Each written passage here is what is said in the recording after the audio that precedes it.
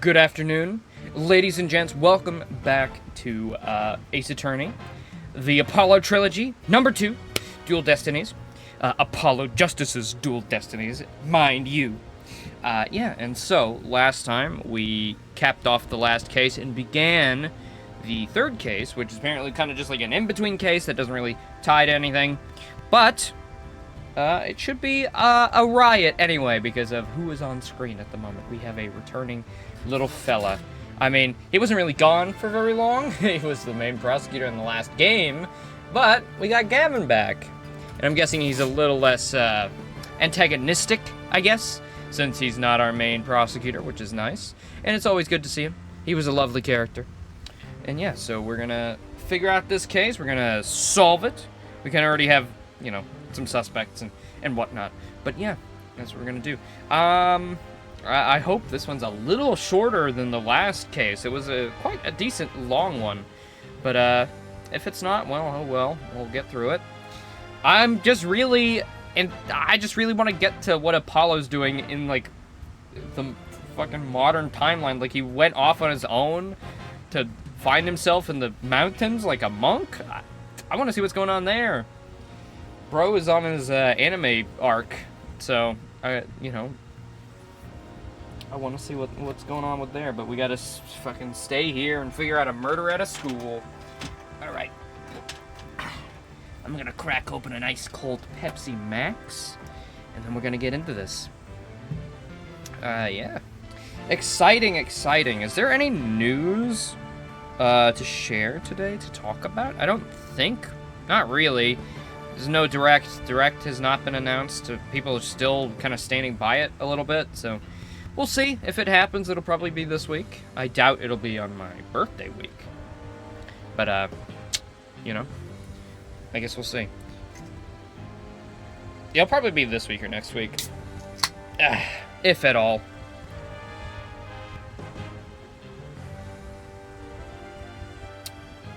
Alright, I'm ready. Wait, is that real? That is real! How did that happen? I cracked open the drink and then I didn't crack it open in any weird way. Just normally, and then it sprayed backwards towards my Switch. You naughty little can. Oh, apologies for my fan being on as well. It is quite warm today, and probably will only get warmer. It's only 21 degrees. It feels a lot hotter. It might just be because it's muggy. Weather says it's gonna rain. Great. If it gets really loud, I'll be sad. Alright. Right, the stage is ready. And you, Air Forehead, ready to rock? No. The defense is not ready to rock. You saw the actual mock trial earlier, right? Just relax, you'll do fine. Besides, we have the script right here. Junie's masterpiece, the one everyone's talking about? Yeah, and there's only one in existence. I borrowed it, if you will.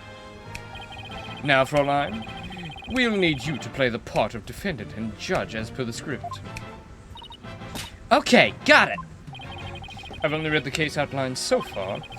I don't know how it actually turns out, so I'll treat this like I'm prosecuting a real case. You, Air Forehead, will play the part of the fledgling lawyer, a role you were born to play. All the evidence is also here with us. We have everything we need to reprise the mock trial. Très bien. Let's get started. All these multilinguistics experts, and I'm just here, a lonely defense attorney.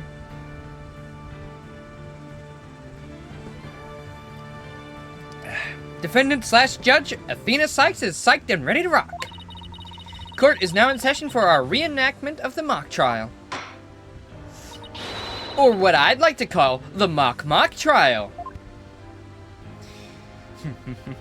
Yeah, a double mockery, perhaps, but a trial is still a trial. Achtung, baby, it's no holds barred, let's rock! Can't we take it easy today? It may just be a mock of a mock, but there's only one way to compete. You play to win. So remember, each time I catch you slacking off, I'm holding you in contempt of court. Great. A judge that voices her own objections and abuses her judicial powers.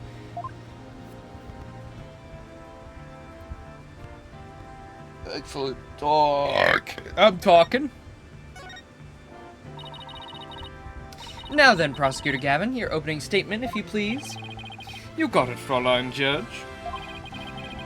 Our case is set in a school very much like this one. The victim, a professor, female.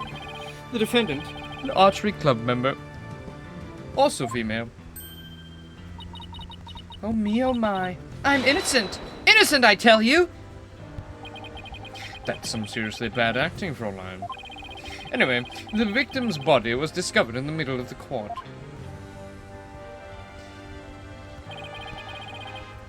Here's a shot of the scene. Ironically, it was Prof. Court who posed as this corpse. Almost identical to the other one as well. That is a crazy fit for a teacher. Rose in the tracksuit as a teacher, like, she is chillin'. Well, now she's dead, but she was chillin' before that. Yeah, forehead. How did the mock trial participants react to this photo? Mr. Newman was surprised by what Prof. Court was wearing.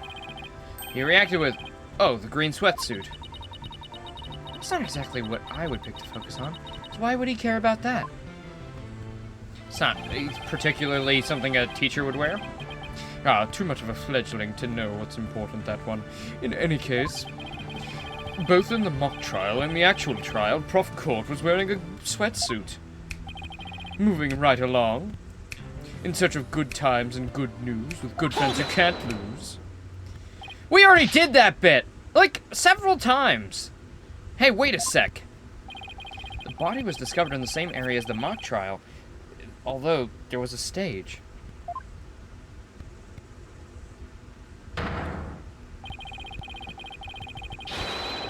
Plus, the murder weapon, an arrow, and the lack of blood are also the same.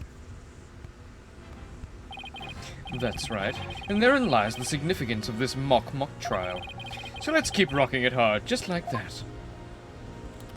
Alright. Before the crime occurred, the defendant was to meet the victim in the quad.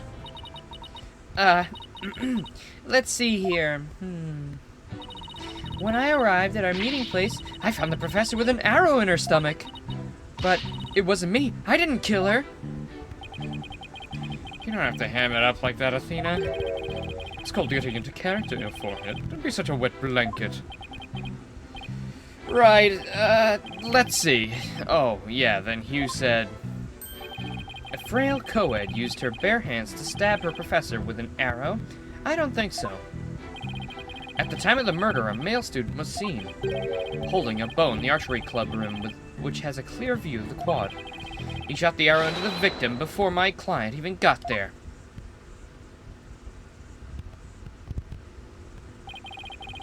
Nine, your forehead. That feigned swagger does not suit you in the least. What, was it that obvious I didn't care about my performance? Order, order, order! Especially you, Mr. Justice! Me? I was just trying to get into it, like Mr. Euro Rocker said. So the victim was shot from the archery club room before the meeting even took place. Hence, the defendant could not be the killer. That seems to be the defense's assertion. Hello, Stream Man.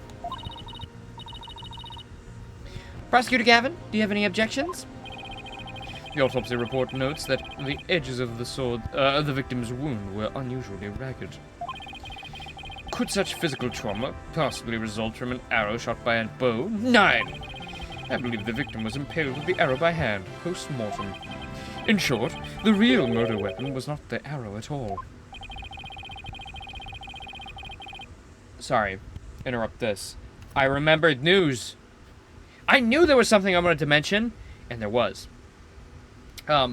Last week, a bunch of patents came out from Nintendo, basically confirming MouseCon and everything like that.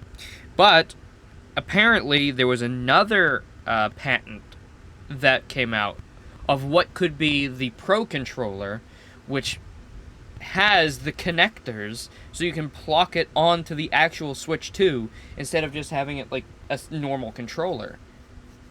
And so you can, like, you know, it's got the connectors. You put it onto the Switch 2 or the, you know, or probably like a grip or something. I saw that.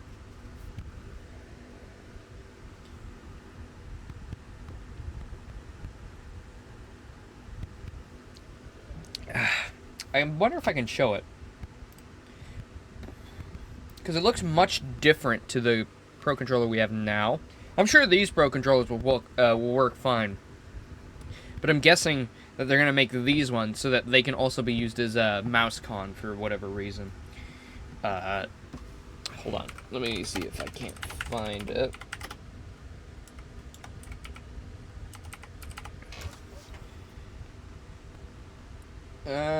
Joy-Con Pro Controller patent. Ah, nice, foolproof. Very good. Okay, this article doesn't feature any pictures.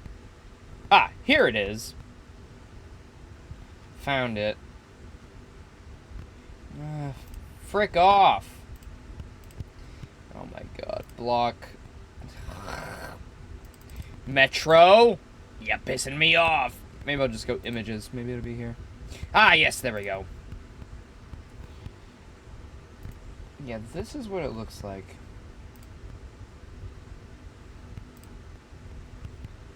Get that. Okay. Ba-ba-ba-ba. Ba-ba-ba-ba. Ba-ba-ba-ba. Here, look at this. Oh. So this is another patent that came out. Fig 32. It looks very interesting. I don't really know what to make of it. It looks very odd. But, you know. They very much seem like Pro Joy-Cons or something along that. Something along that line of thought. Obviously, these aren't, like, indicative of what they will actually look like. It's just kind of like a patent. Like, they might not even use this, but, it is to be seen, the Pro Controller for Switch 2. Because, theoretically, they're not going to use the same patent for the Switch Pro Controller. It's probably going to be different. And this is definitely different, if this is going to look anything like it. I mean, I'm excited to see what it looks like, and if it's got, like, a gimmick to it, like the mouse con. I probably will just keep using my regular Switch Pro Controller anyways.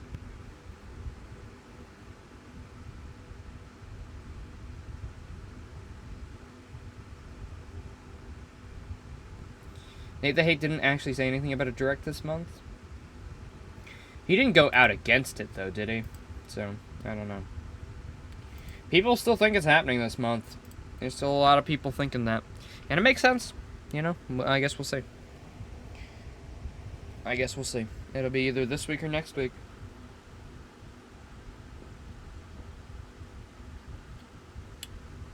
It is kind of fucked up.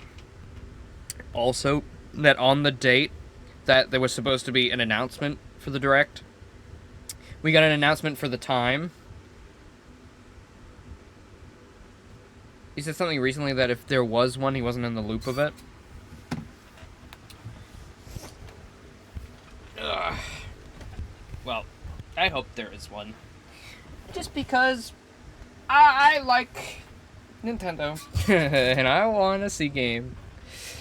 I'm a little fucking droughted. I'm very dry. Like SpongeBob at Sandy's Tree Dome. Looking at the glass of water. That is the April 2nd Direct. You know? Just fucking dying. When Robin was prosecutor, he had a tough time determining the real murder weapon. Well, he's just a student. A warm-up act. While I am the real deal. The headliner, so to speak. Yeah. Yeah, they rarely do it at the start of a month. I think they have before, but, like, it is definitely, like, usually, like, the 14th or the 13th or the 12th or the 17th or the 18th. You know, it's always that, like, it's always in the teens, really. It's always after the 10th. Valentine's Day Switch Direct, perhaps, maybe? That would be pretty awesome.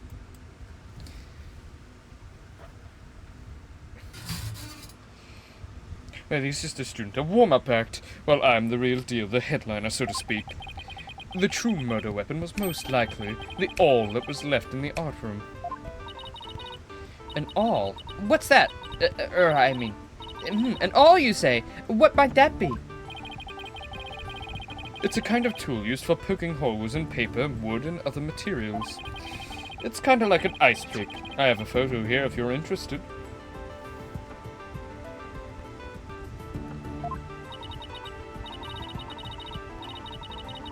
A bunch of times of it being before the 10th, but those have also been in the second week. Gross, it's all bloody up to the handle. Please tell me it's just paint. Most likely, Fräulein. Pretty realistic, yeah? Let's pretend it's real blood for now. The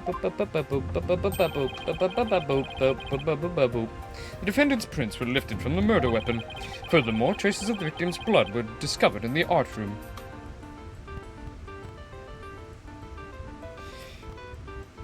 If I had to take a guess for what day the direct will be, I'm gonna say it is either gonna be the 13th or the 18th. Oh, no, sorry. I think it's gonna be the 13th or the 17th. The 13th is a Thursday, and the 17th is a Monday. And I'm just putting that into kind of just what Nintendo usually does. So if it's the 13th, it would be like 3 a.m. on Friday for us. And then same goes for the next week, where it'll be 3 a.m. on Tuesday. I think those are probably the most likely dates. It could be it could be 18, 19, 20, it could be any of those. But I doubt it'll be in the latter part of the month. Oh, my calendar has a happy birthday for the 27th. Thank you.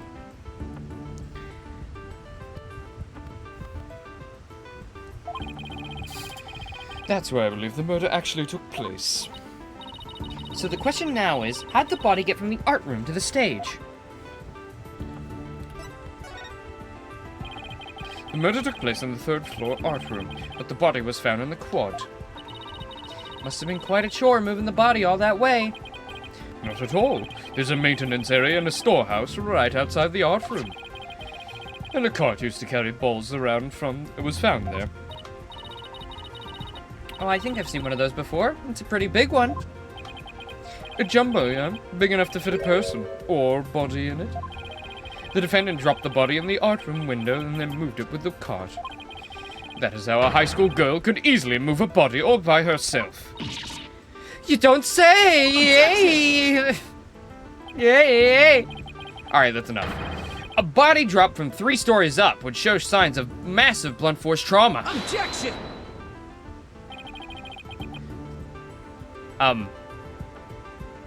Is that what Clavier is supposed to sound like? Objection! That may be true. That's not his voice.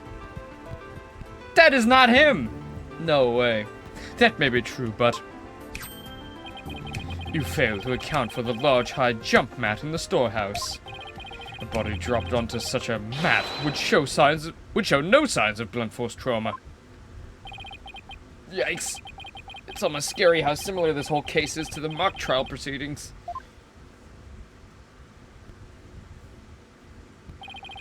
Quite the crafty killer. In an attempt to cast suspicion on the archery club, they moved the body to the quad, where it would be an easy shot from the club room. And the killer faked the murder weapon by inserting an arrow into the all-stab wound.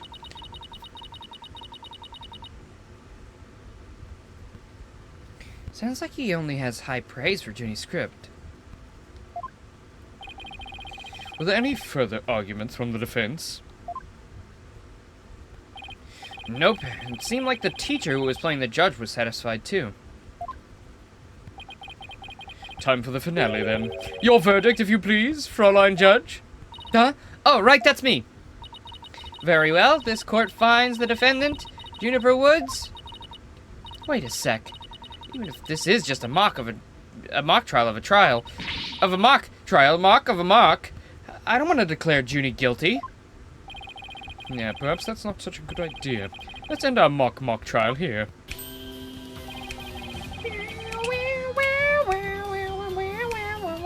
Besides, it's about time I get back to my investigation. Thanks, you two. That little run-through of the mock trial cleared up quite a few things. Oxong, baby. The prosecution's already got a witness sized up, too. Well, that was quick. Prosecutor Blackwell's almost too good. You're sure in a helpful mood today, Prosecutor Gavin. Well, like I said, I just want to catch whoever killed Prof. Court. And there's no reason for me to start butting heads with you two. Anyway, I won't say goodbye, as I'm sure I'll be seeing you later.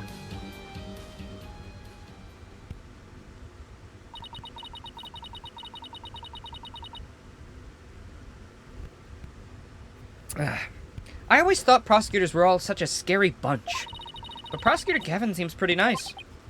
Yeah, he's not so bad as prosecutors go. Especially compared to our criminal that we have to deal with right now. We should get back to investigating, too. We don't nearly have enough information yet. And we also have to tell Mr. Wright that we accepted Junie's case. Oh, right. Looks like we got our work cut out for us. Boo, boo, boo, boo, boo, boo. Would he be back here? Nope, just Trucy. Just Trucy chillin'. Hey, what do you think you're doing? The crime scene's off limit to students. I'm no student. I'm a lawyer. Yeah, right. Just because you're in law school doesn't mean you're a lawyer. You should see what she did to the last cop who said something like that to her. Why, are you threatening an officer of the law? No, it's not a threat. It's more like a friendly warning. Guess we should go before I get myself arrested for assaulting an officer. Yeah, like you shouldn't have already been arrested for that. October 24th, Themis Legal Academy. 1F Hallway. Ah, Mr. Wright! God, he does look, our old little Greek statue man. I heard they arrested your friend, Juniper. No, I heard they arrested your friend, Juniper. Not like I wasn't insinuating your name was Juniper. Yeah, Detective Fulbright just took her in. I refuse to believe that one of our students is capable of murder. We must prove her innocence by any means necessary. The ends justify the means. What do you mean the ends justify the means? I, Prof. Means, always say what I mean. Mean what I say by all means. Here at our esteemed academy, we train our students to produce meaningful results. You believe in Juniper's innocence, do you not? Of course I do! Junie wouldn't even hurt a fly.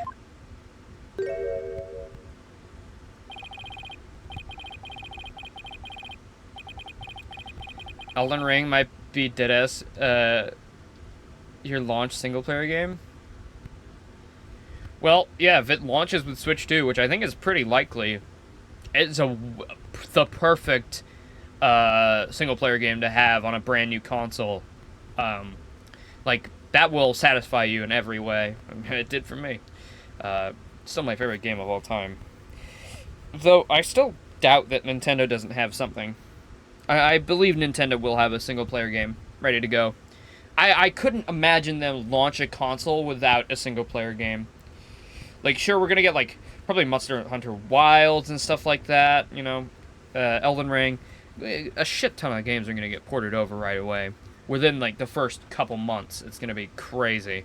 But I doubt that Nintendo's just gonna leave us hanging. And there's gonna be, like, a Kirby, or a Donkey Kong, or a Yoshi, or just something. Maybe nothing, like, 3D Mario is probably gonna be, like, fucking October, unfortunately. At the earliest, probably July. It's probably the earliest we'll get 3D Mario, but definitely they're not gonna just give us Mario Kart. Like, yeah, they could, but I don't think they would. I think we're gonna get something.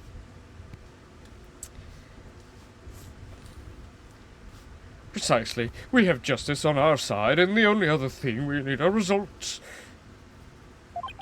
It is the height of folly to endanger your client by failing to pursue all means possible. Sure, I want to prove her innocence, but I like the sound of that the ends justify the means part. Well, you're still young and idealistic. It's no wonder you fail to see wisdom therein. There is but one thing to do now.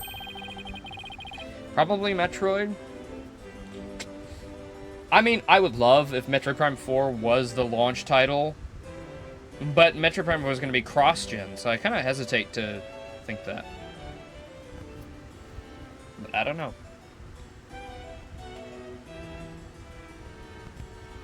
I don't know.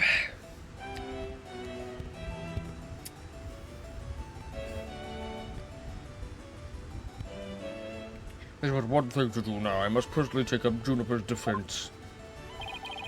You're going to take her case, Prof. Means?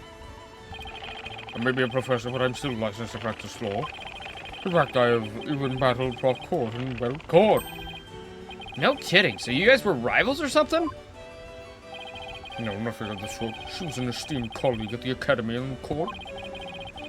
You see, both Prof. Court and I graduated from this academy at the top of our classes. Wow, I bet they both used to be really... I bet they both used to really bring it. Maybe Switch 2 version shows off some mouse-con features. Like a fucking FPS mode where you use mouse and keyboard. That'd be crazy. I mean, Metroid Prime would be like the perfect, you know, thing to try that with. A first-person shooter is like one of the main things people like playing with mouse and keyboard. I'd still probably play with a controller, because fuck that. But, you know, it would be cool. I'm still a key proposer of, the mouse con will only be used for Mario Maker 3. For me. I know it'd be used for a bunch of other stuff, but for me, that's like the main thing I want, is the mouse con on Mario Maker 3. That's it. Maybe they'll update Mario Maker 2 so that it runs with the mouse con and you can use it. But then Mario Maker 3 would utilize it the most, and that would just be mint. I still kind of want Mario Maker 3 to be Mario Maker 3D, but I kind of doubt that Nintendo would pull that off, even though fans have done it. But that would be so fucking sweet. Now, if you would excuse me, I'd best go discuss the case with Juniper. They're never touching Mario Maker 2? I could see them doing like a one-off update that's like, yeah, now it supports mouse con while you wait for Mario Maker 3. Like, they wouldn't add anything, it would just be mouse con support. What is that? What is that? Is that a beetle? I don't even know what that is. There's like a dead something on the top of my fridge. Prof. Means, please wait! I don't want to say anything, but Apollo and I already agreed to take her case. It's true. Juniper's counting on us to prove her innocence. Really now, you two? And when were you planning on telling me? I'm your boss. Sorry, boss. I know we should have asked first, but... Relax. Your friend was just hauled away in front of your eyes. Sometimes you just have to make snap decisions. And I think you made the right one. How wonderful. Very well, if you decide, let me ask you one thing. As a lawyer, what is it that you treasure beyond all else? That's an easy one, Professor. Seeking justice for my clients. What a wonderful answer. Juniper must be overjoyed to have a friend such as you. As a professor, I too shall do whatever I may to help her. And if you decide to take the end justifies the means strategy, come see me at once. Let's hope it never comes to that. Now if you would excuse me. I'm off to polish my balls. Well, time's a-wasting. You better start investigating, and fast. But first, how about I tell you everything I know so far? Yes, please! Have you learned anything new about the case?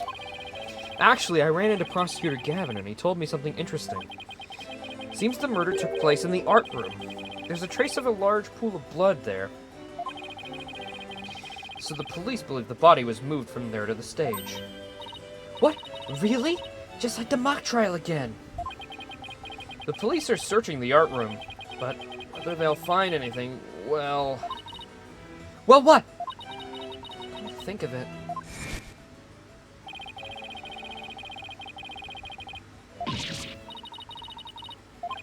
Uh-huh, yeah, I remember this.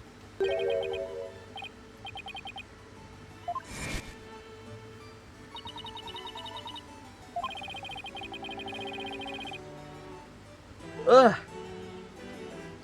But there's really no need to talk about it right here, right now. I want you two to find out for yourselves. So, were you shocked by your conversation with Prof. Means? Oh, I guess so? Actually, that was pretty shocking. The dark age of the law. I'm sure you've heard those words before. Well, sure, a number of times. Prosecutors file false charges and lawyers fight back by fabricating evidence. There's a lot of that going around these days. But the question is, how is it related to the case at hand? Training students to produce results? That is the school's policy.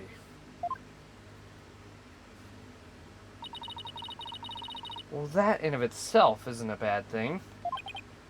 Right. As long as those results come by fair and honest means. Oh, but what was it that Prof. Means said? The ends justify the means? It's evil. To survive the dark age of the law, you must use means unnecessary. Oh, you must use any means necessary. Fabrication of evidence and false charges are unavoidable in a quest for results. That's what they're preaching here at Themis Legal Academy. But what'll happen to our legal system if all the results... if results are all that matter anymore?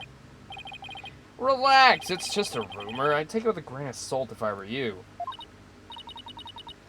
Yeah, that's a relief. Had me going there for a minute. Hey, wait a sec. What if Mr. Wright examined the victim's body for a reason? Maybe he was worried somebody might actually tamper with the evidence. I think that about wraps up what I know so far. The fact that this case closely resembles Miss Wood's scripts is obviously important. Knowing that, you should probably try and identify what's the same and what's different. Okay, I'll try talking to as many people as I can on campus. Great. So we're just gonna wander about, huh? We're just wandering around, alright. Typical. Typical. Typical. I wonder if we're gonna get the new Ace Attorney game this year. I don't know. Ace Attorney fucking 9 or whatever the next one's gonna be. Wait, no. 3, 6. So it'd be Ace Attorney 7. Not including Great Ace Attorney or Ace Attorney versus Professor Layton or yada yada yada. Guilty Dogs. Prosecute in Classy Cafe.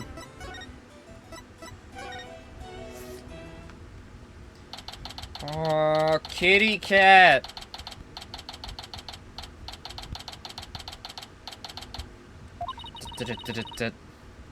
So this is the maintenance area. Let's see. During the mock trial, Prosecutor Gavin said, the art room is right above here on the 3rd floor. And that the body was dropped from there onto a jump mat from the storehouse. Right, and then he claimed that the body was transported to the stage in a ball cart. So even a law school has, like, sports equipment and art and stuff?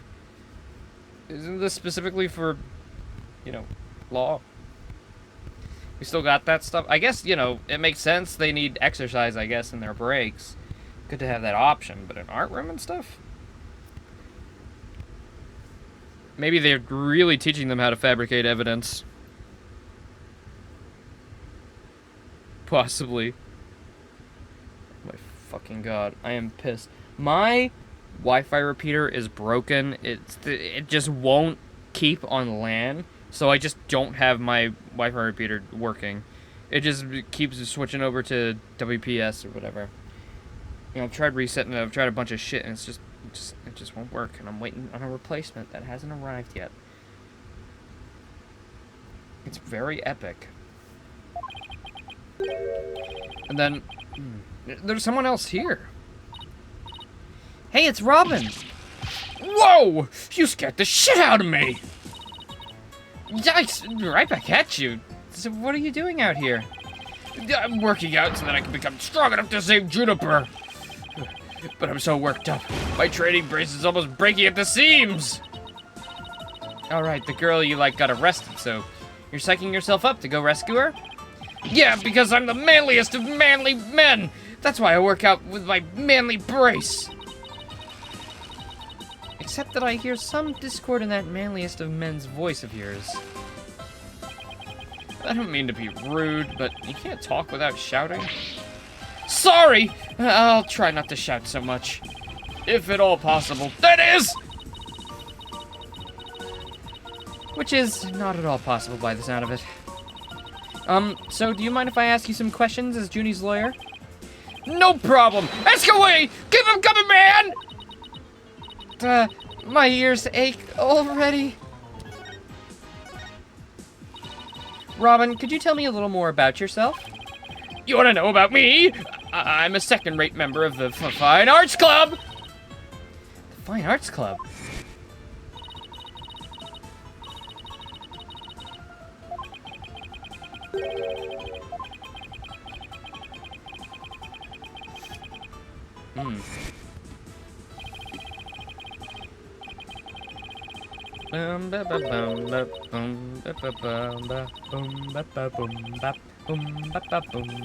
Yes, we know. We remember the backstory. Say, did you create those stage statues by any chance? You bet I did! Both of them! Put my blood, sweat, and tears into those things, man! It must have been terrible seeing them all smashed up like that. Nah, I couldn't face Prof. Court if I let something like that get me down. What do you mean? Prof. Court was the Fine Arts Club advisor. She was all about truth and beauty, man. She always said the only good result is the truth, and only lawyers who seek the truth through legitimate means and produce results. Yes, I'm totally on your guy's side. She must have been an incredible woman. You shouldn't call me loud when I practice my course of steel. Oh man! Why'd I have to take the prosecutor course? I mean, how am I supposed to save Juniper if I'm studying to be a prosecutor? Don't worry, I'll clear Junie's name, you'll see. Three of us had a dream. We swore we'd make it happen together. Prosecutor, lawyer, judge, three of us would hold fair and honest trials. Dark age of the law, ha! We were gonna put a nail in its coffin, man! Wow, you guys swore to do that? But no! The stupid school rule had to ruin it! School rule? Which one? Anyone with a prior conviction, no matter how minor the offense, they won't be allowed to graduate from this stupid, holier-than-thou school! Tough legal academy with even tougher rules. Oh, yeah, that's what I was gonna say. Junie will never become a judge unless I can prove her innocence. If I fail, the three of them will never realize their dream. It's like someone put pressure on my pressure. It's not like one of them's the murderer or anything.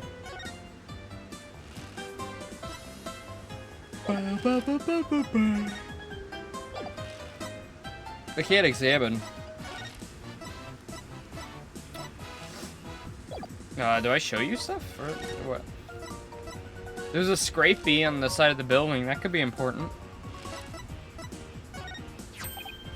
That paper! So, Robin, is this article true? The author of that article has been gunning for the three of us for some reason. It's been nothing but trashy articles like this as long as I can remember. Maybe the author just wants your attention? No way, man. The venom in those articles is way beyond that. wonder.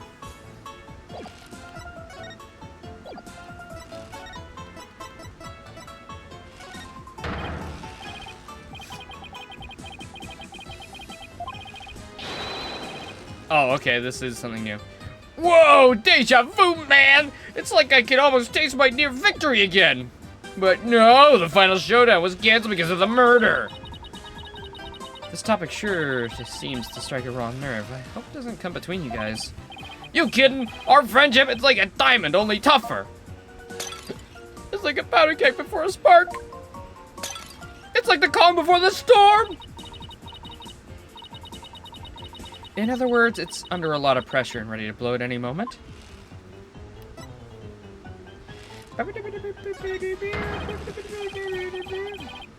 Whoa, did you make that? Let me fire it in the kiln for you. Just give it to me and I'll take care of the rest.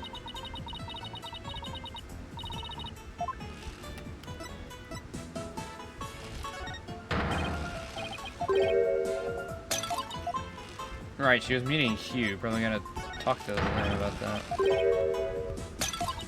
Okay. What about this? Whoa! Check out your badge! What do you think? Nice and shiny, huh? Yeah, it's awesome! If the plating ever starts to peel or it gets all bent up, let me fix it up for you. Really? Thanks. No problemo. I'll have some primo clay and glaze at the ready, just in case! Wait, what does clay have to do with my badge? He's very much shaking.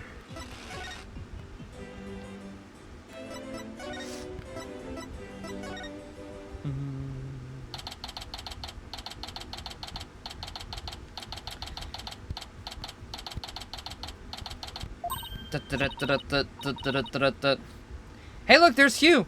Hey, Hugh! Oh, it's you two. Do you want something? Did you find anything? You said you were gonna do some investigating of your own. Nope, nothing yet. I'm afraid it's not looking very good for Juniper. You don't really think Juniper could have done something like this, do you? Only the author and the victim knew the contents of the script. Both the stage and the art room were in the exact same state as described therein. Nobody could mimic the crime like that unless they'd already read the script. Or wrote it. But... Look, Prof. Means is better able to handle this than you two. Just leave it to him. There it is again. I'm picking up some discord in Hugh's voice. Hugh, would you mind telling me a bit about yourself? Heh, whatever. I'm 6'1", and under this uniform, I'm 100% lean muscle. Bro is 6'1", goddamn, he's a tall boy. Jeez, look at all our freaking characters out here. They're all 18? Damn. Alright. My grades are outstanding and I'm the ace of the archery club. Needless to say. I never miss my mark. Oh, and I'm incredibly humble too. How can you even say that with a straight face? Those around me call me a genius, but I pay them no mind. But when it comes to tests, I always get 100%, so I suppose it's only natural for them to say I'm a genius. But as I said before, I pay them no mind. I heard you the first time. Well, what about the mock trial? It sounded like you were about to lose to Robin. There's a very good reason for that. You see, right before the mock trial started, I saw the body. You saw the body? Right, I was so distraught that I basically handed Robin a victory. Hugh, would you mind telling us a little more about that?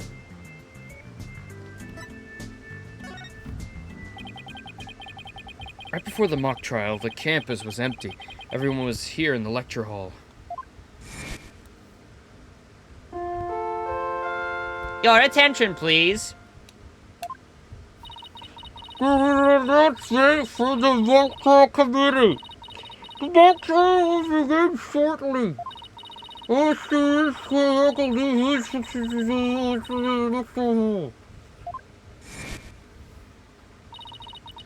That's right. There was that announcement and then everybody came in here. The only exceptions were the mock trial participants. Juniper, Robin, and I were in our personal dressing rooms next door. Wow, your own personal dressing rooms? That's total VIP treatment. Actually, they're for student-teacher meetings. They don't even have windows. The other two waited patiently in their rooms, but that's not my style. Head over to the archery range on the other side of the quad. Some meditation while I waited. That's the best way to relax. And just before the mock trial was to start, I headed back towards the main building.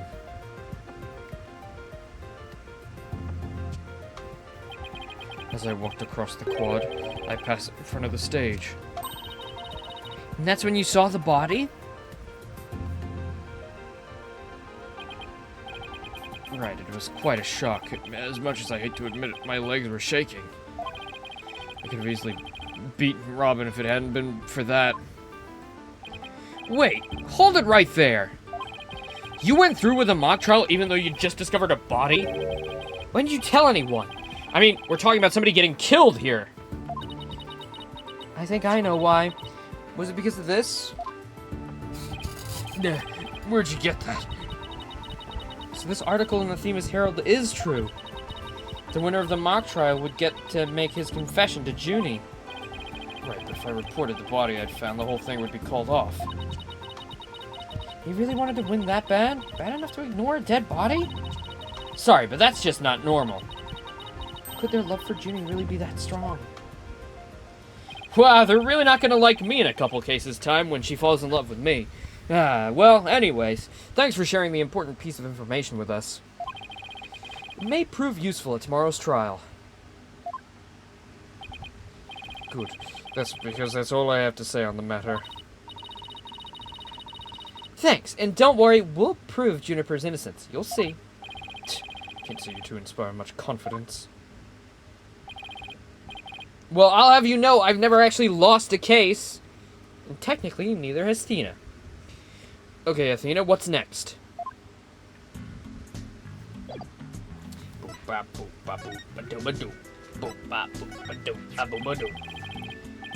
That's from the archery club. We let the school use it for the mock trial.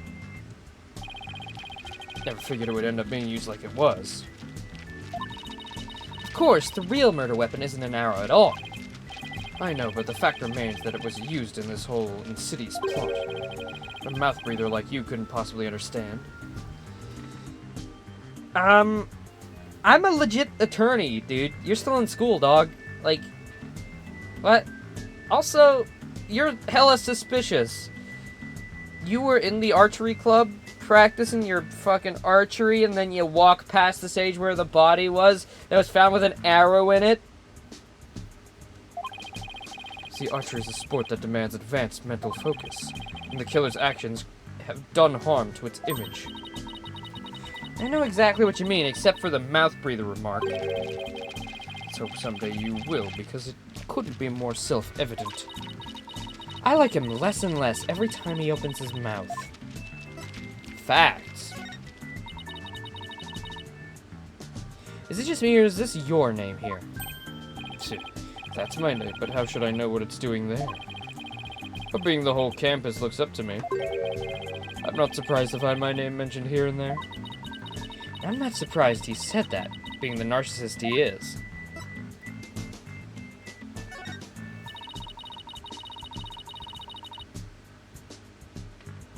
Ugh.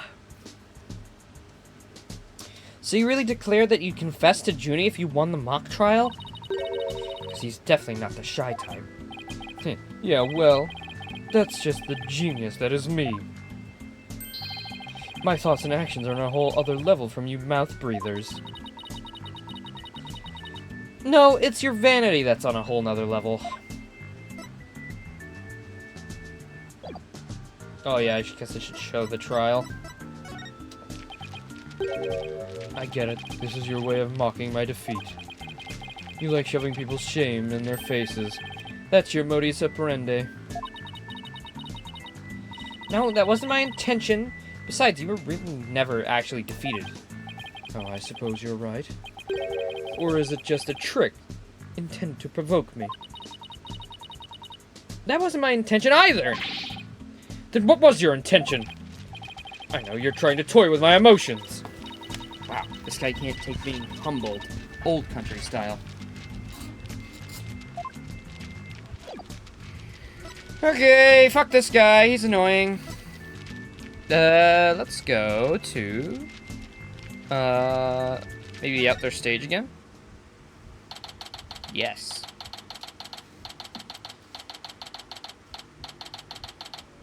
Is our good detective here? I thought the area was cordoned off.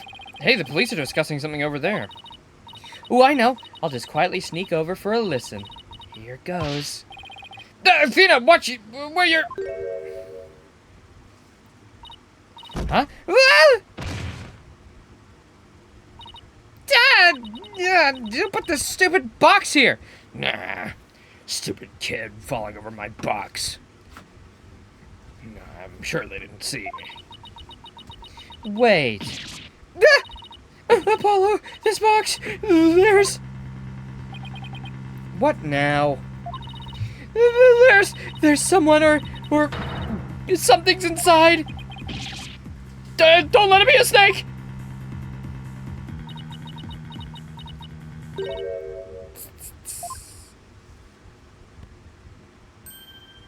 Okay.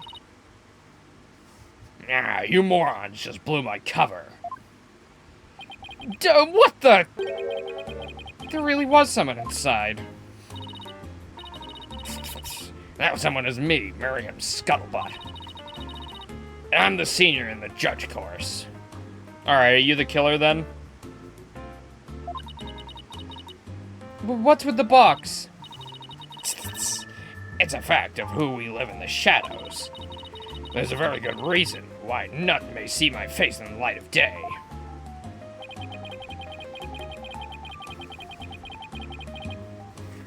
Wait, if you're taking the judge course, did you write a mock trial script too? You really want to see my script that bad?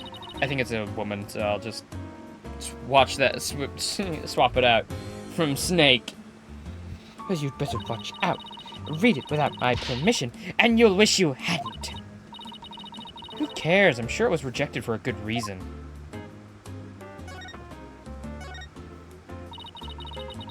Oh, so you're studying to be a judge too. You must be classmates with Juniper. Are you a friend of hers? Juniper? Sure, she's my friend.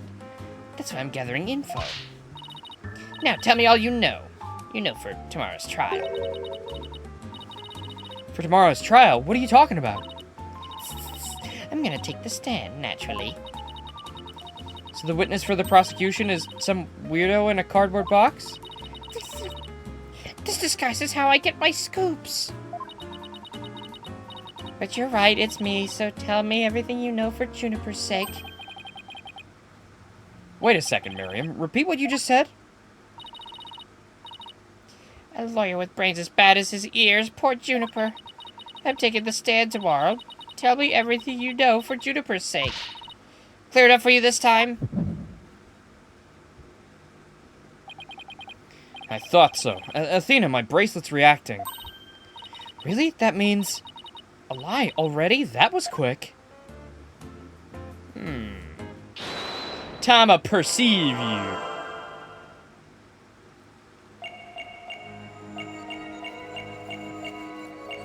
It's not for Juniper's sake. Bam, bam, bam, bam. I think it might be this finger. It's got a little band-aid on it.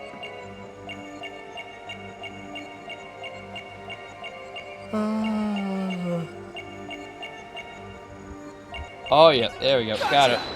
Gotcha! Oh, that's strange. You suddenly tightened your grip when you said, for Juniper's sake. It's like you subconsciously tensed up because you're lying. What are you talking about? When did I ever lie? This looks like the start to Crash Team Racing. Fasten your seatbelts for a Beanox recreation. Sony Entertainment Europe presents A smashing blast from the past. Develop my vicarious visions. Okay then, let me ask you this. Why were you selected as the witness? That's an easy one. I'm the editor-in-chief in the Themis Herald. I know everything there is to know about campus and even the darkest of secrets. I like how it's fragile heart. Editor-in-chief, huh? That's pretty impressive. Yeah, well, it's a lonely one-woman operation. I do it all myself, from reporting to editing to publishing. Still impressed? I'm a perfect storm of journalism because I bring it all to the table. And this is all the evidence here.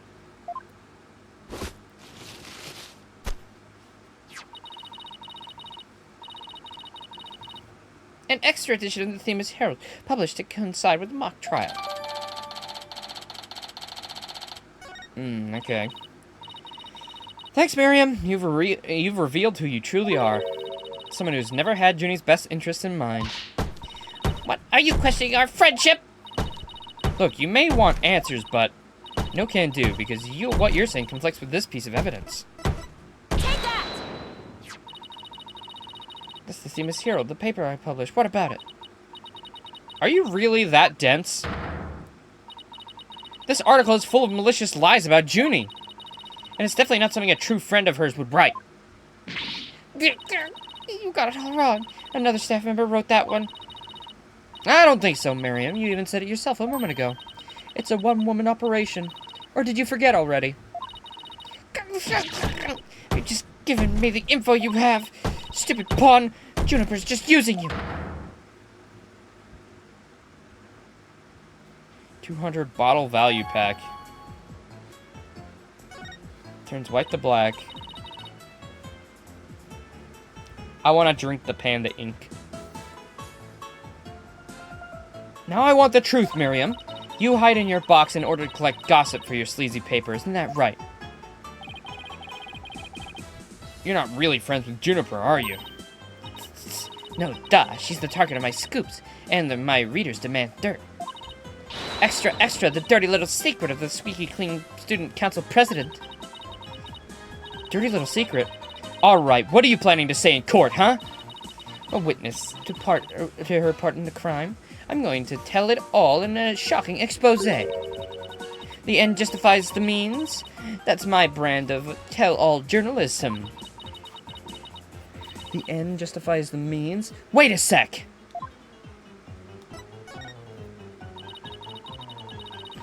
In this dark age of the law, many of us embrace Prof. Means' methods, even future judges. Ends justify the means. I'm guessing Prof. Means might not be the murderer, but I think he probably incited it with this dark age of the law shit. I've even adopted an end justifies the means brand of journalism, which includes tape recorders secretly hidden all over our campus, secretly recording every last word without anyone being any the wiser. Doesn't she realize that's totally illegal? And one of them was at the scene of the crime. The art room. You put a tape recorder in the art room? What did it record? You wanna know? You really wanna know? Yes, please. That's so nice of you to... Like I'd really tell you now. The big scoop comes out in tomorrow's court. You're so mean, Miriam. According to my evidence, a fatal fissure had opened between the three of them. Who? Junie, Hugh, and Robin? And what do you mean by fatal fissure? A rift in the trio. Juniper, Hugh, and Robin used to be the best of friends. Used to be. They still seem to get along fine to me. Did sense some discord, though. You don't know anything. Prof. Means has his followers and Prof. Court had hers. Their influence is inescapable. Are you implying that one of them adheres to that extreme idea you and Prof. Means have? Why would anyone follow that philosophy? How could you possibly understand? You're new around here. Miriam, wouldn't you feel better if you came out of the dark and into the light? I can see fine in here, and you'll be the one seeing the light in court tomorrow. And you'll realize how guilty Juniper Woods really is. Ugh. You're gonna have to cross-examine her tomorrow, but I don't even know where to start. Well, let's at least take care of what we can today. You're right. Let's see what else we can find out. I think I've talked to everyone who's somehow linked to the case. Okay, maybe it's about time we wrapped up our investigation. Oh wait, we haven't met with Junie yet. Yeah, you're right. Let's head over to the detention center. Bap. Bow, bap. I like this character. I like Miriam. If she's the killer, then that will be a fun destruction.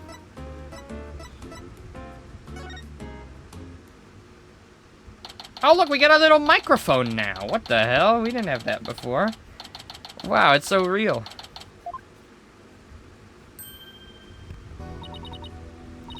Athena, thank you so much for coming. She called me Athena like she used to.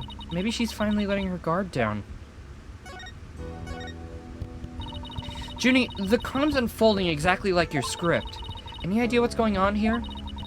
You wanted to make it fair, so the script was kept secret until the day of the mock trial.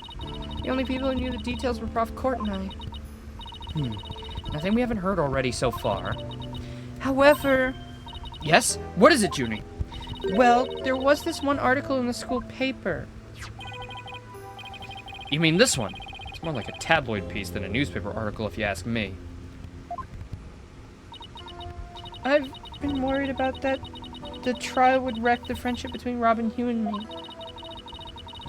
She wants to say friends, but both of the guys are hoping to take it to the next level. Oh, the passion of high school drama. Wish I could have experienced it. And I know I shouldn't have, but I revised the script to favor the prosecution. But Prof. Court noticed it immediately and changed it back. So if Robin had won, Hugh wouldn't have been able to confess his love to Junie. That would have kept the trio's relationship the same. Never knew Junie could be so devious. Sorry, I guess my personal problems probably won't be of any help in court, huh? You never know. Help often comes from the most unexpected places. Thanks, Juniper.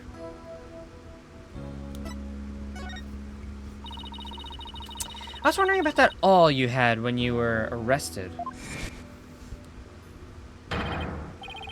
Detective Fulbright, we found this in the suspect's pocket. Why, there's blood on this. If that's evidence we made for that's evidence we made for the mock trial. A mock trial? Never heard of such a thing, but it sounds fishy. Real fishy. Fish and chips type fishy. It was the murder weapon from the mock trial. Prof. Court and I were prepping it in the art room until the day before the trial.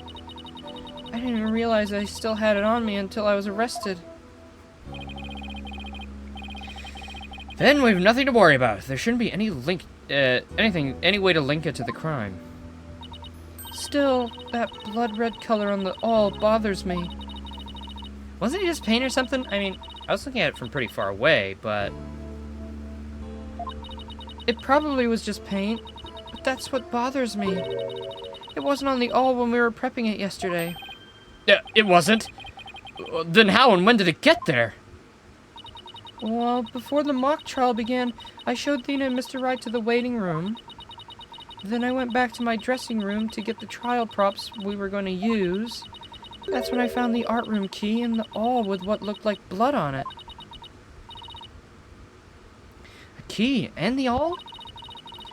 Prof. Court normally has the art room key since she's the fine arts club's advisor. And since that key was there in the dressing room, I thought she was the one who had painted the awl to make it look like it had blood on it. After all, she always insisted that the props should be realistic, so... The awl suddenly shows up the day of the trial with what looks like blood on it? I've got a really bad feeling about this. Yeah, me too. Let's not jump the gun, though. You and Prof. Court were real busy preparing for the mock trial together yesterday, right? Was that the last time you saw her? Yeah, I left school at around 6 p.m. Did you notice anything different about her? No, I didn't notice anything out of the ordinary. She looked and acted the same as always. I would have never guessed she'd end up like this. It looks like we're about out of time. Thank you for coming to see me. We'll do everything we can to prove you innocent tomorrow. I know, and I believe in you, Athena. Well, I should go now. Bye-bye. I love you, bye-bye. Is she gonna be alright? She's like a shadow of the girl we met back at the academy. The Junie I knew was always like that. A little weak and sickly. But the fact that she's lifted her facade shows that she trusts us. Even still. What is it? Well, when Junie and her two friends were talking about their friendship, I sensed some discord in their hearts. Seriously? Yeah, but it was really faint. I might have been mistaken. Bro has no feelings for the either of them.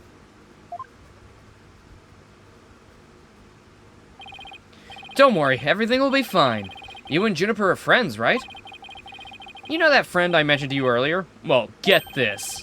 Whenever something's troubling one of us, the other can just feel it. That's real friendship. I suppose you're right. Might as well forget about that and concentrate on the trial. Yep, tomorrow's the big day. Let's sort out what we know so far. Okay. The victim, Prof. Constance Court, was murdered in the art room on the 3rd floor. Then her body was moved to the outdoor stage in the quad. Also, the location where we found the body was just as the mock trial script described. I wish those were the only similarities they shared. What do you mean? What I mean is that the script in this case are exactly the same in almost every aspect. So it follows the actual trial, that the actual trial may very well unfold like the mock trial did. Oh no! The mock trial ended right before the prosecution was about to win. Well, that's not gonna happen. This time, Junie will be declared not guilty. Of course, I intend to get our results the honest way. We can do this. We'll be fine. After all, I have Apollo, and he's the king of being fine. It's true, it's true. Until, you know, he gets exploded.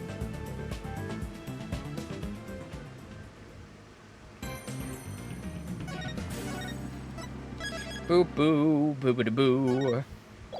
I like how crazy we started the game off, and then it's kind of like mellowed out a little bit. Like, these are more natural murders, and like we started the game with fucking bombs, lamp oil, and rope. You want it? It's yours, my friend, as long as you sit through 3 other court cases that have nothing to do with the end case. My butterflies have butterflies in their stomach. So, what's it like being your, So what's it like to have your very own case for the first time? My heart hasn't raced this fast since I ran that full marathon last year. Well, if it keeps up, you might get a lawyer's high. You know, like a runner's high. Relax, everyone's nervous their first time. So my fears were unfounded. After all, today's prosecutor is so terribly brutal. And willing to use any means necessary to win a conviction. How is this guy not the murderer? Like, look at him. Bro's definitely killed Prof. Court, bro. He definitely seems like the killing type.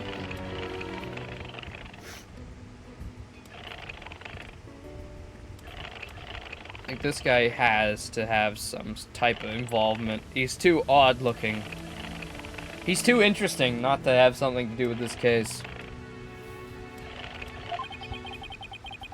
Now that it's come to this, we have no choice but to fight fire with fire. The end justifies the means. I wish he'd stop saying that. That's your method, Professor. I'm gonna defend Juniper in my own way. But Miss Sykes, just yesterday you told me.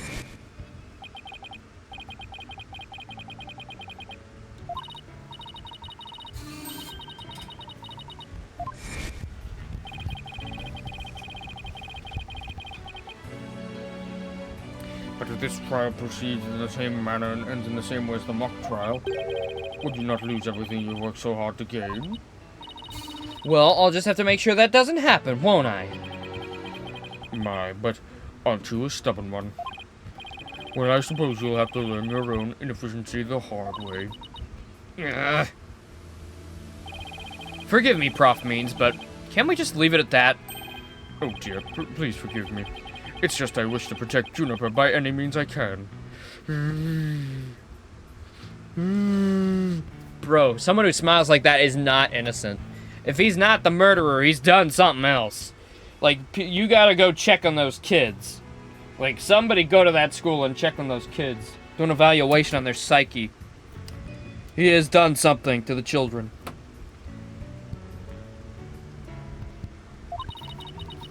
I do too, but...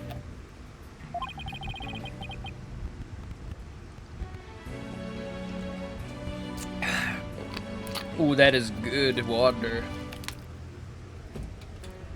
Oh, it actually looks like it's about to rain. I gotta pay attention to that. Because if it starts, it's gonna start actually raining on my ding-dang head. Ba-ba, ba-ba-ba. Ba-da, ba-ba-ba. Now, if you'll excuse me. Thanks to him, I'm feeling even more pressure than before. Don't let it get to you, Athena. And don't forget to keep smiling. I'll be fine. And I haven't forgotten what Mr. Wright said. The worst of times are when lawyers have to force their biggest smiles. The trial's about to begin. I'll show you to the courtroom, if you please.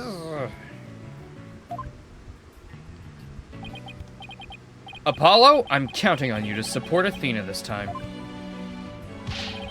Okay, Mr. Wright, leave it to me. That's right, I have Apollo to back me up. Junie's fate rests in my hands. I won't rest until she walks free.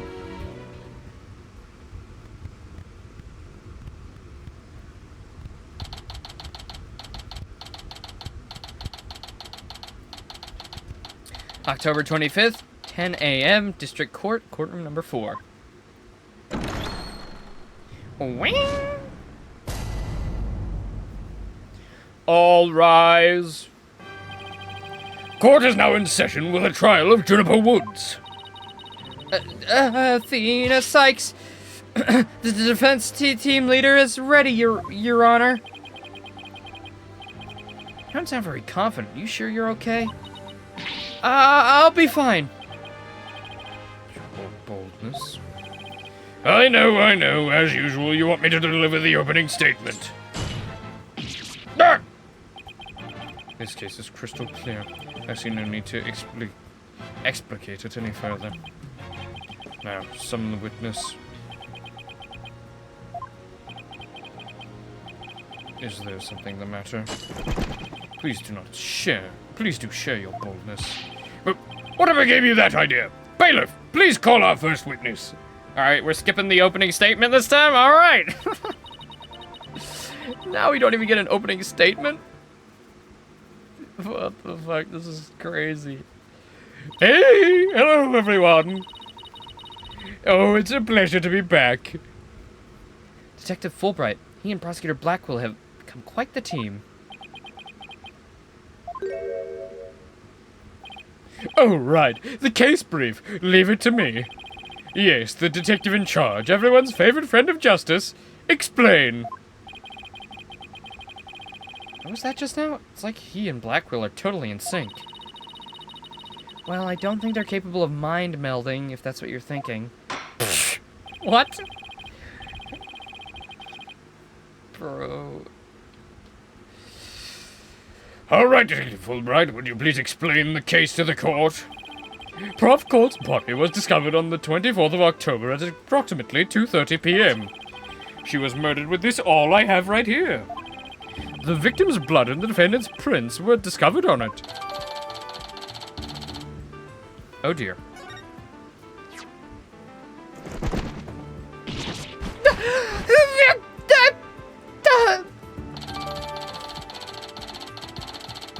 Wait, the bird gave us the autopsy report? That's fucking awesome. Wow, that bird can actually deliver evidence too? Blackwell's trained him well. Maybe Blackwell should train it not to mess up with people's hair while he's at it. Moving right along. In search of good times and good news with good friends you can't lose. This could become a habit. Opportunity knocks once, let's reach out and grab it. Together we'll nab it. We'll hitchhike, bus, or yellow cab it. Whoa! Why are they've done the moving right along thing so many times. And I can't help but reference Muppet Movie. I can't help it. It's such a classic song.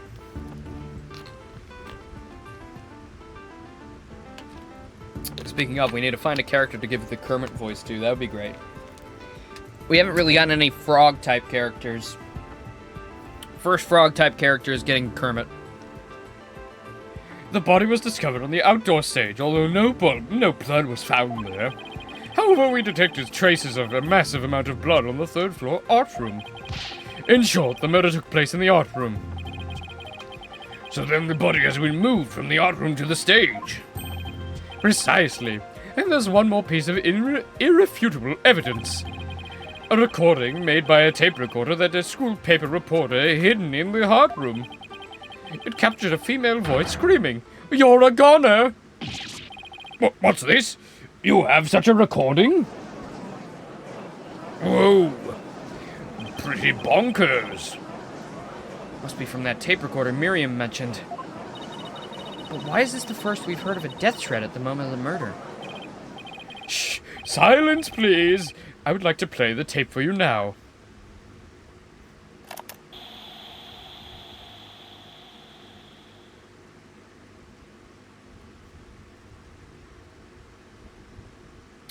You're a gooner! Wow, sounded like she said gooner, not goner.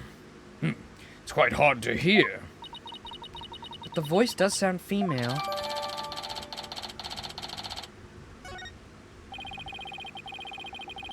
The noise and low volume of the voice have made voice print analysis all but impossible.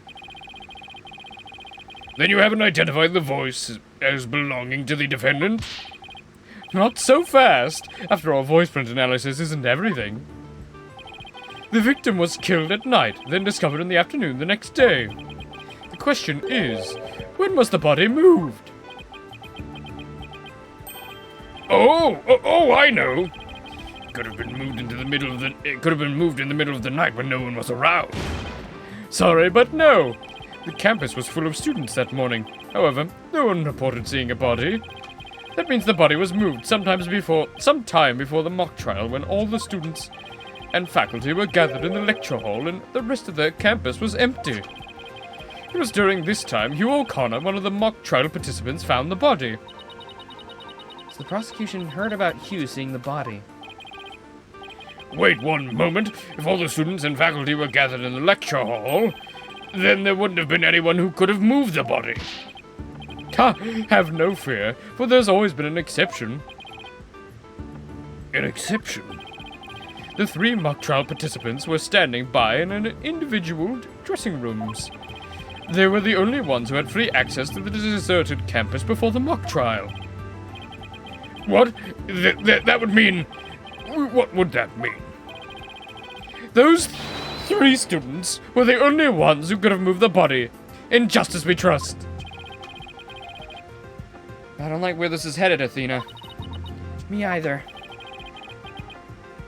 And by those 3, I mean Hugh O'Connor, Robin Newman, and Juniper Woods. I knew it. Please, Detective Fulbright, don't say what I think you're about to say. In justice we trust. I take it everyone understands now. The voice believed to be that of the murderer was female. And out of the 3 people who could have moved the body, just 1 is a girl. That leaves the defendant Juniper Woods as the only real possibility. No! Impressive. He has you on the ropes before even any cross-examinations. You could at least pretend to be upset for me. Oh, we got this, Thena. Splendid job, Fulbright. That could not be made any clearer. Feel free to anticipate a salary raise next month.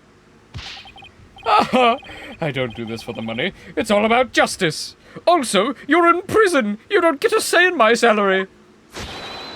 In justice we trust. Not only a half-wit, but a perennial stick in the mud you are. Guess neither the carrot nor the stick works on Detective Fulbright. Now, bailiff, please bring in our next witness. Oh, here's our fucking box.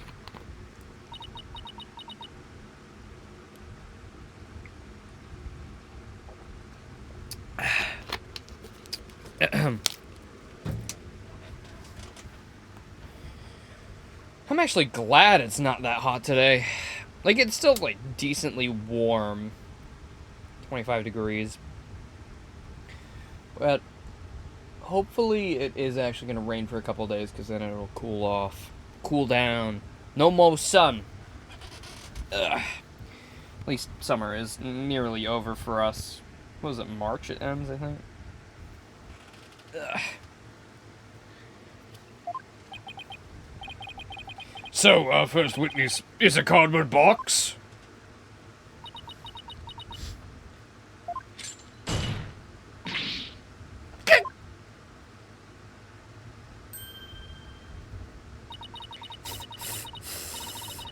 Stealth mode deactivated. Oh my, the box has hands. I think a list might be good for her. Smile, Your Honor.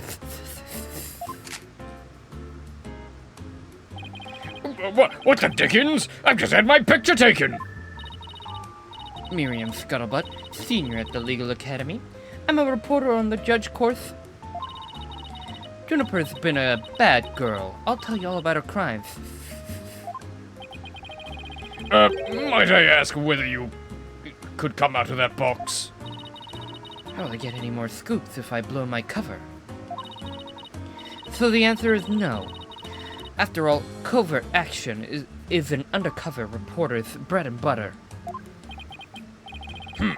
But testimony from a faithful... Sorry, you've got me doing it now. A faceless witness is highly irregular.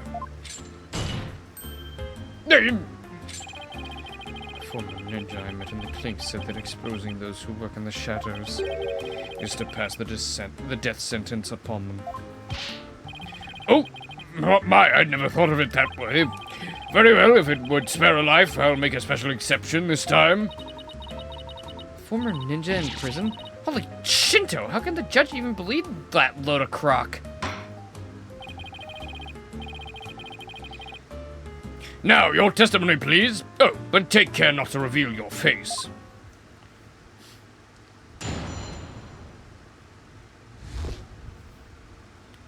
Is she also 18? Is everyone at the school just 18 years old? Oh no, she's 17. Different! Different! Everyone's not the exact same age. Everyone's not just blanket 18.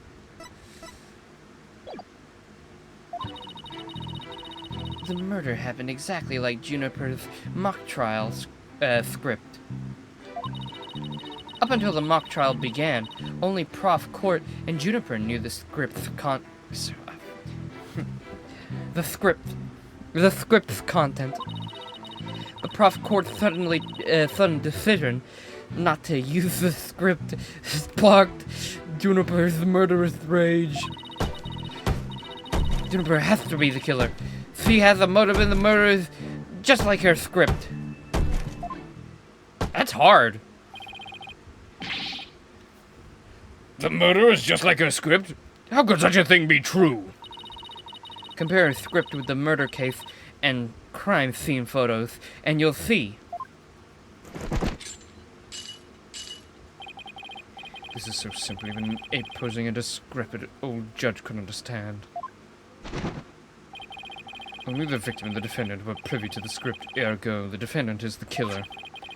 Furthermore, in the art room where the crime supposedly occurred, the witness's script, along with an envelope on which use was written on. This proves that the accused's script had been rejected the day before the mock trial. She pressed the victim to use her script, and an argument ensued, and then the fatal stabbing. Oh, that makes perfect sense. What now? Prosecutor Blackwell has all his ducks lined up in a row. He's really on a roll now. He's like a pit bull once it sinks its teeth into you. How dare thee? My script had it all. A bum rap, and a phony evidence. Rather than betrayal. I trust the defense is ready to cross-examine the witness. No problem. I mean, yes, I'm ready, I think. I'm gonna find a hole in her testimony and unbox the truth. I've seen it done over and over. I can do this. I'm ready. I'm ready. I'm ready. I'm ready. I'm ready.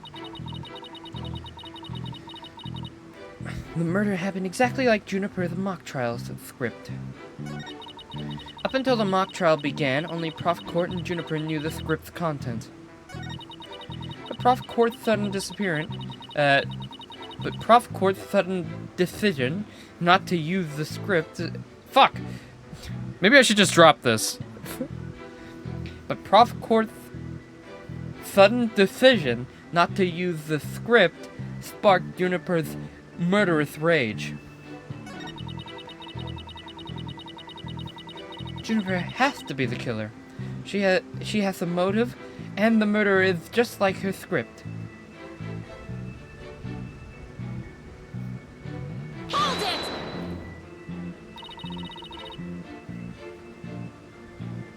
Anyone who saw the mock trial could have recreated the crime. After they saw the mock trial, they could have easily just staged the body just like that script. Objection! Where is the trial which pits Hawk against Canary? Objection! Whoa, what did you just say? If he's so wary, he should try hoofing a little less. I bet that'd save some energy. This is no time for jokes, Apollo. He just called me a canary. Don't let him get to you.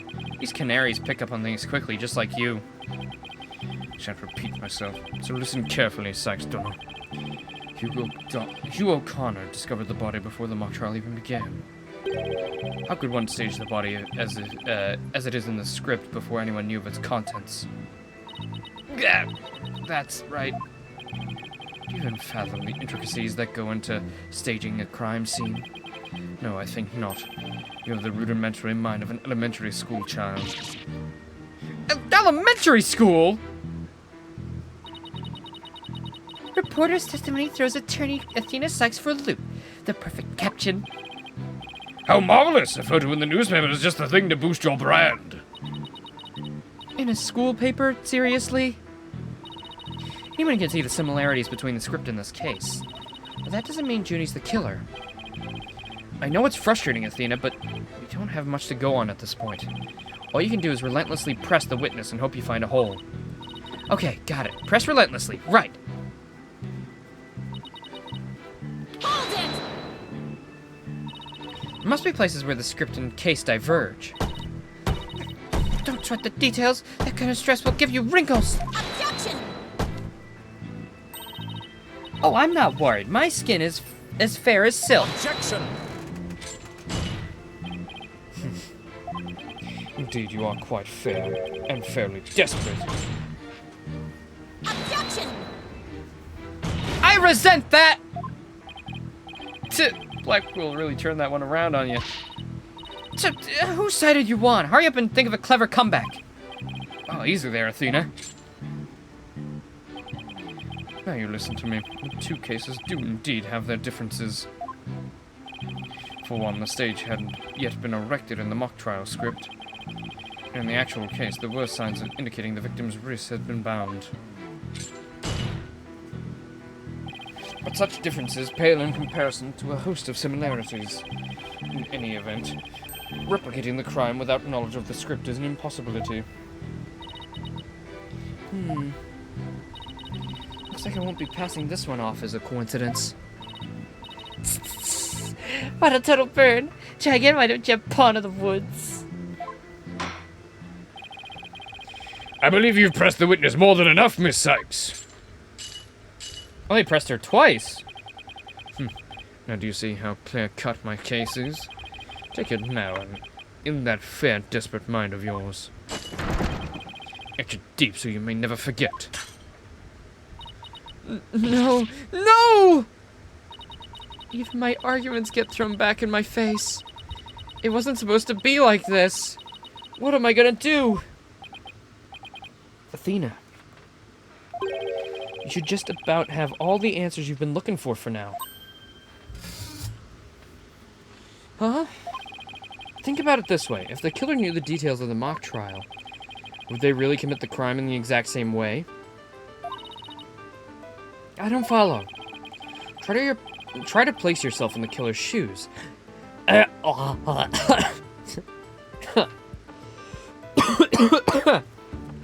don't know what the fuck just happened to my voice, but that was weird. Try place yourself in the killer's shoes. I bet you'll discover an inconsistency if you do. Ah! I get it! Thanks, Apollo. Miss Scuttlebutt, just so we're clear, you're claiming that the killer intentionally made the crime scene look just as like it was in the script? And that it's beyond a shadow of a doubt, not a coincidence, is that correct? Oh, duh. After all, it's just more evidence of Juniper's evil she-devil ways. Objection!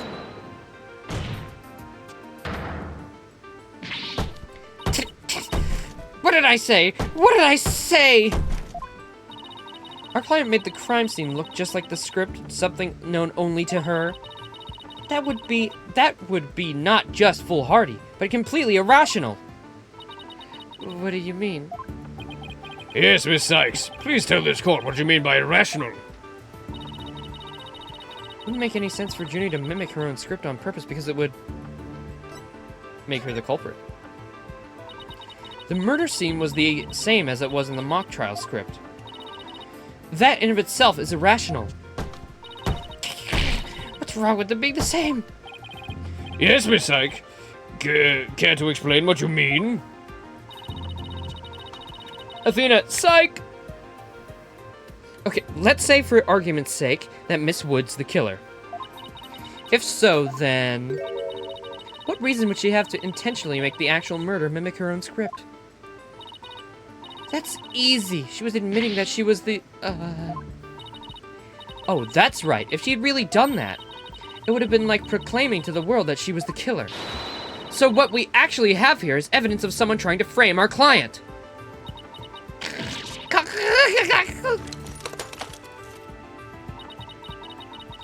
The body was found the day of the mock trial. In short, the day the details were revealed. So it would be completely inconceivable for the murder to go exactly like the script. Don't let it go to your head. Just yet. Objection!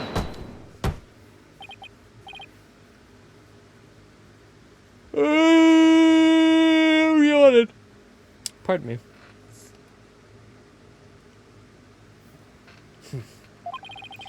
It seemed just as though his comrade in arms has finally drawn her sword. However, the blade is dull, and it shall remain so until you master its use. Enough with the stupid sword metaphors already! There is a perfectly good reason for the inconsistency of which you speak. Reason? What reason? Must I spell out everything? You are what people call high maintenance. The accused had intended... That was fucked up, saying that. The accused had intended to stop the mock trial, and in that event, nary a soul would have been the wiser to the similarities of the case and script. Objection! No, the mock trial was only stopped after the body was accidentally discovered. Objection! Our witness here had also discovered the body. In fact, she was led to our dearly departed professor by the accused herself. What? Miss Scuttlebutt saw the body too? Precisely, and with the discovery of the body, the mock trial ought to have been cancelled. Wait, so you didn't call the police? Nope, I kept it a secret for my big scoop. You can't do that! I made her pay long and hard penance for her sin. Did I not, my little box top? She's 17, dude. Don't say that. Compared to the work of a war correspondent, the sheer terror of that was... I don't even want to know what happened there. He is a criminal, after all. Jeez, I wonder what the Twisted Samurai did to her. Block off all the holes in her box. Don't. Oh, I bumped my chin with that. How? Ouch. How? I was gonna say, don't start throwing around blocking holes with things. Sorry. That's the first time I've bumped my mic a crap ton of times, but thrusting it into my chin, that might be a first. And Spinner like a top-ball detective Fulbright cackled in delight. That sounds more nauseating than scary. Enough jabbering. Witness, continue your testimony. Sure, Mr. Samurai. I'm ready to finish off that she-devil. Sure you are, pal. Sure you are.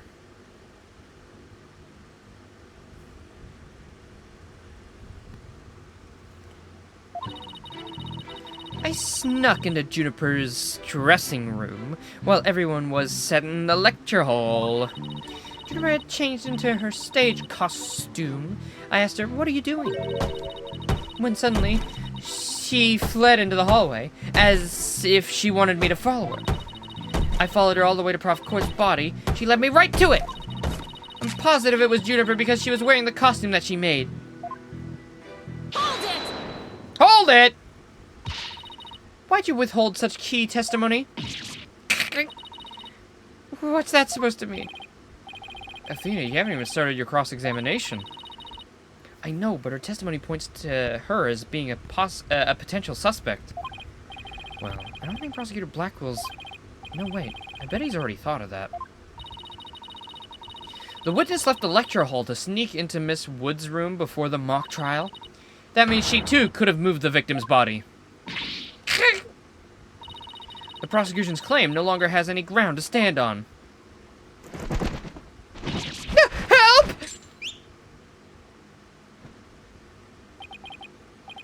Now, no need to ruffle your own feathers so. When you squeak like a little brat, it agitates Tucker. Do you want him to peck your eyes out? No thanks. Listen here, the witness has a perfectly good alibi. Oh, yeah, I do. Around the estimated time of death, I was at an undercover reporter class. It's right near my home.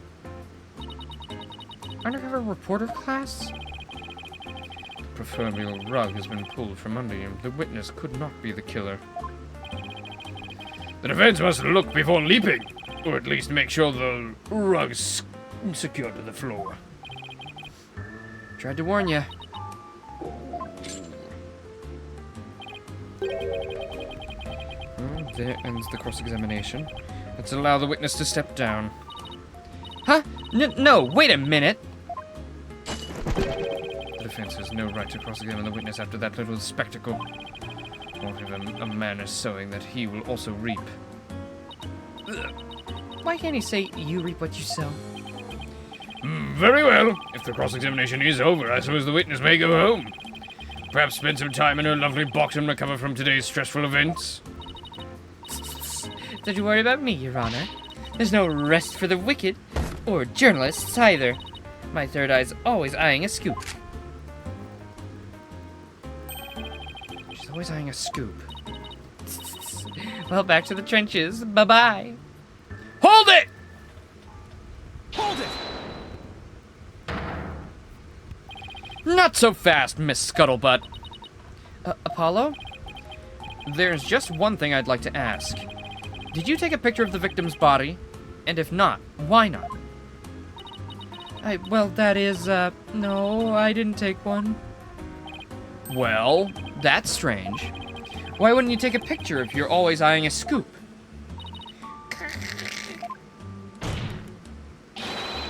Did you or didn't you really see the victim's body? It's not like I, actually saw it, but... Devil. Did you hear that, Your Honor? The witness didn't actually see the body. That completely overturns the prosecution's claim that the witness was led to it. Just as though you damn Bastille at me again. Nice try, boy wonder. So what if I didn't see the body? The fact remains that Juniper led me there. Feast your eyes on this!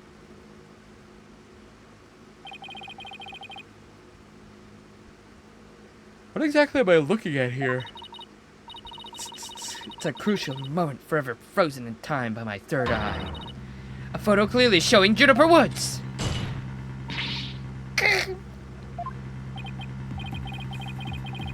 Why'd you not tell me of this? It's a shocking scoop I was saving just for the right moment. And that would be now, right here in court. Surprise! What'd I do? All journalists keep their scoops for a secret until the right moment. She's pretty brave hiding it from Blackwell like that. We're pretty stupid. Well, this is an unexpected turn. Athena, about this picture. See how it only shows the back of the subject? So then... Right, who knows whether this photo shows Juniper in the first place? Objection! Completely irrelevant point. What is relevant here is... there was someone who did try to lead the witness to the body. Take a gander at this, the route by which the accused escaped.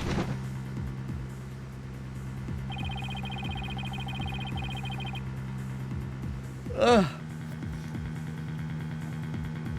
The witness pursued the accused this way after she fled the dressing room.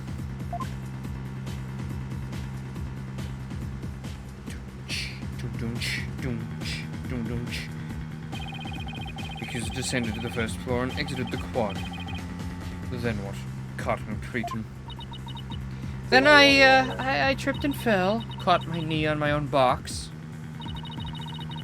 She stayed under her box even after running after someone? Sounds difficult. Recall that the body was already there, for Hugh O'Connor had already seen it. She was trying to show someone the body, because she wanted to stop the mock trial. Hold it! But if the facts have changed, that's all the more reason to cross-examine the witness. The defense has a point there. Yes, very well, you may proceed with your cross-examination. Seems just as though I has saved your pretty little hide, missy. For now, at least. Your beautiful little tight bussy. I'm a woman? Pussy, then. I don't give a fuck. Eesh. Guess I pulled that one off somehow. Thanks, Apollo. You're a lifesaver. Incidentally, my compliments to the witness for her very fine box. It's a primo cardboard lovingly selected from among many. Tell another lie or hide another fact from me. And I shall put it to the torch. Please, anything but that.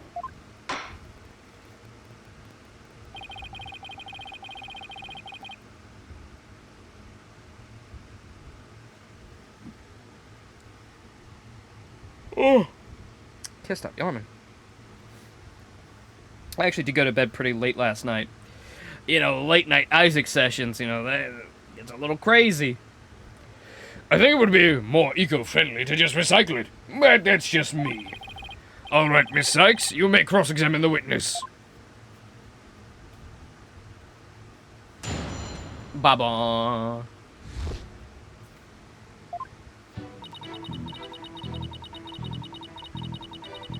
Hold it! You said you snuck in, but why'd you do something like that? Because if I got a big scoop on Juniper Club, membership would go through the roof. Right now, the newspaper club only has one member, me. The club's history once I'm gone. So the famous Herald's brand recognition is a matter of life and death. Your means may be questionable, but her motive is surprisingly sound. Extra, extra! Students seeking the thrills and chills of expose journalism. Report to the club room. This has been a paid advertisement. Anyway, where was I? Took Miriam for such a go-getter.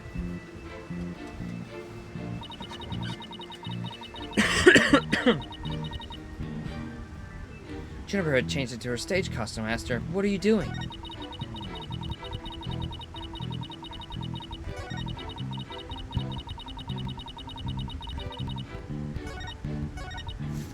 Hold it!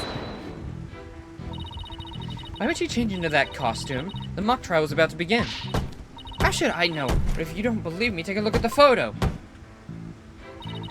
I captured this critical moment like the gonzo journalistic pro I am. But this only shows the back of whoever was fleeing. You expect me to shoot her face when she's running away from me? I guess you're right, but it doesn't seem to be getting me anywhere. At any rate, this photo shows Juniper was in her stage costume. Sure. Hold it! That doesn't mean you had to chase her. Call it a journalist's instinct. I see something fishy, I go after it. But you never did catch up to her, did you? A true undercover journalist gets up and dusts herself off when she stumbles. That reminds me, didn't you fall during the chase? When you tripped on your box?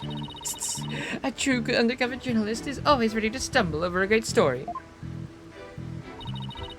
Sure are a lot of holes in your story. Or is that just the scuttlebutt brand of journalism? A true undercover journalist always prevails against her adversaries.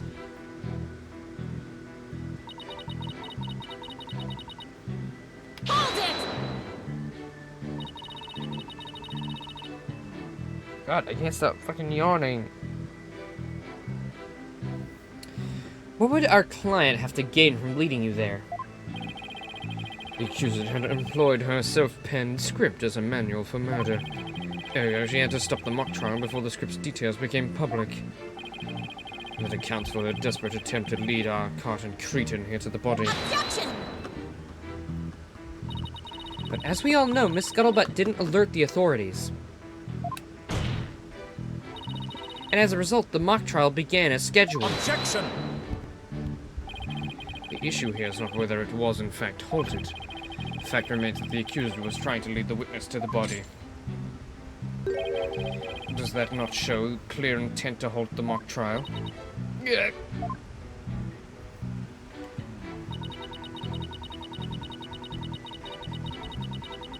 Well, obviously, it's not.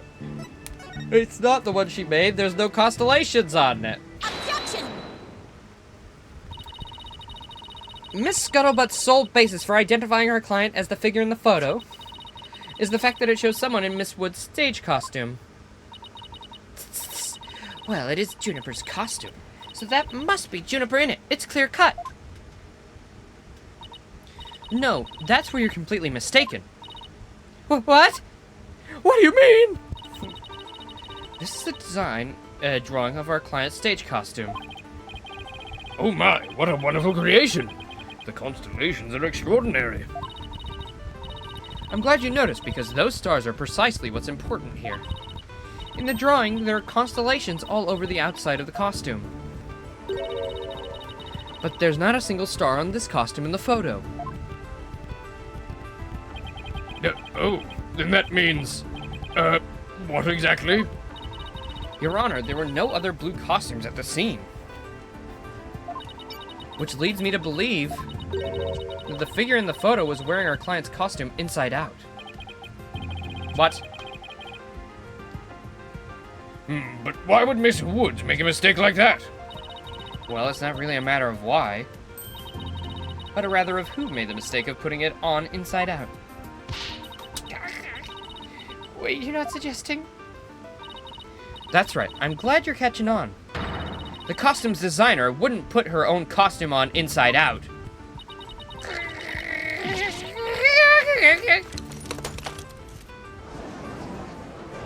Oh, that looks so funny.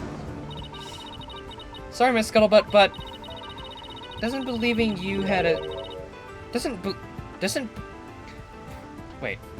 believing you had a scoop when you really didn't make you a failure as a reporter?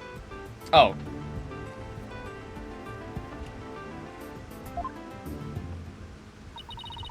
A failure as a reporter?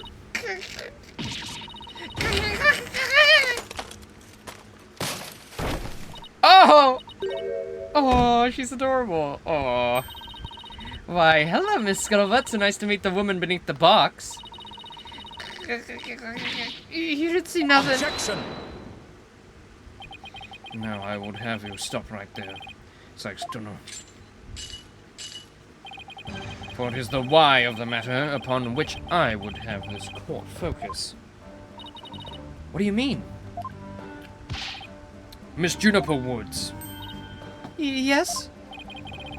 what were you doing on the morning of the mock trial? I was in my dressing room, painting my costume in fluorescent paint. Fluorescent paint? My design drawing shows twinkling stars on the costume.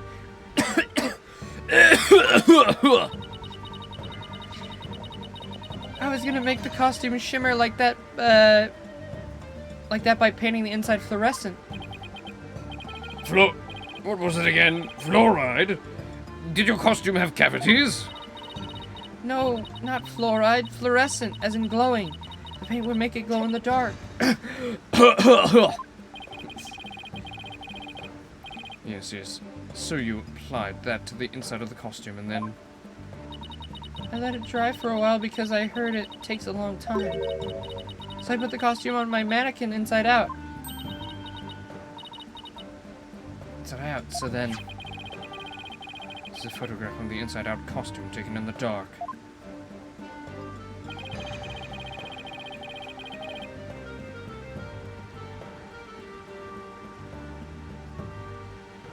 Every layer of paint over the entire inside surface.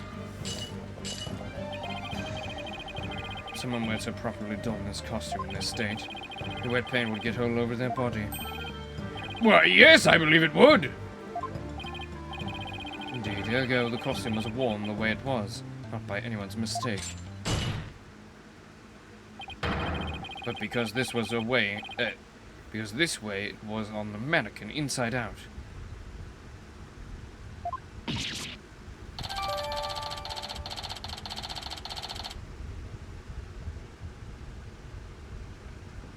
Ugh!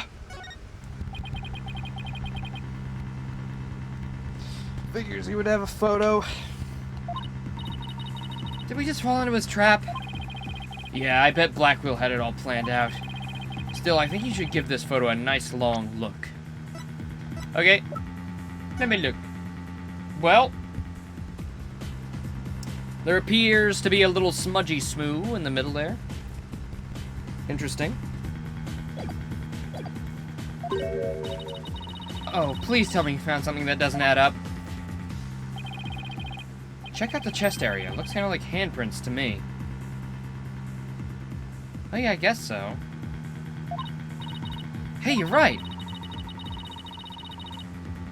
But Junie would know better than to touch it while the paint was still wet. Objection! Only the term to describe your thought process is wishful thinking. After all, if master painters make mistakes, why not a rank amateur such as the accused? Objection! So basically you're saying my claim requires evidence to back it up? Evidence? That shouldn't be a problem, right? After all, you've come this far. Just because I've come this far doesn't mean I thought everything through, though. What? You mean you've just been bluffing? What'd you expect me to do? I'm sick of losing to this guy. But you're right. There's only one thing left to do at this point. It has to present some evidence. Pronto! A showdown, is it? I gladly accept. Fluorescent paint must have stuck to the hands of whoever touched the costume. That paint would glow in dark places. So I just need to carefully think about every last piece of evidence.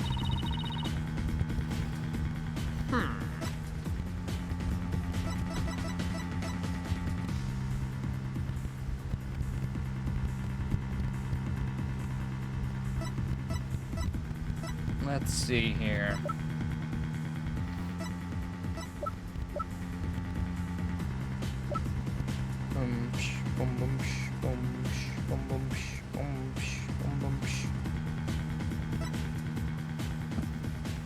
Could be the murder weapon, could be the arrow.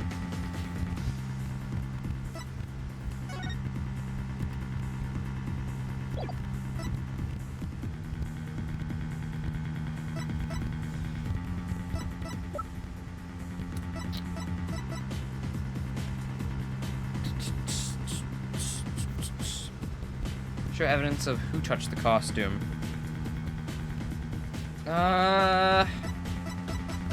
Look everything through. Handprint.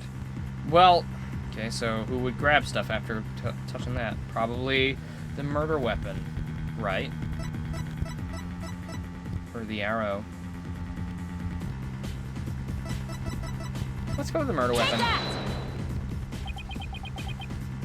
Eek! Objection!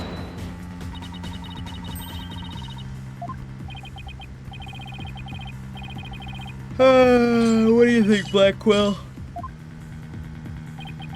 As I thought.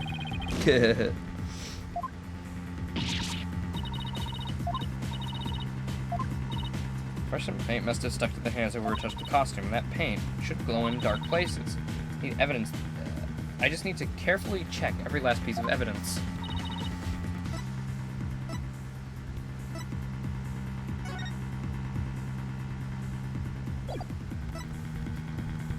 Glow in dark places, huh?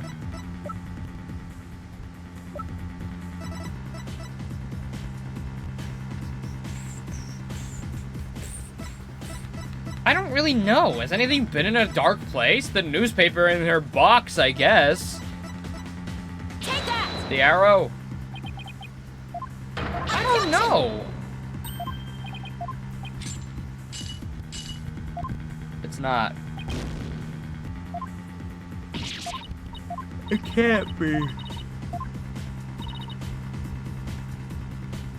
But a reporter was there. Oh my god.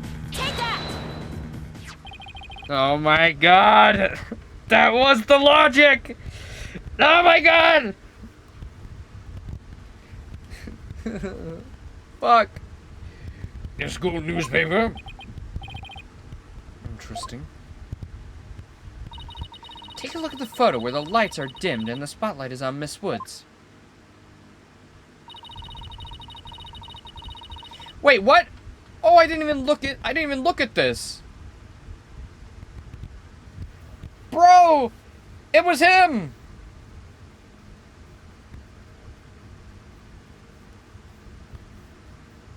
It was Robin.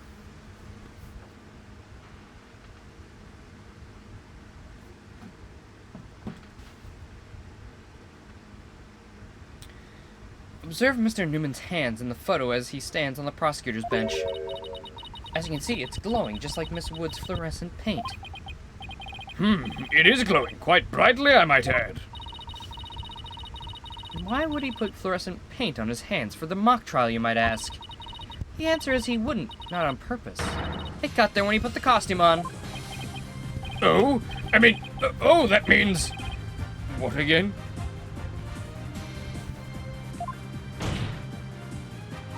It means the figure photographed in the costume was not our client Juniper Woods. It was her classmate Robin Newman. What? What? Do you think you were actually able to prove that? Well, you never know what's gonna happen next. That's the thrill of the courtroom. So then... Does that mean Robin's our man? Well, that's certainly how it looks. I don't know. Very well, Robin Newman it is.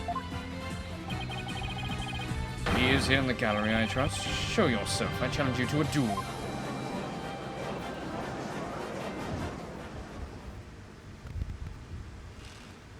Oh boy. Alright, well, we'll leave this at a BRB. I gotta go, use the lavatories. Give me a moment.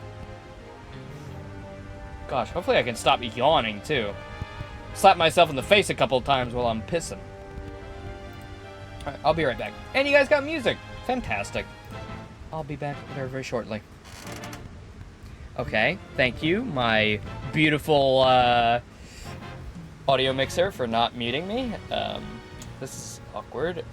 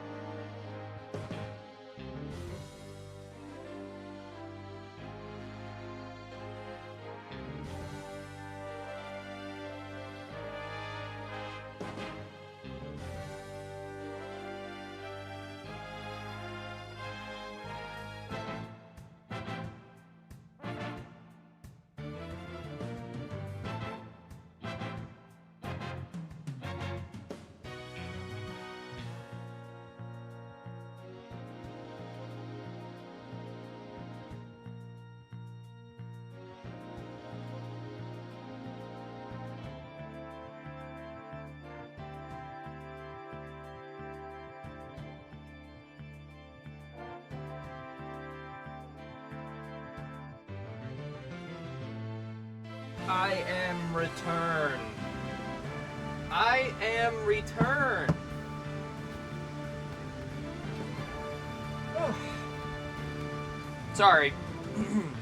I was just reading an article about exactly what Foolproof mentioned earlier, the whole Nate the Hate thing, how he's out of the loop of a Feb Direct. And of course that doesn't outright mean there isn't one. It just means he isn't in the loop about it. Which does throw a little suspicion over the rumor. But, you know, a February Direct is not out of the ordinary at all. I believe we had one last year as well. And I would love one because, it's my birthday month. I love February. It would be great if we could get some, like a Nintendo game this month would be great. I mean, we are getting Wario Land 4, on Valentine's Day, of all days. So that's fun. And we will be playing that, actually. I really do want to play that. Okay. Well, I don't know if any mods are here, so I'll have to kill that guy. Combative Bedchamber. These bots really are finding the best names and stealing them, huh? Will the witness please state his name and occupation? I'm Robin Newman! I want to be a great artist! I practice day and night, yeah! No, that's not it! Art's gotta be sincere, man! So, for occupation, should we put you down as a budding artist? No! Thebes Legal Academy Senior! Prosecutor course! This brace is proof of my masculinity! I've been training to be a prosecutor for 18 years! Wow, since you were born. Well, jeez. Ahem. I assume you will be cleaning up the pottery you smashed before you leave today. Ah! Oh, man! Oh, now I'm...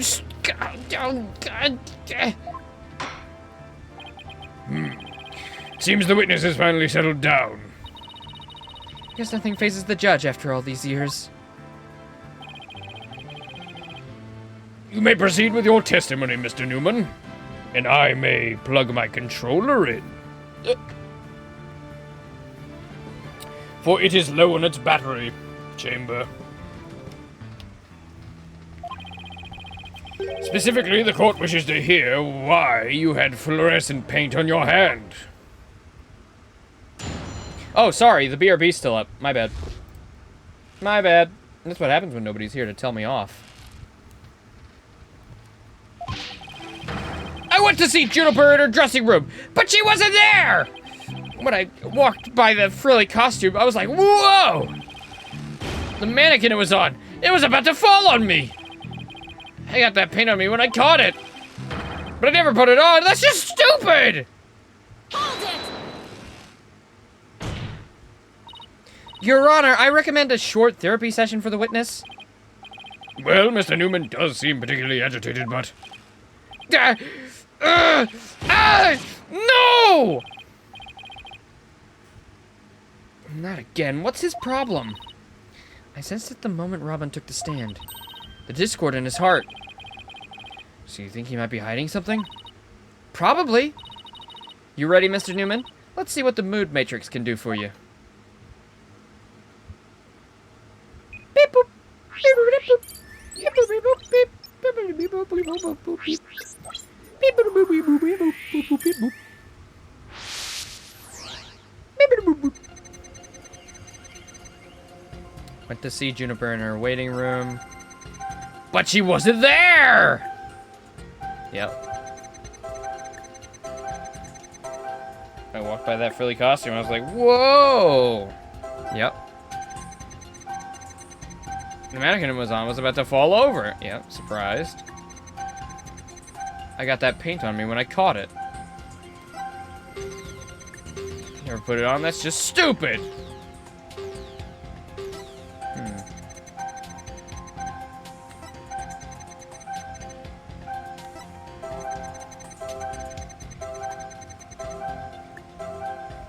I guess I should pinpoint happy? Got it! When you mentioned the stage costume, I sensed a sudden powerful feeling of joy. Would you care to explain, Mr. Newman? Wait, what? Well, why would a really scarf thing in a long skirt make me feel like that? Newman, you're 18. Like, dude, come on. You're a man. Like, you're not, like, what is this? You're not, like, 13. I don't know, but you seem awfully interested in that costume for some reason. You didn't happen to put it on, did you? Like I'd be into that kind of thing. I'm a dude. I'm into braces. Is he a secret femboy? You don't think Robin's actually got a thing for Juniper's outfit, do you? Oh, like, totally, 100%. Come on, isn't it obvious? You're enjoying this a bit too much, Athena. No way, man. The mannequin came falling towards me, so I stuck my hands out to stop it. End of story. That's a new piece of information. Time to run an update. Bro, grab the tits. Bro, grab the titties.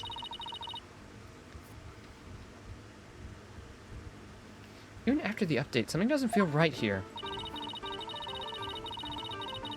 Yeah. Yeah. Yeah, yeah. Take that! The pattern are both his thumbs. He would have to be like holding his heart or something. Like having both his hands in the middle. So both thumbs are outward. If so, then the fingers on your hands would have been pointing outward like this. That's not what the handprints show.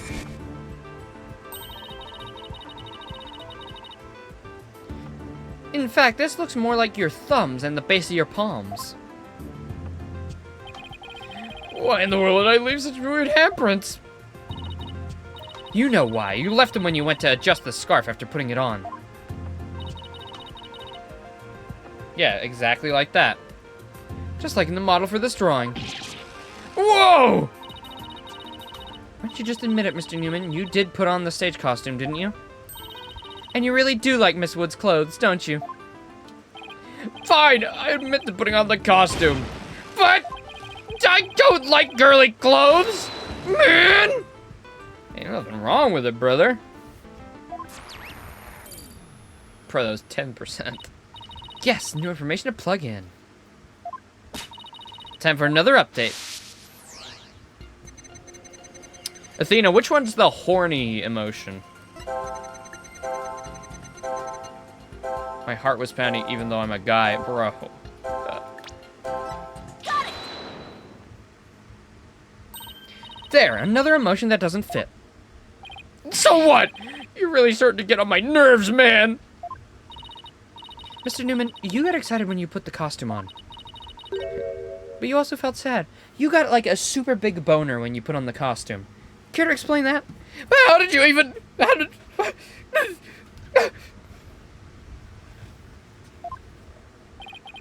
Who cares if I felt sad? It's no big deal! Okay, Mr. Newman, out with it. Why'd you feel sad? You're hiding something, aren't you? Oh, no! Not fooling anyone anymore. Now tell us why you were sad. Okay, fine! I'm gonna put it that way, I'll tell you. The reason I felt sad is... No matter how much I dress up, I'll never be as pretty as Juniper! No offense, but his habit of shouting at the top of his lungs doesn't exactly help. No, that's not it! I totally own those girly clothes. I should have been totally pretty! But, there's something that keeps getting in my way! My stupid dick and balls! If only I had if only my cock and balls were sweet, beautiful pussy, I'd be beautiful. Oh, that's a lot of anger and raw emotion right there.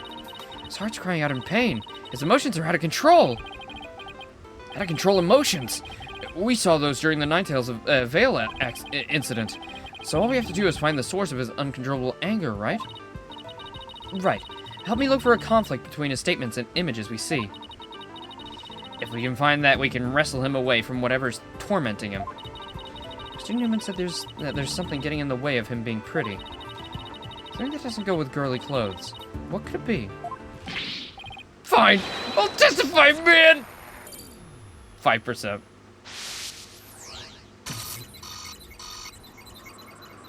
Oh, he is majorly pissed.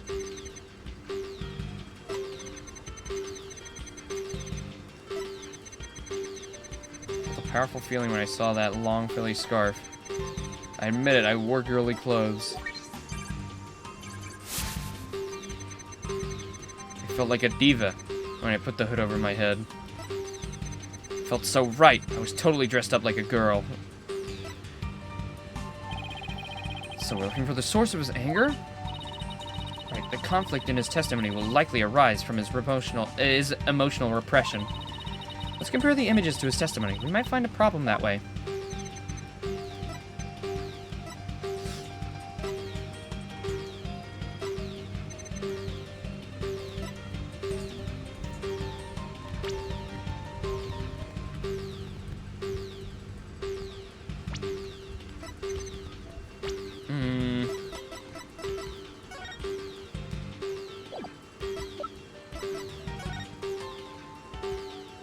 Bam, bam, bam, bam, bam, bam, bam.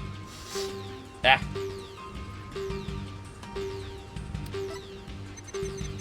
I wear girly clothes, it's true.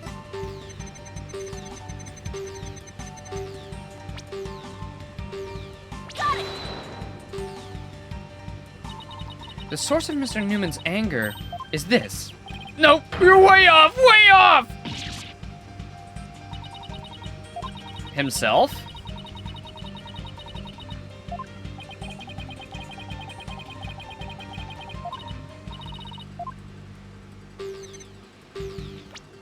Whoops.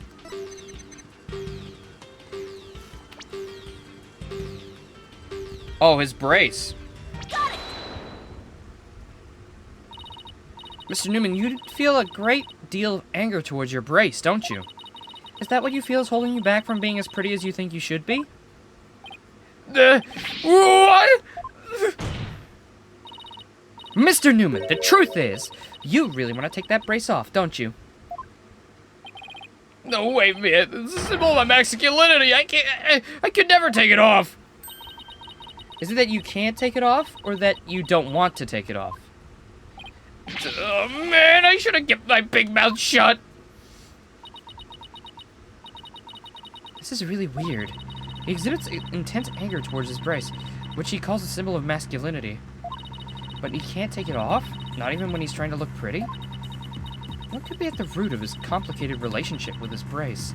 I like how they're just playing that he wants to be pretty like a girl that is straight. And they're not making jokes about it, it's just like, that's just straight up what he wants, bro, and there's nothing wrong with that.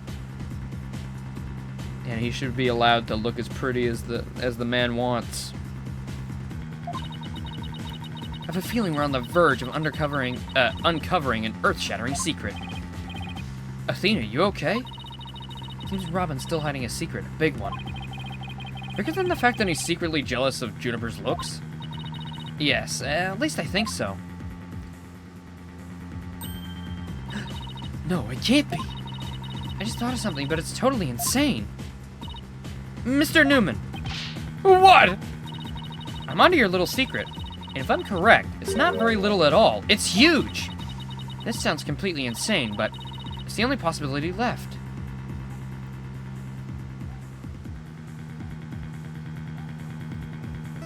Is Robin actually just straight up trans? Mr. Newman, or should I say, Miss Newman. You are and always have been a girl. What? Have you lost the plot, Athena? No, I'm completely serious. I don't have any direct evidence. But that's what Robin's heart is shouting out loud and clear. Trans character? Let's go? Probably will be more like Persona 4, where it's kind of just like a... like prosecutor should be manly or some bullshit. Hold it! I still think you've totally lost it. I mean, Robin reeks of testosterone. How could he possibly be a sheep? Okay. Apollo! Jesus! It's like the year 2026, bro. Fucking chill out. I, for one, have never seen a girl who shouts like a maniac all the time. Oh, really?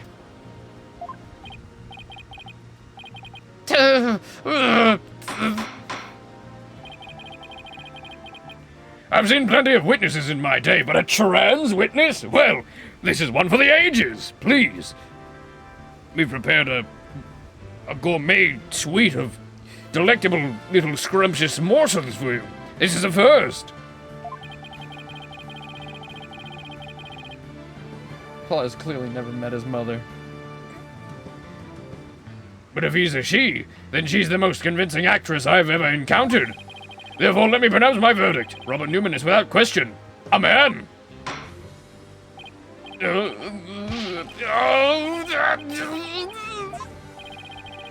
now truly just as good as equal in one area. You are just as equally insane. Never in the history of this planet has there been a finer specimen of the masculine spirit. Okay, never mind. We're back to being transphobic, I guess. Black Quill, Apollo, Judge. I guess we're back to this, then. Poor Robin. They should feel comfortable here. It's Black Quill, Andrew Tate's chosen disciple. Maybe. He is a jailbird. He is a jailbird. Wait, is that why he has a bird? Because jailbird? Is that the oh. Anyway. If you guys are done talking about me, I'm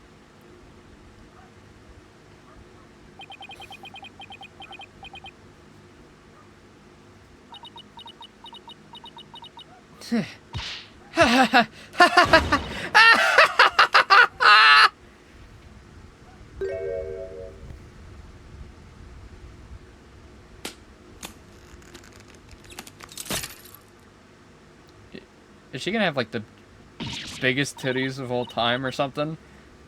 Is it gonna seriously be Persona 4?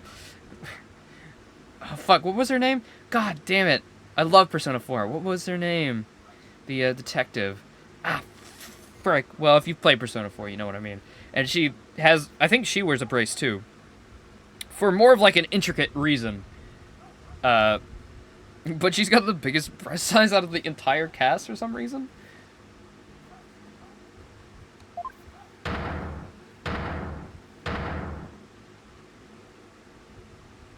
Oh, shit. Miss Sykes, no, allow me to call you Athena. I wanted to keep this a secret at all costs, but no. No way! Surely this must be some kind of jest. Nope, it's for real. I'm a girl, body and soul. If you don't believe me, I'll give you a P.E.K. Whoa! Robin, whoa! Hey, listen. I mean, you are kind of bad, but like, not in the courtroom. We're gonna take this to the defendant's lobby. I don't know, you know. She's kind of bad, though. Trans queen. As if.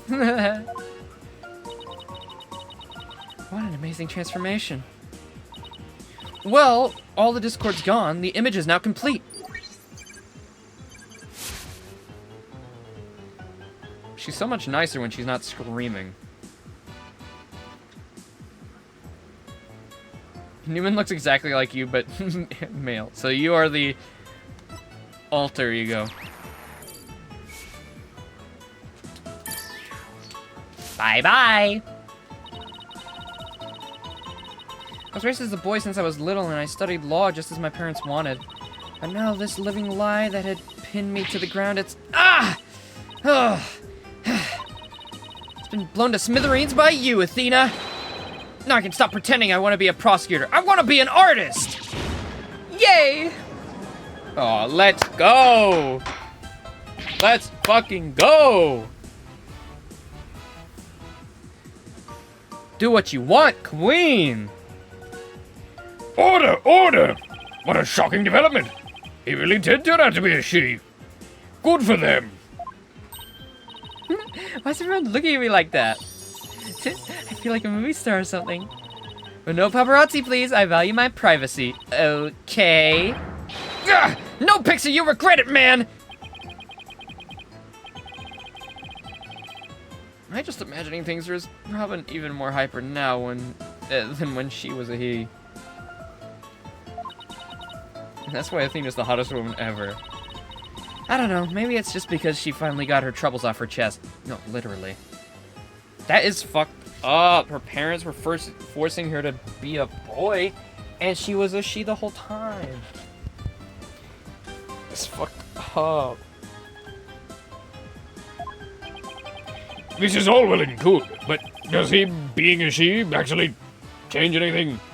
I mean, good for them and everything, you know, cool. Trans character, awesome, great. That doesn't do anything for the case. That's not really information. I mean, boys wanting to be pretty, it's nothing new to me. I'd like to be pretty, so I don't give a fuck. Like, what are we doing here, you know? The fact that the witness is actually a girl does change things. Because there's now a new piece of evidence that we must reevaluate. Very well, let's see what the defense has for us now. What piece of evidence must we reconsider now that we know the witness is a girl?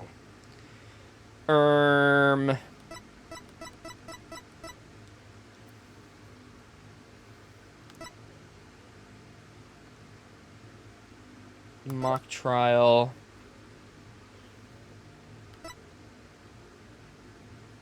Oh, the tape recorder. Oh no, the tape recorder. Don't make the trans character the killer. Take that! This is what I'd like the court to reconsider. So I'm guessing it's not like, obviously it's not like a full trans character. I think they would be a little more outward with it if it was. But like, forced to grow up as a boy to your parents, even though you're a woman. I mean, fucking sucks. We just broke her out of her ding dang prison. Which is similar to how they tackled it in Persona 4 as well. Like, she's not actually trans. I think there was I think the explanation in 4... I think both are good explanations.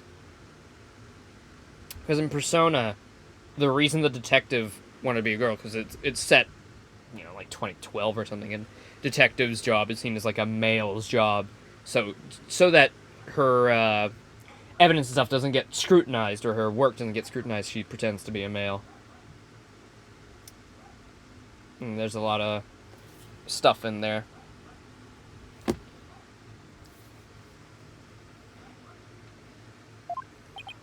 Oh, the tape recorder. The one that recorded the threat, you're a goner? That's right. And we've already established that it's a female voice in the recording. All of the students who could have possibly moved the body before the mock trial was to start. Uh-oh. Our client was the only female if you exclude Miss Scuttlebutt because of her alibi. And that's why the tape recorder was made, that's why the tape recorder made our client the prime suspect. So then... That's right, the witness just revealed that she's a girl. Therefore, we are using the voice in this recording as the basis for hurling accusations. This witness must be labeled a suspect too. Oh no. Oh no! They wasted no time giving her the hourglass figure. Like, the moment she was revealed, hourglass figure. Like, okay, no curves to 2 curves. Talk about a sudden turn of events. Well, you've done it. You found a hole in one of the prosecution's key pieces of evidence. I couldn't. And to be fair, I probably couldn't either, so. Yeah, but wow, that was a lot of work for a single one. Objection! When did this game come out, actually?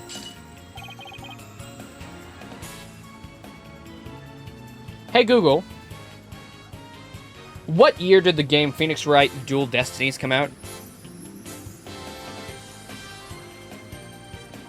Phoenix Wright, Ace Attorney Dual Destinies was released in 2013. Holy shit, that's actually pretty close to... North America. When was Persona 4 Golden released? We'll just go with the Golden version. Persona 4 Golden was originally released in Japan on June 14th, 2012 for the PlayStation. 2012? God, they were close. What about Persona 4 Original?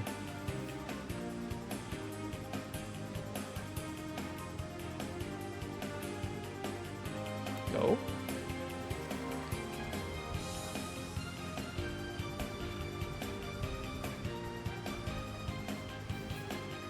He didn't say it, but... The original Persona 4 for the PlayStation 2 was released in Japan in July 2008. The original Persona 4 was 2008, and then the Golden version was 2012. But the Gold version did come out close, so...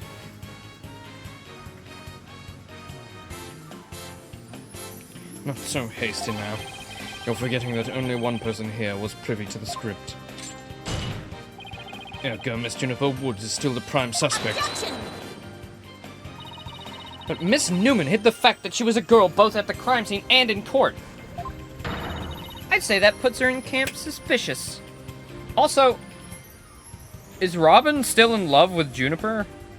Or is that, like, whole thing, like, out the window? Like, I think that would be an even better way to, you know, put it, that she was, like, in love and jealous at the same time.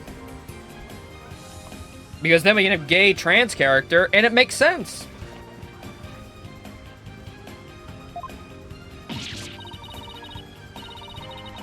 That's not nice, Athena. How can you accuse me of being a killer?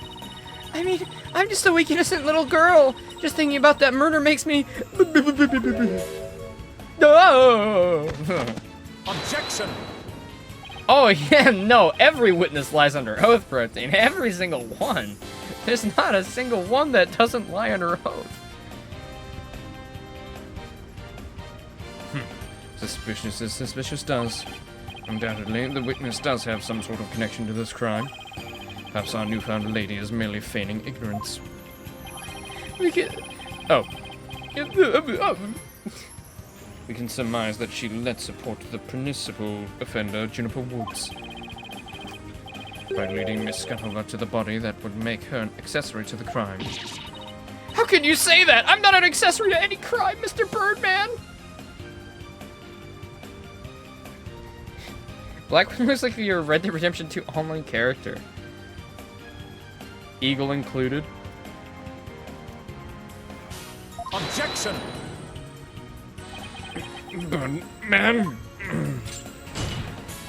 In any event, the witness is an accessory. It explains quite a bit, does it not? Objection! Ah! You made it all make sense somehow. Maybe I'll keep accusing Junie unless we show someone else knew the script details. But how could someone have gotten their hands on that kind of info? The only way they could have known what was in the script was if they... Had penned the script? Heard it from Judy? I got it! All anyone has to do is write their own script. They completely...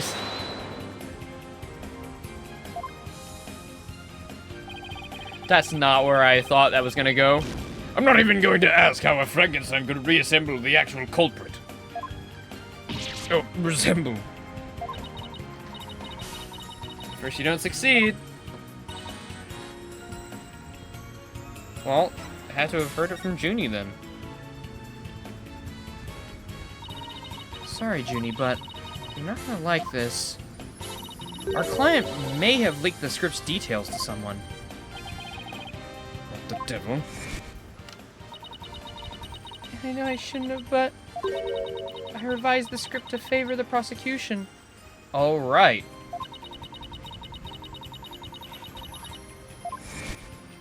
I forgot about that. Miss Woods did want Hugh O'Connor to win the mock trial. That's why I believe she leaked the details to the witness, Robin Newman. I get it. If Robin won, Hugh wouldn't be able to confess to Juniper. Right, Junie was probably trying to keep their friendship from becoming awkward. How could you, Athena? What a bunch of bull! I never heard a word about the script from Juniper. Never ever. Objection! You sure? Can you look me in the eye and swear you didn't? B-A-D, Athena. You don't have any evidence. I love her. She's fucking my ADHD queen, bro. She doesn't fucking know what's going on.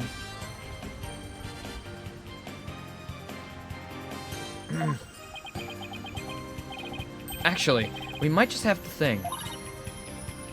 Really? The thing releasing in Marvel Rivals from the 21st of February to the 27th February? Really?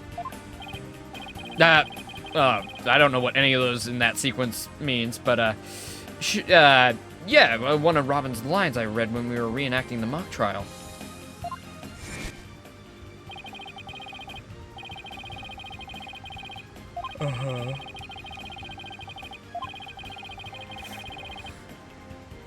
Mr. Newman was surprised by what Prof. Court was wearing. Robin said, "Oh, the green sweatsuit." S-U-R-E. I might have said that, but so what? Well, think of it this way, Athena. Which way exactly?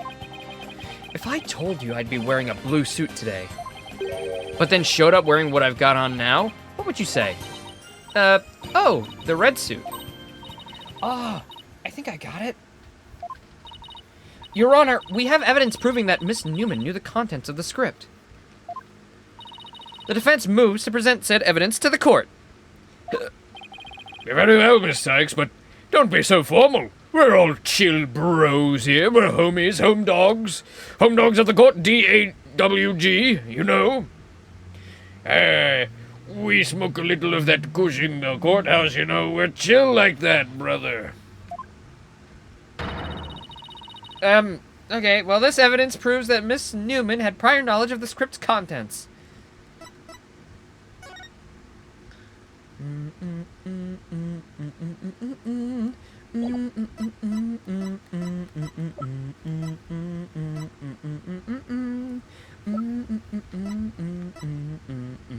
Take that!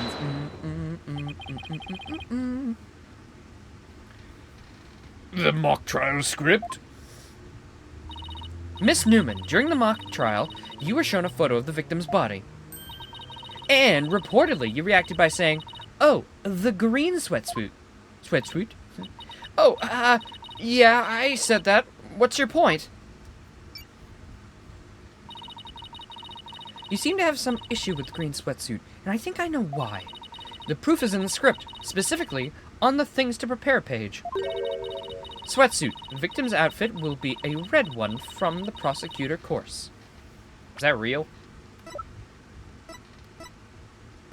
Connor, Shooting arrow, murder weapon with all arrows inserted as a ruse. The actual murder scene was the art room where traces of blood were found on the floor. Body was dropped from the third floor art room, maintenance area below. Mat was laid on a cushioned fall. Ball cart from the storehouse was then used to move the body to the stage.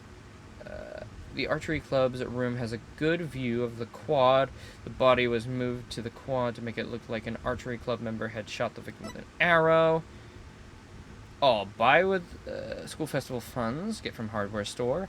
Arrow, if I borrow one from the archery club, it could give away part of the script's plot, TBD. Sweatsuit, the victim's outfit will be a red one from the prosecutor course. Wow, it was right there.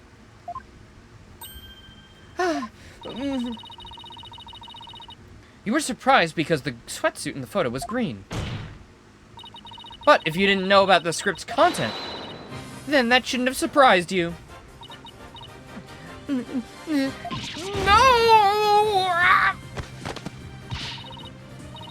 I thought we were friends, Athena! How could I have been so blind? In light of her privileged knowledge, I move to declare Miss Newman a suspect, Your Honor. You what? Could Saul Goodman make a career in the Phoenix Wright universe? Well, all I know about Saul Goodman is that Saul Goodman. I don't know nothing about him, so I couldn't tell you. Objection! If knowing script details makes me a suspect, Then there must be others besides me. I mean, someone else could have also seen Prof. Court's note. No. What note? The professor and Juniper were working together to prepare the mock trial, but only one copy of the script was made to prevent it from being leaked. But that gets kind of inconvenient, right? You're not seriously gonna suggest. But it's the truth. Prof. Court did do exactly what you're thinking. She didn't write down any of the proceedings or the truth behind the case. But she did write a note to herself about the props and details about the victims' BODY. Is this really true, Miss Newman? If you don't believe me, send the police over to my house. Tell them to check the pictures on my camera. I thought it might give me an advantage.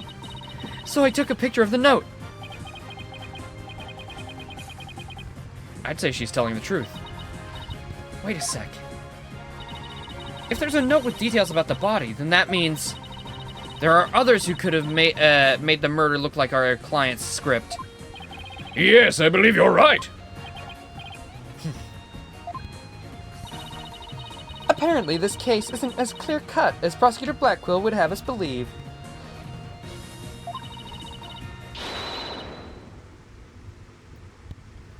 This new revelation blasts a big fat hole in the prosecution's case. Oh! Objection! Bully for you, Missy, but I don't think this spells victory. And why not? The battle's still young, and my blade is now fully drawn. Between it and my next witness, your life will be but forfeit. So put away your wooden sword. Can we get some pants on this guy? I don't like what I'm hearing. Show me what you're truly capable of if you wish to live. You want it? Don't worry, I'm gonna bring it. I wouldn't egg him on like that, Athena. Yeah, if anybody's our culprit out of the three, I knew it was gonna be O'Connor. Like, look at him. Villain 101. If anything, it's probably him and Prof. Means co-op in this.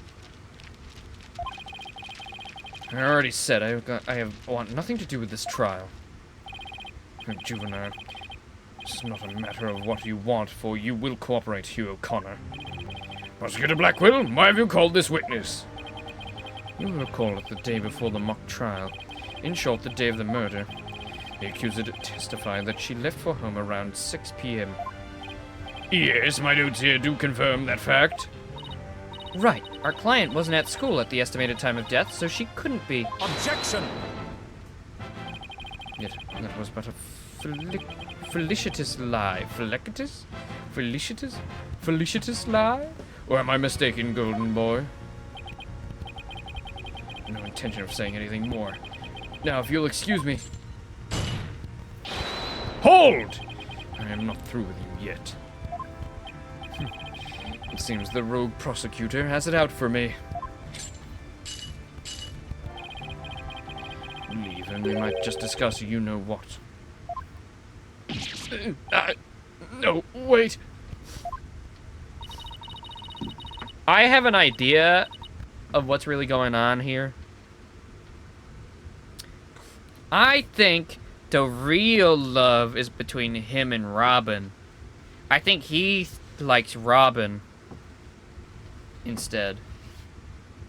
One little statement and Mr. Cool loses it? What's that all about? I changed my mind. I'll stay and testify. Are you sure, Mr. O'Connor?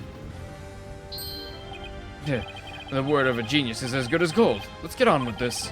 Hugh O'Connor, senior at Themis Legal Academy. Lawyer course, how's that?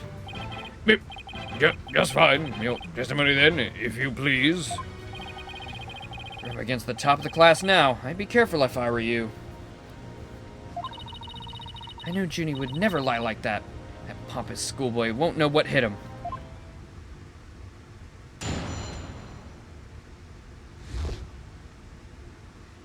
Around the time of the murder.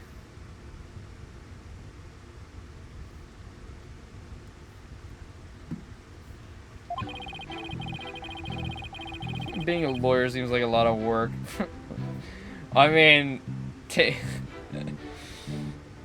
sure, I mean, yeah.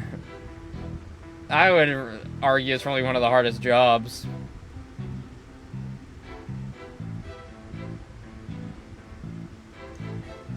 Ba ba ba ba da.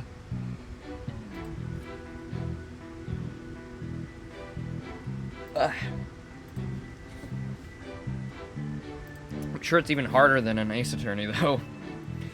Since, you know, us simpletons can play it. To get mentally prepared for the mock trial, I meditated at the archery range till 7 p.m. At around 7:15, I went to the main building before going home. That's when I saw Juniper. We didn't say much as we passed by each other. She seemed her usual self. That's it. Anything else you'd like to ask? Yeah, why are you a lying piece of shit? The final bell rings at 7 p.m., at which point the campus is a desolate place. Now, you will recall a tape recorder. We know the time of the voice recording. After 7:10 p.m., the day before the mock trial. That was the dark hour of this heinous crime. Do you have any proof of that? As its final bell, this school plays a special broadcast when the clock strikes 7. A female voice on the tape appears 10 minutes after that broadcast. The killer waited until the school was empty to spring her devious and deadly trap.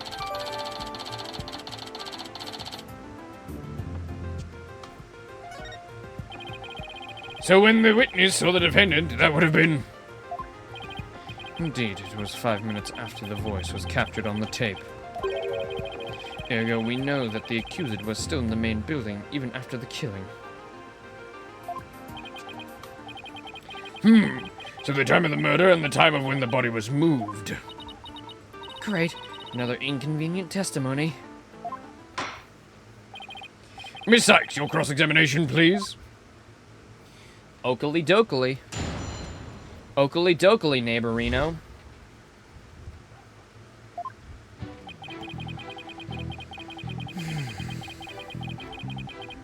Hold it!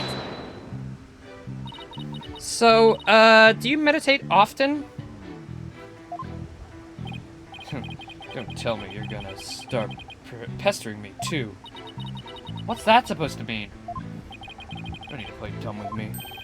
All the girls want to know about my private life. What?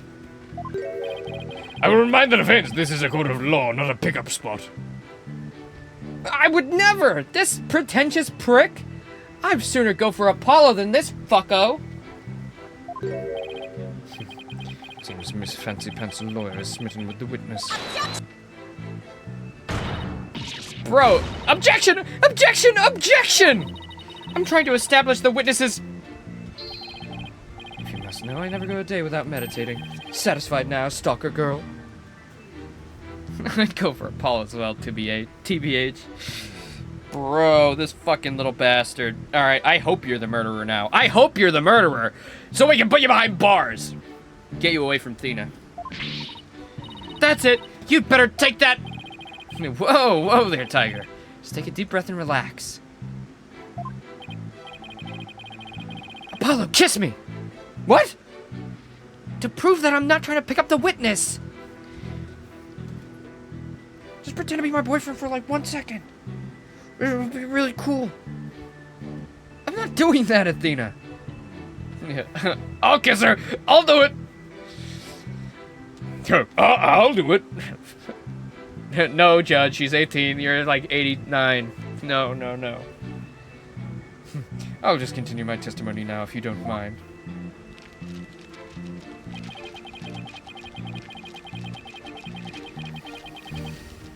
Hold it! Our client has stated she went home at 6 p.m.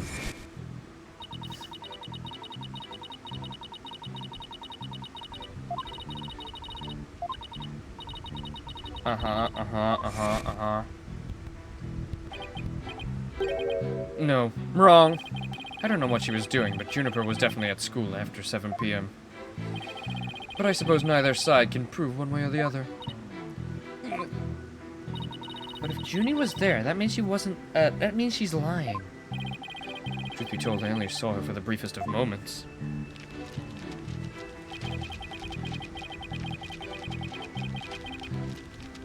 Hold it! So you just walked past a good friend, barely saying a word? Final bell had already rung. They get mad when you stand around chatting. Then again, we're not like you people, talking endlessly in those annoyingly loud voices. Objection! I'll fucking kill you for saying that. Annoying loud voices? Oh, I'd like it if you refrained from insulting my partner like that. Normally I'd shout objection right about now, but I'll take this one for the team. Anyway, I think that's about all I have to say. And by partner, I mean boyfriend, partner, partner in life, partner in law, partner in eternity. Athena, I will beat the shit out of you if you keep this up.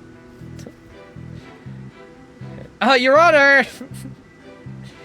Abuse? Hold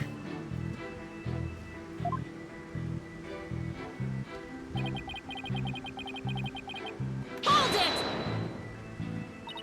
Alright, I'll take you up on your kind offer. I expected as much, so go ahead, ask away. Mr. O'Connor, I want to ask you. Did you go to the art room? Did you stop by the art room? Or, as it's now known, the scene of the crime? No, I didn't. Can you prove it? As much as I'd like to say I could, I can't. Let me ask you, can you prove that I did? As much as I'd like to say I could, I can't. But I will ask, how often do you visit there? Hardly ever. There's no reason for me to be there anyway. No reason for you to be there. Is there an echo in here? If something's bothering you, I'll just add it to my testimony. How considerate. Thank you for noticing. Let's add your statement to your testimony. There's 100% a reason to go there. Your best friend is there. Bum, bum, bum. Should I go for the trio? Objection! Eep. Eep. Boop. Ah. Boop. Ah. Beep. Boop. Maybe you should press it first. Eep. Your friendship to Robin? Like, what?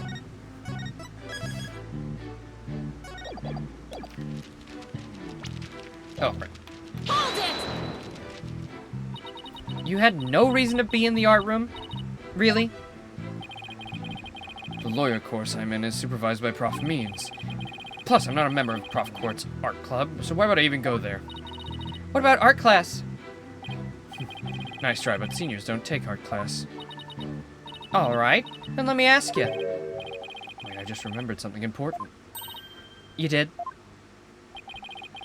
I scored only 100% on all the art tests I took through junior year. That's it. Right. Always happy to indulge in some ego stroking. Anyway, what to ask next? Why'd you... Oh, for the thing. How'd you pick for the mock trial?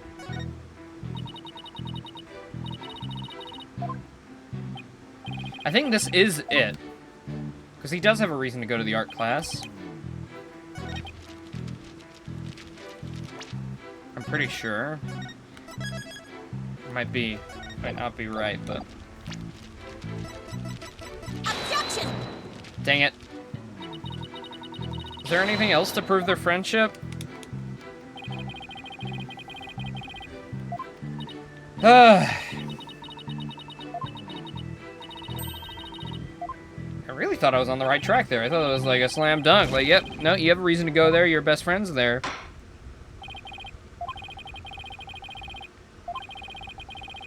But I guess not. I'm gonna turn my fan up a little bit. No! No! No! Hey, we're back. Give us another chance, Your Honor. Come on, man. Come on, dog. Do we have to start the whole thing again?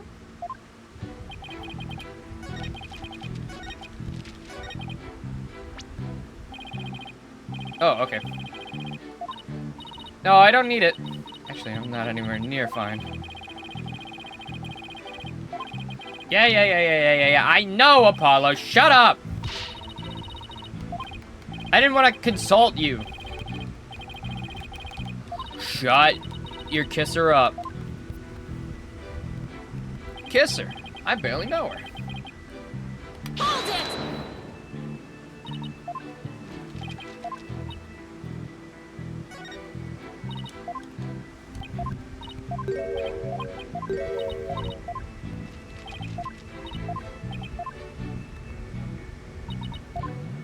Okay.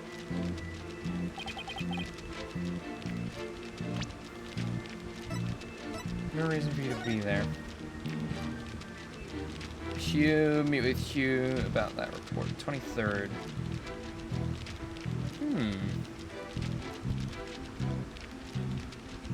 That might be important.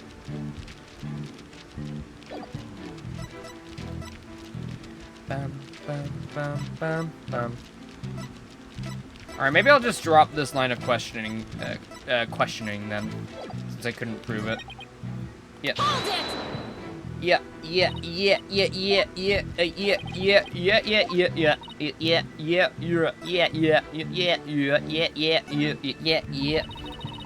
Why would an honor student like you ignore the last bell? I wouldn't say I ignored it, I was simply running a little late. Do you remember exactly how late? You're a stickler for details, lady. But if I had to say, it was maybe about 10-15 minutes. Feeling that's important, I'll add it to my testimony. I was hoping you'd say that. Hold it! You ignored the last bell for no reason. Shame on you. No, shame on you pressing me for no reason. Well, people do run late sometimes. Like you on the day of this whole case began. Oh. It appears we have a culprit in the case of the pot calling the kettle black. At 2, Your Honor. At 2, Your Honor? Now what? Please tell the court what you were doing on October 23rd, the day before the mock trial. Ah, here we go. That's an easy one. Nothing in particular. Ah, nothing at all. You didn't help with the preparations? Don't get it, do you? I was merely playing the role assigned to me. I left the preparations and the like to the others. My job was to be mentally prepared. He put her heart and soul into getting things ready, and he just sat on his ass?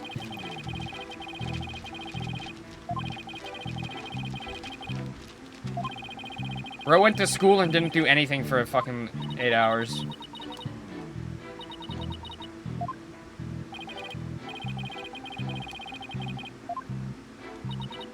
I see.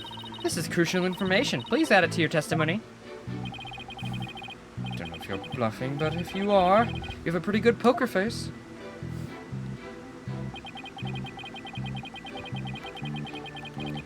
Ah, you fool!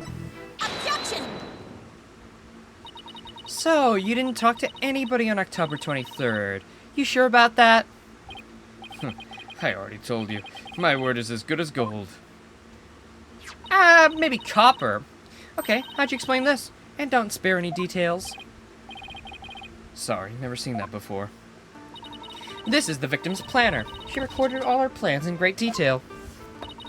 Take a look at this page here. It reads 23rd, meet with Hugh, and important. Don't you find that interesting? Where'd you get that? The key word here is important. You say you're at the archery range all day? But you also said a few students came and went while you were there. That doesn't sound like a great place for an important talk. But the entire campus was buzzing with activity before the mock trial. Where could they have possibly had a private conversation? I thought about that too. But the situation changes after the last bell. What's this now? The witness stayed after the last bell, in order to have a private talk with the victim. Am I right, Mr. O'Connor? This is insane. Must we go through this yet again? I suppose you also have no evidence as usual? The planner is usual evidence. The planner is very, very good evidence. It's her handwriting, it's her book. It's got lots of info. I see, I think it's pretty decisive.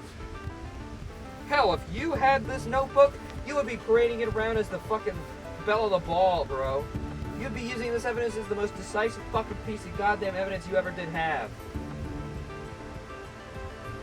You'd be pretending this shit was like straight up molten truth. No, I don't have any direct evidence.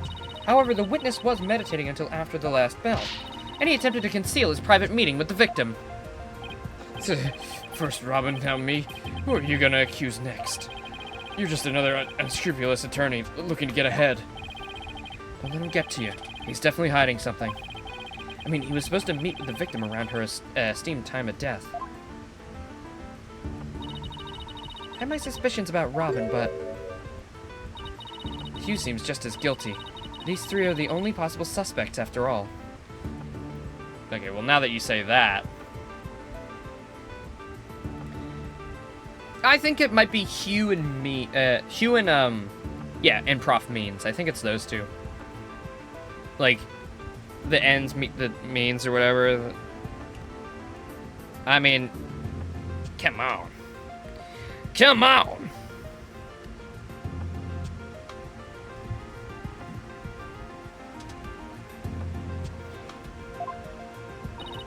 Mr. O'Connor, answer me this. Did you meet with Prof Court that day?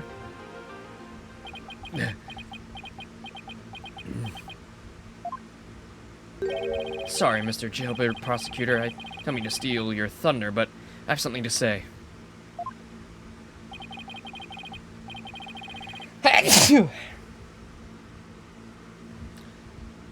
Sorry about that. I'm gonna use my bird to wipe away my snot. Come here, Tucker.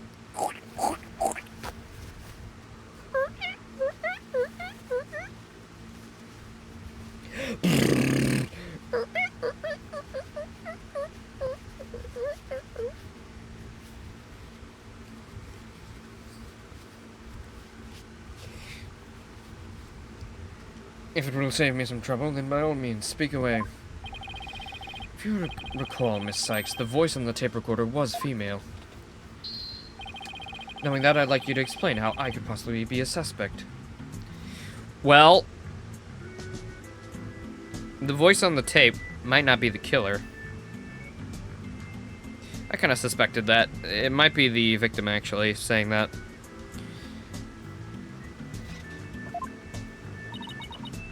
Ooh, he has a point. Impressive. Golden boy here does indeed shine gold indeed. Care to take the reins? You're more than capable of prosecuting this case. Sorry, but I'm studying to be a lawyer.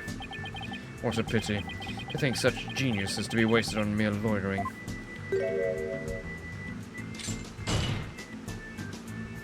At last, your moment is here. Sykes Donald. Time to refute Golden Boy's statement. And prove that you're the young prodigy worthy of the badge on your label. Could he lay any more pressure on? The voice is unmistakably female, so there's no point in arguing about that. Yeah, you're right. In which case, to whom does the voice on the tape really belong to? The victim! The voice on the tape belongs to the victim. That's the only thing that makes sense. Objection! Are you mad? The voice on the recording says you're a goner. That is something a murderer shouts at the victim, not the other way around. Yeah, that is a problem. You're a goner. You're a goner. You're a goner. Athena? You're a goner. You're a goner. You a goner. Hugh a corner.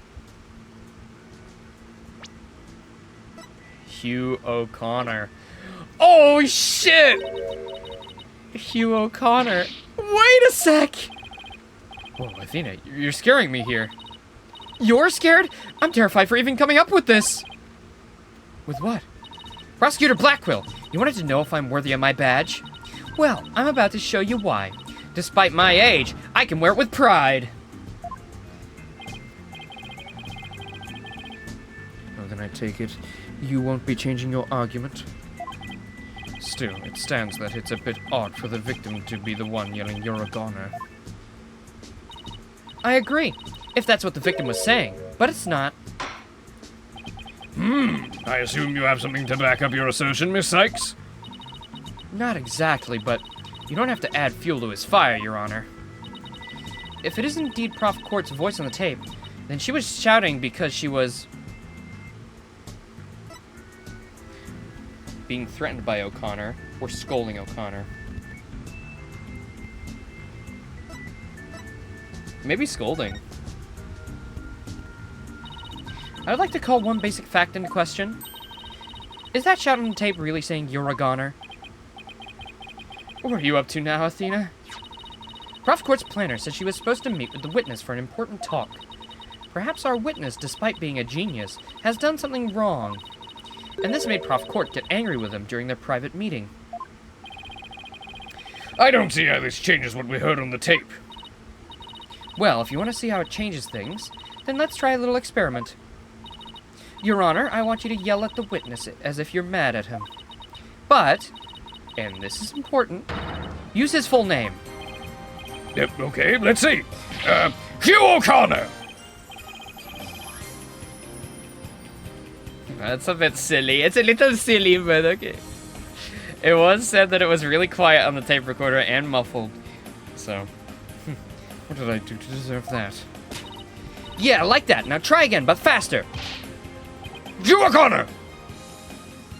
Hugh O'Connor.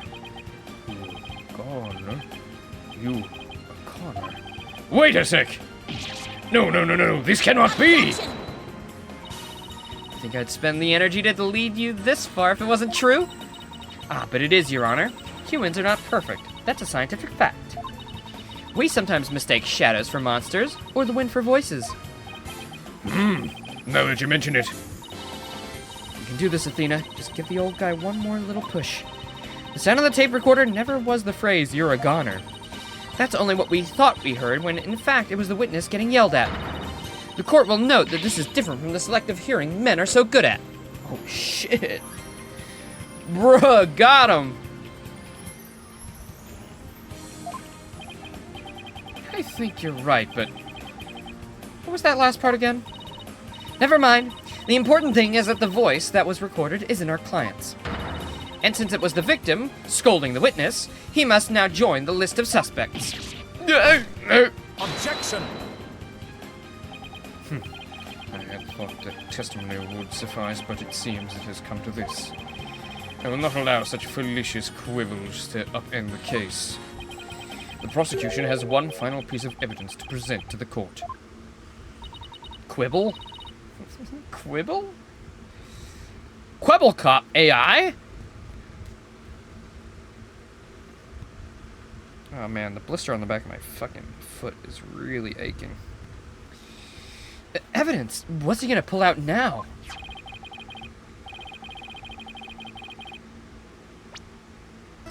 Look at this, look at that little photo. Oh, it's so cute. Fix your eyes on this photo and let me see that insolent look vanish from them.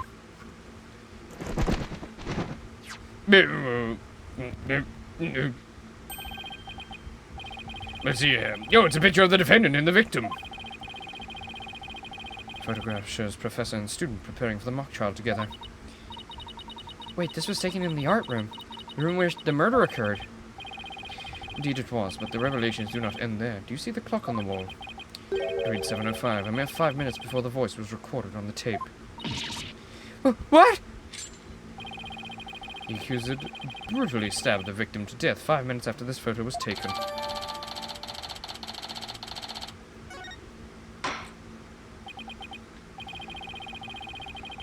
It seems the defendant's culpability in this crime is quite obvious. Junie was with Prof. Court just 5 minutes before she was murdered? What now? Nothing I say can change that fact. Understand now? You believe in your client all you wish, but try as you might. Such misplaced faith will inevitably be cut down before the cruel, steely blade of truth. Ah! Listen, Missy, the person you'd like to save is more than anyone else in the world. I'd be willing to wager that your defense isn't what they desire. But I became a lawyer so I could... You still fail to understand? There's so much pain and defeat. The courts are not the play yards of little children dressed as lawyers. So before you break your back in failure, run along home and grow up.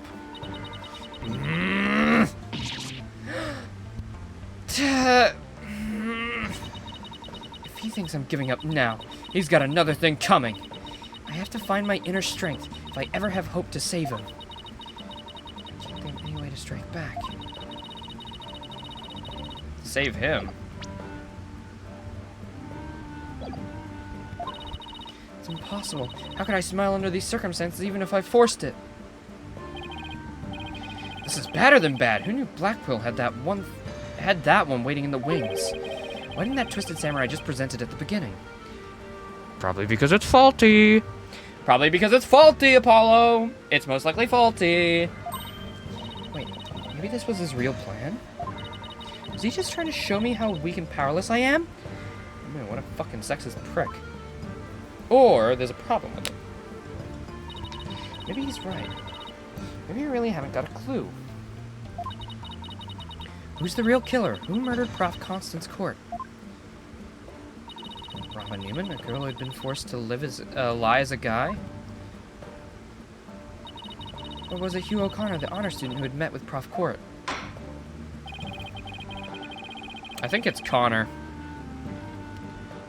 I think the evidence we have for Connor is better. But it could be a combo between could be a combo between all three of them. They are the friend group after all. Seems to be a little reason to debate the defendant's guilt any longer.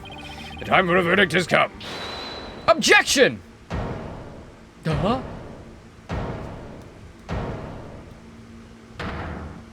Hey guys! No! That's not gonna happen, man! What's the meaning of this? You can't interrupt a judge about to hand down a... Maybe, but a false verdict is a no. What? Miss Newman, please explain yourself. Juniper's not the killer. I know because I know who the real killer is. You do? You know who the real killer is? What's she up to now? Yep, I know because the real killer is... M.E. Me. Teehee. Well, this is I think she's just protecting Juniper at this point. What? It was me! I did it all alone! Just me! I don't get it. Why is she confessing? Miss Newman was witness near the stage. There's even a related photo of her. The more I think about it, the more suspicious she seems. Robin Newman isn't the kind of guy who pins the blame on friends. Just so he can walk free! Get it over with! Declare me guilty already!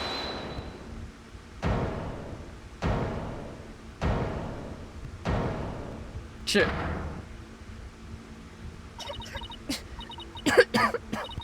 Please wait.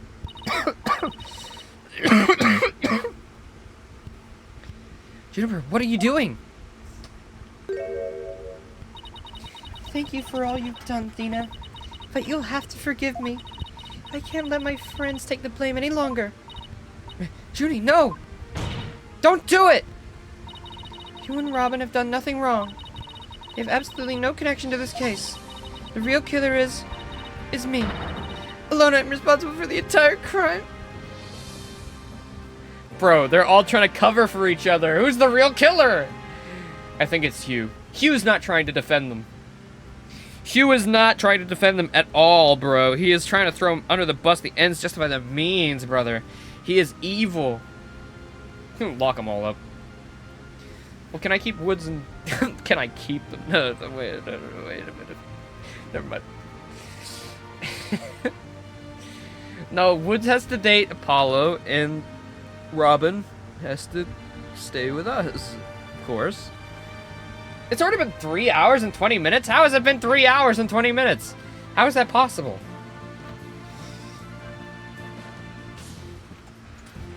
don't comprehend. What? Objection!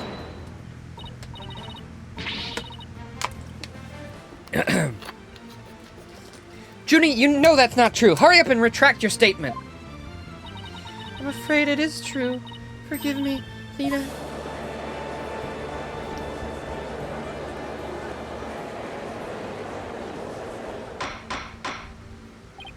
Order! Order! Will somebody please explain what's going on here?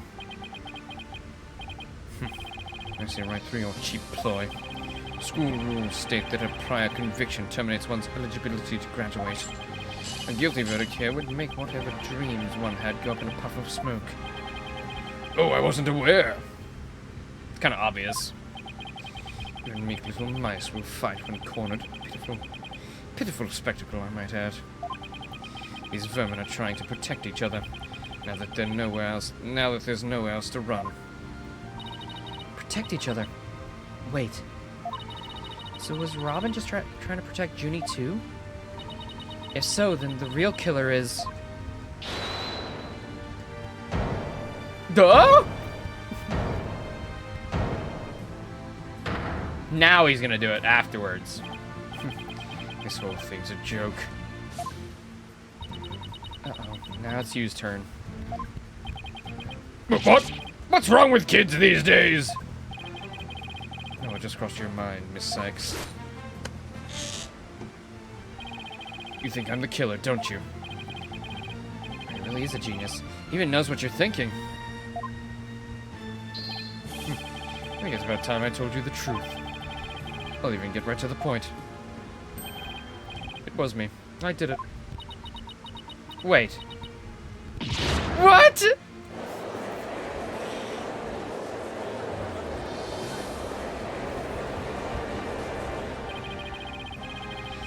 Now both potential suspects are claiming to be the real killer?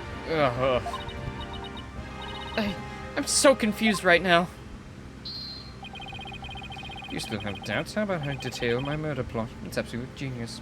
I think he is the murderer. It's either him or Prof. Means.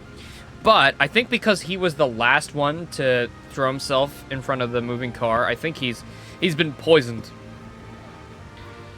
Especially, you know, with the whole Junie and Robin kind of conspiring against him a little bit.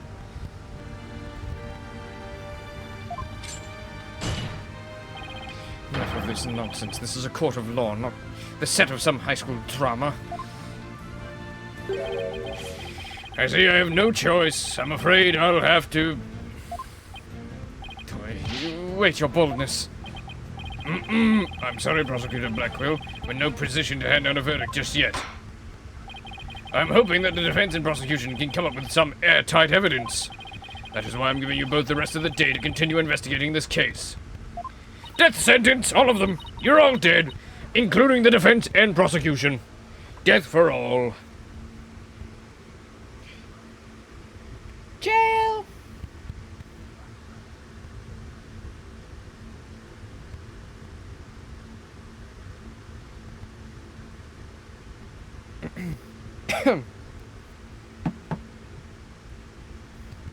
Pinch me, I think I'm dreaming. Fine, do as you wish. This brings today's proceedings to a close. Court is adjourned. Whippy!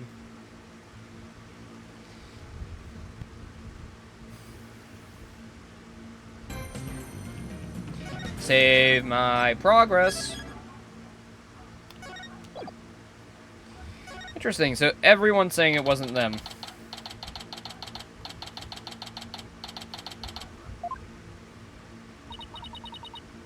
Sorry, boss, I couldn't do it. You know, that little bit of advice you gave me? The worst of times are when lawyers have to force their biggest smiles. I don't know exactly what you meant, but there was no way I could force a smile in that courtroom today. I'm just glad you remembered that. But now, how about relaxing a little? Relax? Not gonna happen!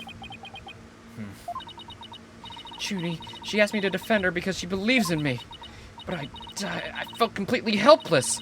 If it weren't for those confessions, I'd...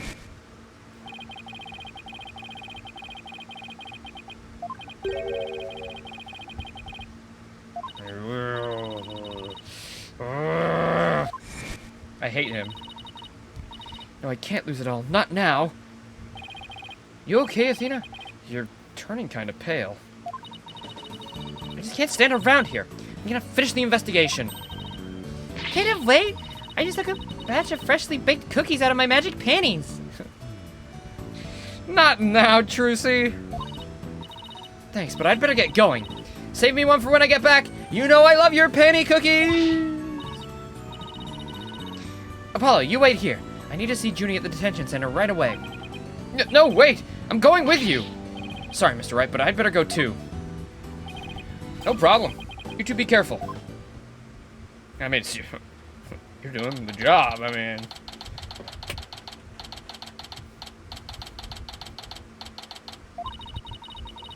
So much I need to ask Junie. What happened in court today? Where we go from here? Well, now, fancy meeting you here. Prof Means, what brings you here? I asked him to come. He arrived just a little before you. I wanted to ask him something, but first, Athena, I want to apologize for my sudden confession after you worked so hard to defend me. She was calling me Athena until just now. No, I should be the one apologizing. The whole thing spiraled out of my control. Athena, Don't worry, I'll really bring it tomorrow. I'll find something to prove your innocence. About that. Athena, I've been thinking of asking Prof Means to defend me. Huh?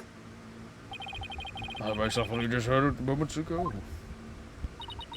Yeah, sure you did. Okay. Prof Means is doing something shady behind the scenes.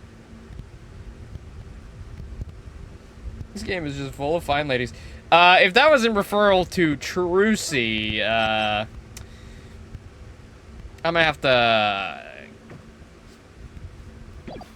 to call some people.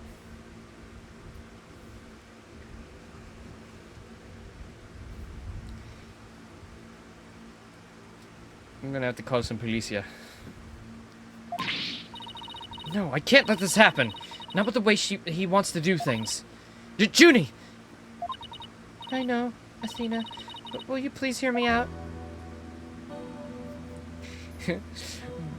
Wait, one second, chat. I did not know this information previously.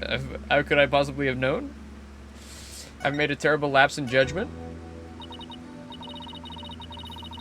Athena, do you actually think you or Robin could have committed this crime?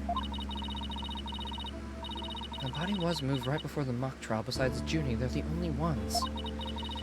Who could move freely around the campus at that time? A professor. I'm sorry, Junie, but at this point, I can't rule him out. I was afraid you'd say that. What about seeking a lawyer who can clear all three of their names? Only I'm capable of such a feat. But how can you possibly prove all three of them are innocent? I am a result-oriented person. Okay. He is evil. Like, I knew from the moment I saw him, this fucking disaster case is evil. Tomorrow I won't fail to have the perfect piece of evidence ready. Well, the end really does justify the means, especially for me. Prof. Aristotle Means. Ugh, I really don't like the sound of that. I'm sorry, but just as you believe I'm innocent, I believe that my friends are innocent too. Alright, if that's how you really feel, we'll respect your decision. Yeah, Apollo? But we want to continue our investigation. Can we ask you some more questions? Sure, I don't mind. Prof Means, would you like to stay and join our conversation? No. Yes, of course. I am your lawyer after all. There's that smile again. Why does it always creep me out? I mean, yeah, they're trying to hint at him the whole time as they're being creeped out by him. I mean, who couldn't be creeped out by that?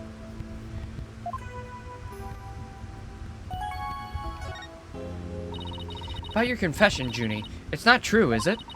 You just said that, you just said what you did because Robin had confessed on the stand, didn't you? Yeah, I wasn't thinking straight. All I knew was I had to help my friend.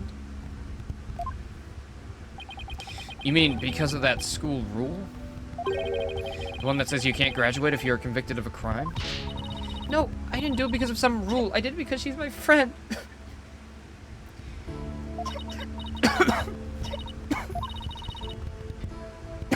Why is there discord in her voice again? Bros not friends.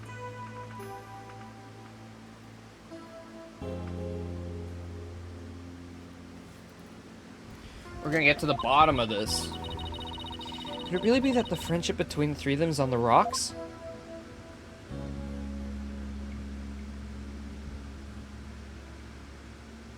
There's more here than meets the eye. When did you three become friends? Well, even though we were in different courses, we really bonded from the first day of school. We vowed to work together to bring an end to the dark age of the law. That was when our proof of friendship came about. There's that proof of friendship thing again.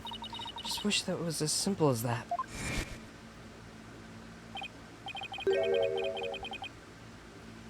We have proof of their friendship that they can't show.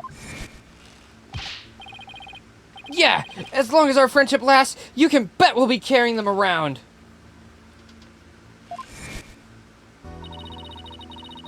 But the situation kind of changed recently, when the school's policy shifted to training legal professionals who produce results. Allow me to explain. In the lawyer course I teach, producing results means winning trials. Prof. Court, on the other hand, thought that finding the truth was the only valid result. Yep. You killed her because you didn't agree with her. Fortunately, that clash of ideals created a rift among our students.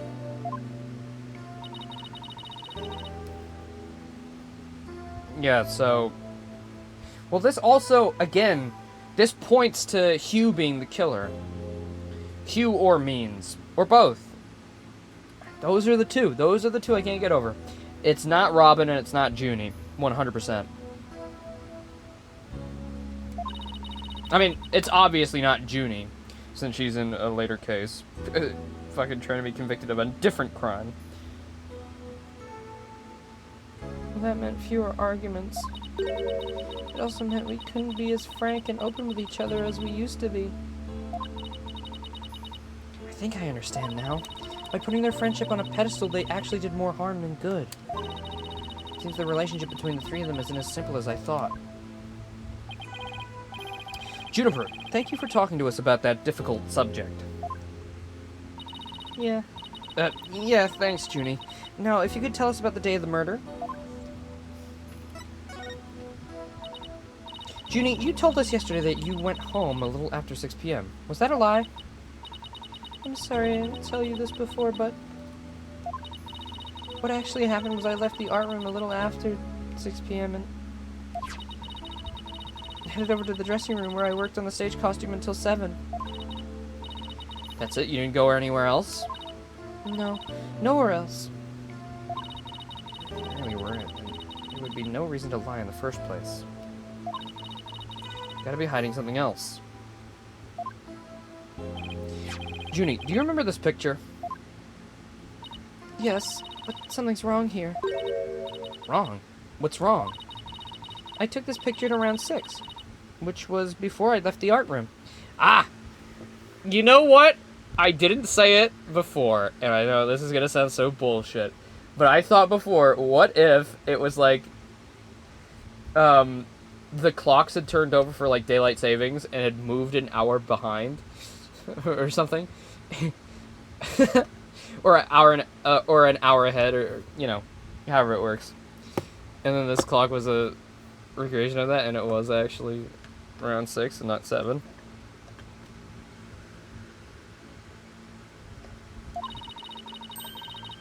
But the clock here says it's just after 7. By 7, I'd already been working on in my dressing room for some time. There's definitely something wrong with the time in this picture. I guess we better go check out the art room. Okay, just one last question about the day of the murder. On the evening before the mock trial and the evening of the murder, you ran into Hugh. Okay. She's covering for Hugh, dude. It's gotta be Hugh and/or means corrupting Hugh. Yes, I did.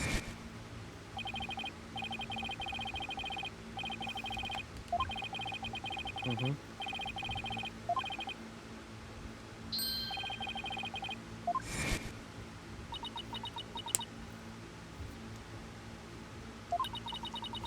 She suddenly went silent. She's always terrible at hiding things. She was trying to keep their meeting a secret by lying about going home at 6. Alright, I won't press into the matter any further. Is there anything else you noticed on the night of the murder? Well, I don't know if this will help, but that evening I went back to my dressing room to get something I'd forgotten there. It was well after the last bell rang. I'd say maybe around 8:30. Around 8:30, huh? That's over an hour and a half after the crime supposedly took place. That's when I noticed that both stage statues were finished. They were quite large and they were each covered with a white sheet. But I could tell. It made me happy to think that after all that hard work they were finally finished. Alright, the statues that Robin made.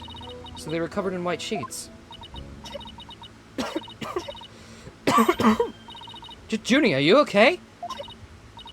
Sorry, I'm a little tired. That's all.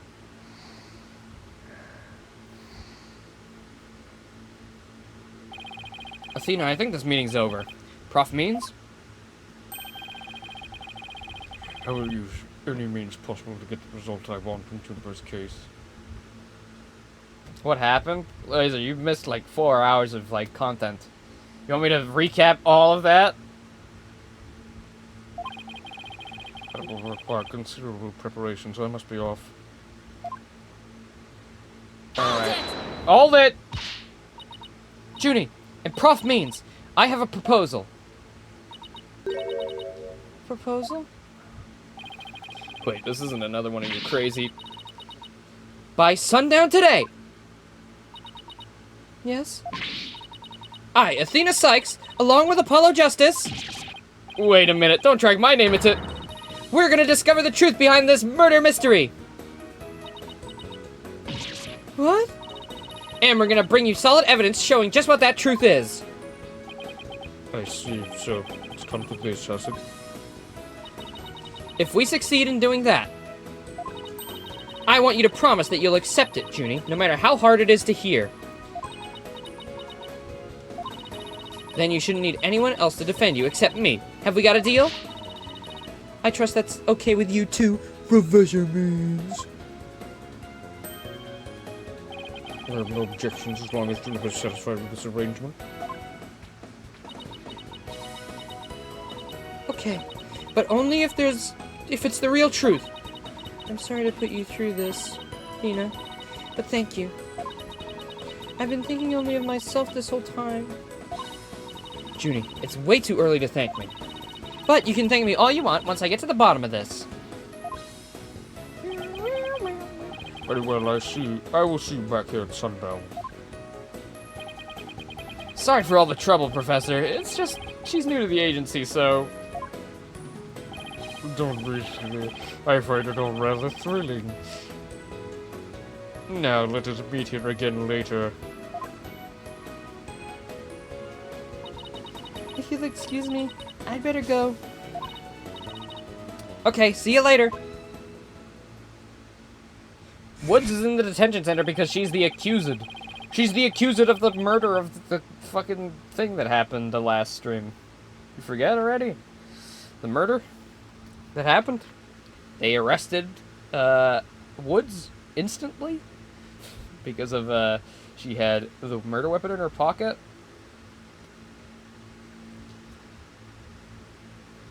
But yes, let's do a quick story recap of the stream for anybody who's tuned in. So basically, trans character based. She's great. Love her. Robin's trans. Let's go. We got Hugh is a bastard and probably the killer, 110%. It's him or Means, but with that evidence of the recording and the Hugh O'Connor's mispronunciation, I think that's pretty clear cut. The photo being not doctored, but the clock being wrong on that photo, which was the last piece of evidence that was given, further proves that it wasn't Junie, obviously. What else happened? We kind of argued a bit. Hugh passed by Junie on the way, and something was wrong about that. Their friendship is on the rocks, very much. Still a lot of discord there. What else happened? Well, oh yeah, we proved that the person on the videotape, which we got today from the box lady, not the videotape, the audio tape, was the victim and not the murderer. Oh yeah, okay. Thanks, jackass. There's nothing on the Discord. What are you talking about?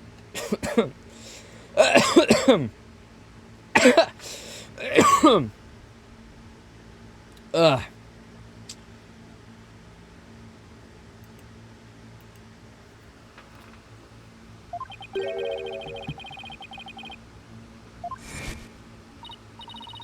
No time to be thinking about that. I've got an investigation to do. I will find the truth by sundown, no matter what. Well, let's get hopping. Let's get to it. Let's go to the art room. Can we? Art room. Are we allowed? Isn't that where we're supposed to go? Alright, I guess we'll just look around everywhere then.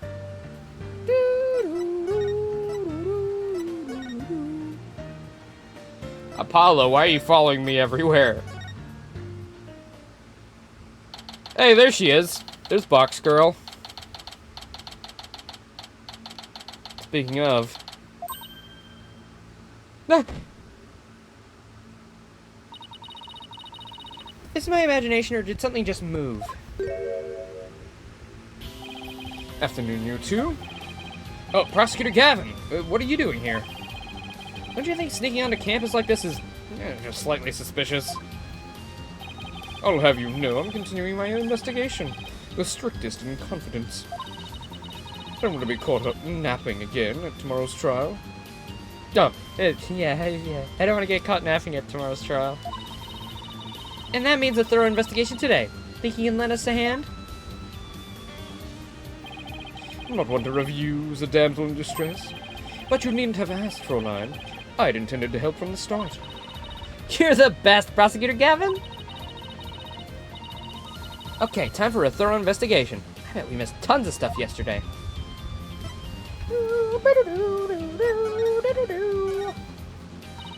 Prosecutor Gavin, you were scheduled to perform at the school festival, weren't you? That's right, but I hadn't seen the stage until yesterday. That backdrop with the starry sky and the crescent moon isn't half bad. I also had some tricks up our sleeve to make the concert really rock. Pyrotechnics, a fog machine, big banners, something like that. It would have looked like this.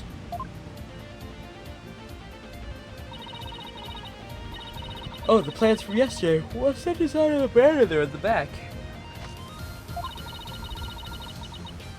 I know the scales are the school emblem. But what's with the number 6? Looks like it's in serious pain or something. What is she talking about? The number 6? Athena, Ixnay on the Ixnay. Ixnay on the Ixay.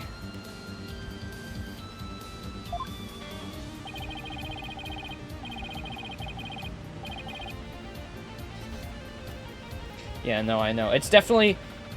I'm sticking to my guns that it's Hugh or Means. It's one of those two. It's Hugh or Means. Like, there's no room for doubt.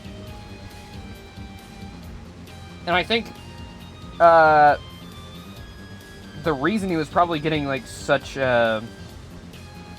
flack from the victim is because he was subscribing to our big old bastard's way of thinking. You know, it's justify the means, fabricating shit. Only looking for results.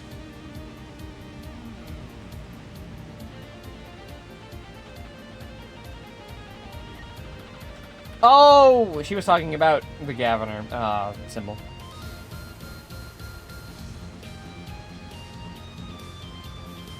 That's the Governor's logo, Fräulein. Oh, a nice pig Latin forehead, really smooth. Oh, I meant it looks like the number 6 rocking seriously hard. 9, Fräulein. It's the G for the Governors. Not a 6, but whatever floats your pretty boat. He called me pretty. Yeah, okay, alright. Enough. So, where is the banner? I don't see it anywhere on stage. It was an important part of the show, but the school managed to misplace it somehow. It's a pity. We had it specially made from heavyweight, high-grade cloth. A missing banner and 2 broken statues. There are mysteries aplenty to be solved, yeah? Come to think of it, one of the broken statues was of Prosecutor Gavin.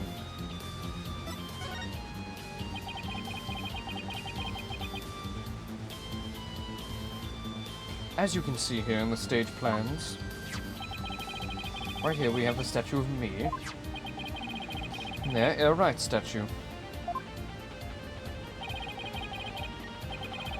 But little does that matter now, as we both lie in pieces thanks to you, Forehead. What did I ever do to you?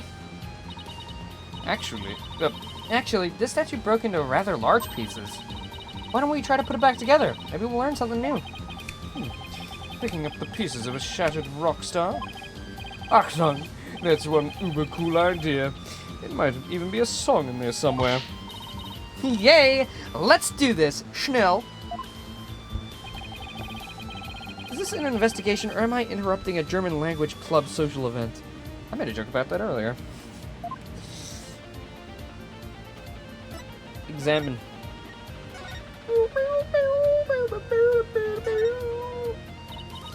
Wait, you don't think this weird box here is... Hands up! I knew it. I'd know that voice anywhere. Let's just ignore it. I mean, it made its wishes loud and clear.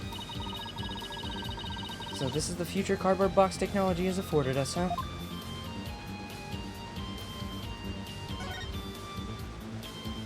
Ooh, ooh, ooh, ooh, ooh, ooh.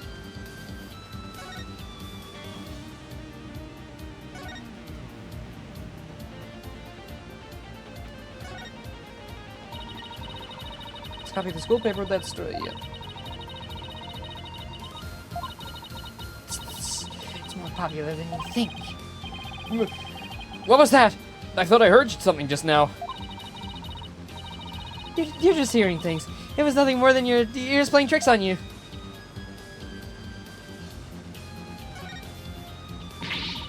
No, Prosecutor Gavin, you're a complete wreck. Literally. Why in the world would somebody do something like this? I don't know, but whoever did it must have felt an amazing sense of release. That's what she said. Can I take that as a confession, Forehead? What? No! I feel bad for Robin. She worked so hard on these. Let's pick up the pieces for her. You got it. Let's check every corner of this stage then, yeah? Found one, a piece of Prosecutor Gavin's shattered pride. You think my pride is as fragile as a plaster of Paris? Looks like there are other large pieces scattered about.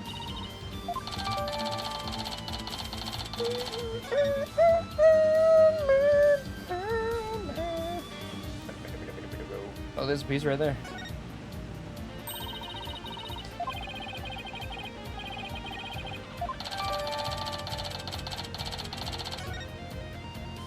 Yes, let's go.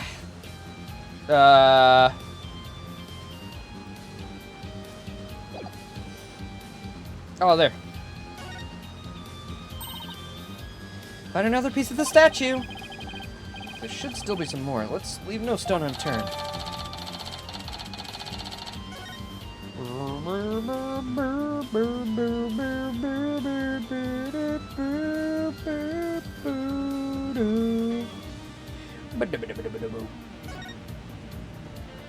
Oh!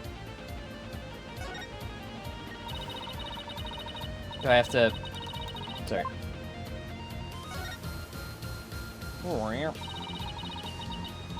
The other statue Robin made, it's been smashed to bits. There was some larger pieces, we were able to put this one back together too. Yeah, but all I see are little itty-bitty ones. I wonder what Mr. Wright would think. If he knew what... we put Prosecutor Gavin's statue back together, but left his like this. Well, we could always come back to it after the case is solved. I'll help you fix it. Ah, there you are. Sneaky, sneaky. Found another piece of the statue. Should still be some more. Let's leave no stone unturned. Really?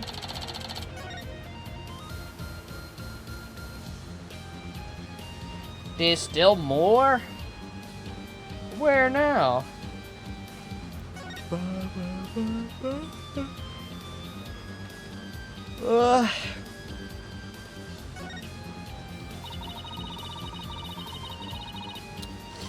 Wow, they built a witness stand too, even though it's just a temporary stage.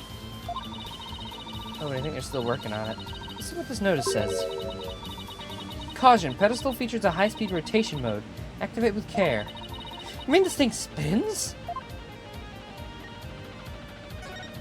Everything's done over here, apparently. Bum, bum, bum, bum, bum, bum, bum.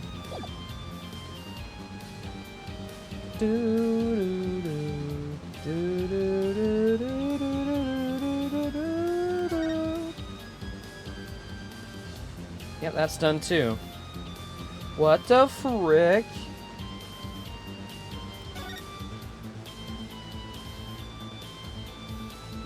I like this little guy on there, the little cleaner guy.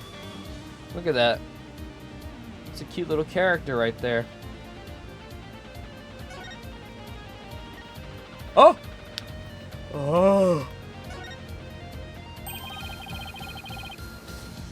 Do we know what the statue was? A laser.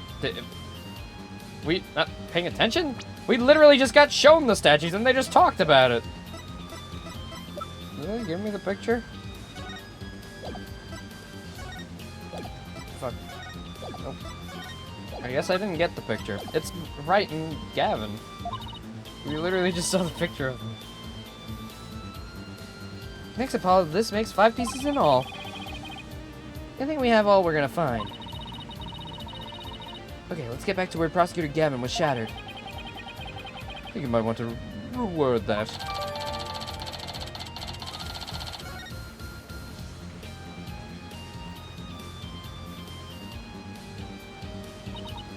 Well, I don't see any other big pieces lying around. Yeah, let's see if we can't put this statue back together. Alright, Apollo. You come over here, Prosecutor Gavin, if you could hold this.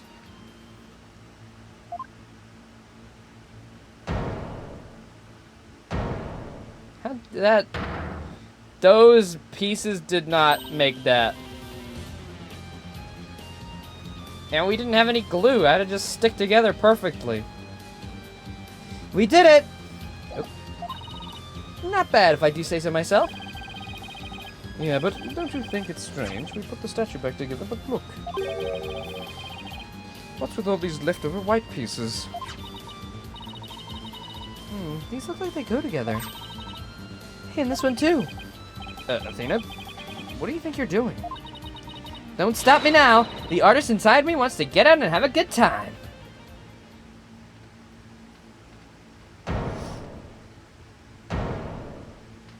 Oh. That did not make that. That's not how that works.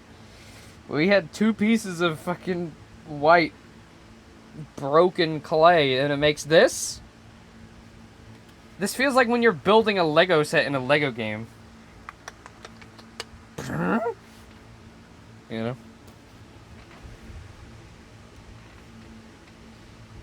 You're gonna wear the golden badger costume and kill 5 kids.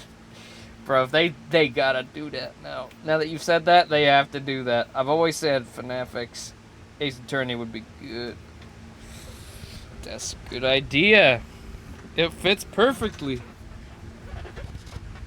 be such a good parody. So, what is it? Ah, it's the goddess of law holding a pair of scales in one hand and a sword in the other. It's quite the feat you pulled off there, Fraulein. Phew. Love that feeling you get after you work really hard on something. No, I knew who it was. I meant to ask, what's it doing here?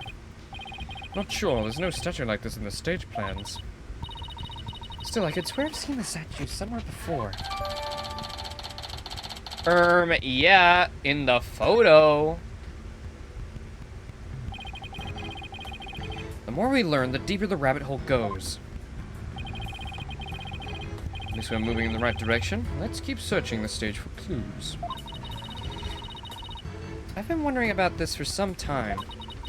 You know that pole at the edge of the stage?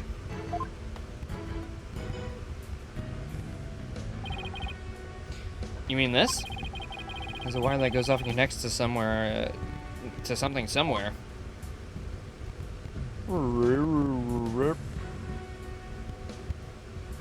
How did nobody see that? Is that bloody? Is that blood? Impressive building, fit for an impressive school. Man, these beautiful walls are like a big blank canvas. See, my shoe prints really, leave really distinct marks. Hey, cut that out before you get us in trouble. This wire is for hanging banners above the stage. One of the policemen who was here earlier was checking how it worked. Oh, so that's why the banner looks like it's out of place. The banners are hung and removed from the art room over there. That's the art room over there? As in the scene of the crime? Bingo, Fraulein. It was crawling with cops, though. Hey, anyone in the art room?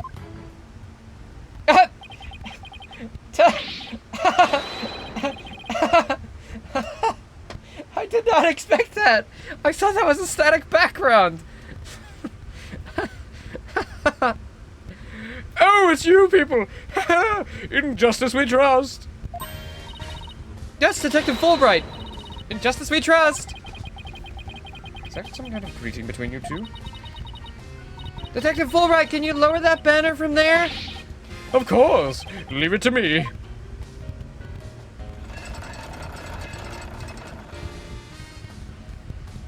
That's awesome. I love him. How's that? You.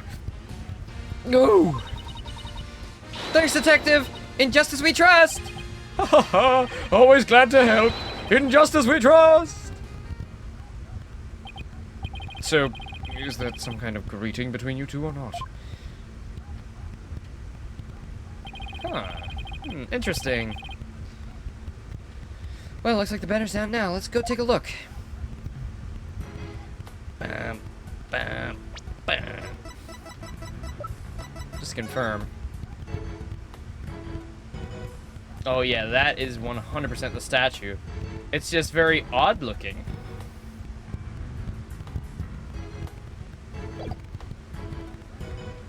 God, my foot fucking hurts. It hurts so bad.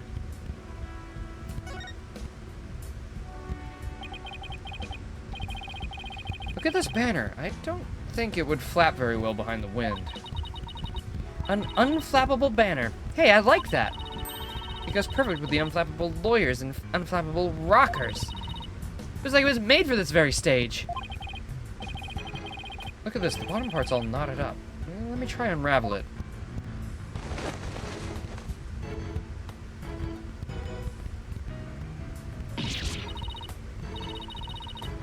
Piss stain, there's a piss stain. Jeez, you really have to? You don't come across an unflappable banner every day. Tina, there are some things that have to yield to forces beyond themselves. What a cruel world we live in. Huh? Huh? Whoa, whoa, whoa. Hey, a scrap of paper. It was caught up inside. It's blowing away. I got it! Yes! Great catch, huh?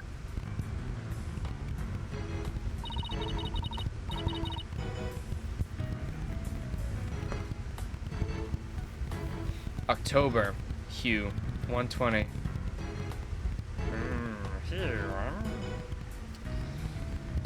Let's look what kind of note. What does it say? October. Hue 120. What's that supposed to mean? Test score, maybe? Pretty impressive when you consider that 100 is a perfect score. I don't see how even Hue can get beyond perfect. Fräulein, shall we inspect the banner again? Now that's been unraveled.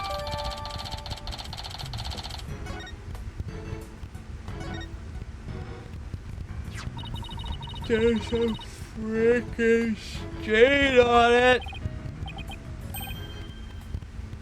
Hey, you're right. Wait a sec. It's hard to see against the red material, but look. There's a dark red stain here, just under the emblem. This banner was on a wire connected to the art room. Right, and the art room is where the murder occurred. Are you thinking what I'm thinking? This stain might be from the victim's blood. Oh my god! Let's freaking go! It's not a good thing, but I guess for our case, it is. Right, Fräulein, what a wonderful piece of evidence you have there. But I imagine no matter what you present, it would be impossible for it to be more persuasive than your beauty. Too bad it doesn't work that way in court, too. Bro is just outright flirting with her, and she just does not care. She's so just oblivious. She just doesn't give a flying fuck. The statue doesn't look anything like you or Mr. Wright. The goddess bearing scales and a sword, she's a symbol of fairness and strength. But she and her symbols were shattered along with the statues of you and Mr. Wright. This is a direct challenge of the rule of law. Well, if they want to fight, they've got one. Take it down a notch, Tiger. Let's save the fighting for when we find our culprit. That was a whole lot of poking around in a short time. Does that mean you're satisfied? Actually, there was one more thing I wanted to check out. See that metal fence back there? That's just one segment, so it seems out of place. Looks like they were in the process of removing the bushes. After the stage was set up. But they were never able to finish on account of the murder. We should take a look. You know, if you think it could be important. This track looks man-made. Hey, you're right. Looks like it starts from from behind the backdrop. Maybe a muddy pro wrestler was hiding back there? Well, that was totally random, but we'll never know until we take a look. Looks like something was being dragged through here. And this is where it started. Yeah, but whatever it was, it's long gone. Must have been pretty heavy. Oh, must have been pretty heavy. Perhaps it was being used in setting up the school festival. No, I think it was used in preparing the crime scene. As in, that was the corpse. That's kind of obvious.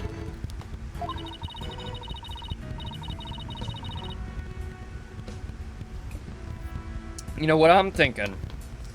You know what I'm thinking? I'm thinking perhaps they had the body wrapped in that banner.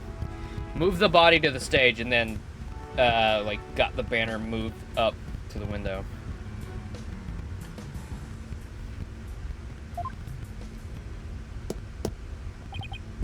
Well, that's about it for the stage. Right, I think we'd better search the art room next.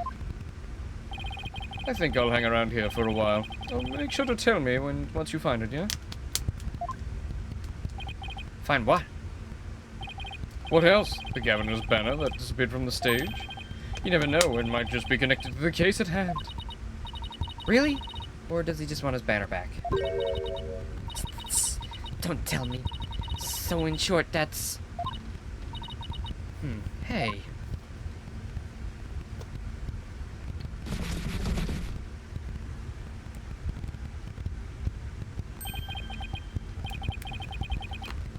That box, it just took off running. I have a pretty good idea who that is, as I suspect you do as well. Unfortunately. Come on, we can't afford to have any weird articles written about us. The maintenance area is over in that direction after that box!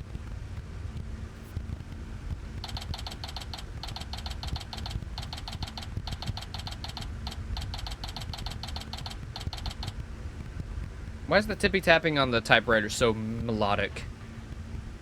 Feels like I'm jamming out every time.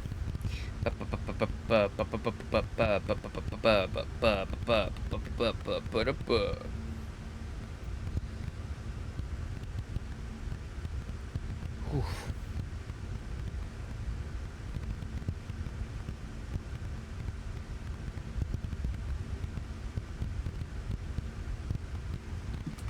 All right. Did that press anything? No, I accidentally put my phone near my like near my keyboard. I thought it pressed something. No, we're good. Okay.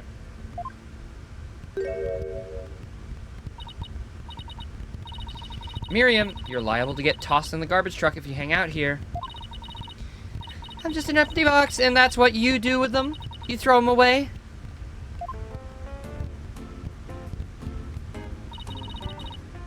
Hey, did you change boxes? I like the new look. Yeah, I do too. I like this new look. I like this new box. Look at the little SpongeBob fucking looking ass. Saying, actually, it is danger toxic. Crime cleaner. Get sparkling clean with force. Hey, did you change boxes? I like the new look. Doesn't matter anymore. I was a complete failure in court today. My work, my pride, my dreams. Everything I worked so hard for is gone.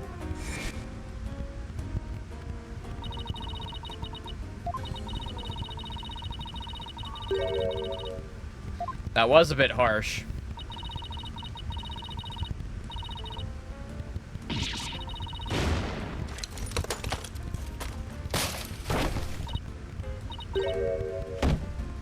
Yeah. Come to think of it, calling her a failure as a reporter might have been a bit extreme.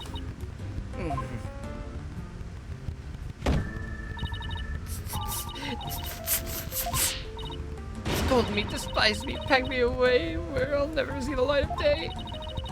I've been cast aside to waste away into a big pile of mushy paper mache.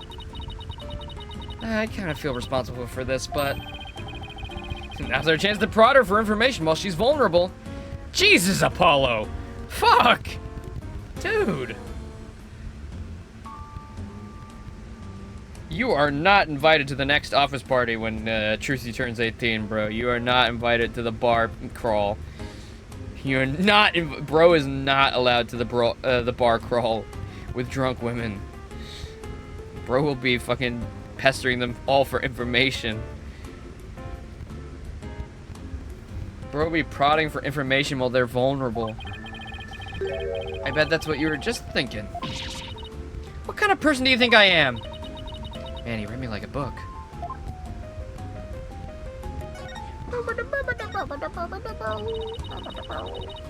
That was you on stage earlier, wasn't it? Why'd you run off like that?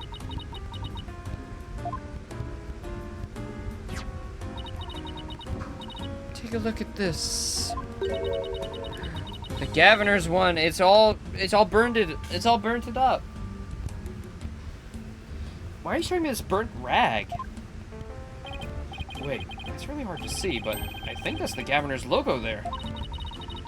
So this is the banner that disappeared? It's all burned up. Oh, look at me. I just happened to find it in the incinerator. Incinerator? Did Blackquill actually make good on his threat to burn her box? We should probably find out whether someone tried to destroy this on purpose. Yeah, this banner's sounding less and less unrelated to our case, Apollo.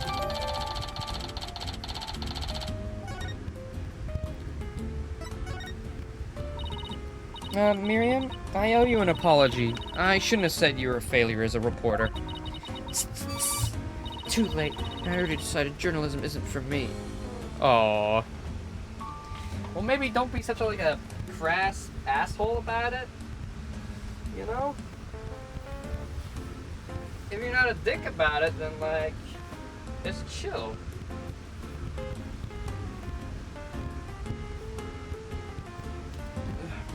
Sorry, I gotta stand up every so often. My ass is all sweaty. Ugh. The last step is to erase all of the photos on my PC. I'm really gonna do it. Here goes. 5%. 10%. 4 years of my life down the drain. Should we stop her, Athena? Miriam, you should keep publishing your paper. I didn't mean what I said. Okay? You didn't mean it? Oh. No, my photos! Stop! Cancel! Abort!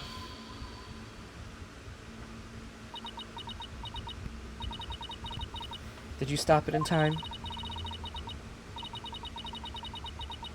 Completion progress.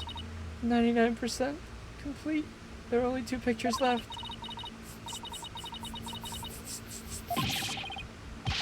What are you gonna do now, Athena? You owe it to her to make this right.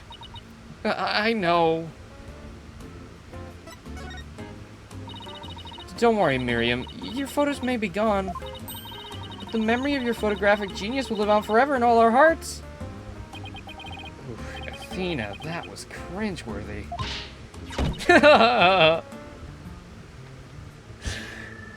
Oh man, I shouldn't have skipped so quickly. I need that. I need that image. I need that. I'm gonna need that.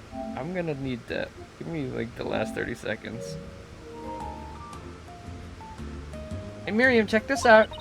You took some amazing photos of the 3 of them. I'm sure they really appreciated it.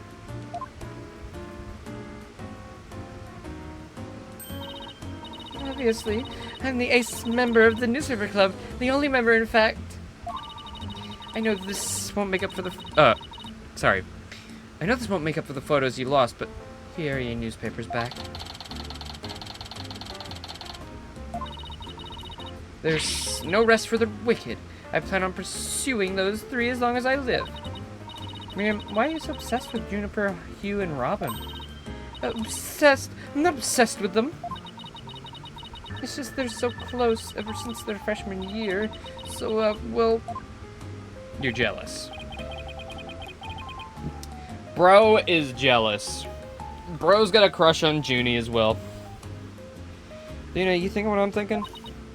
Yeah, I think that's the only explanation. Wait a sec! You're not thinking what I think you're thinking! Objection! That's exactly what he's thinking, Miriam. You want in on their little trio.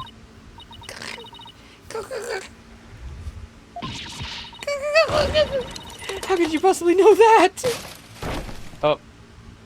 Your laptop. Adorable. That's one abused laptop.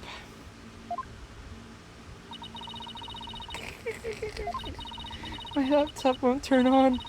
Never thought my life would end so soon. Mere 17 years. I really feel bad. Oh, I know! Miriam, we have a laptop at the office. We'd be happy to lend it to you. Huh? You have a laptop I could use? Sure, but on one condition. I want you to ask Junie, Hugh, and Robin if you can hang out with them. What? Like I could ever do that? Sorry, but that's the deal if you want to borrow our laptop.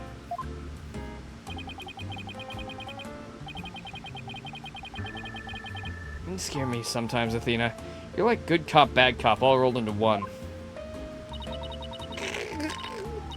Fine, I'll do it. That's all you want. Yay, I'll be by later to bring you the laptop. Wait, it's not like I owe you anything, but here.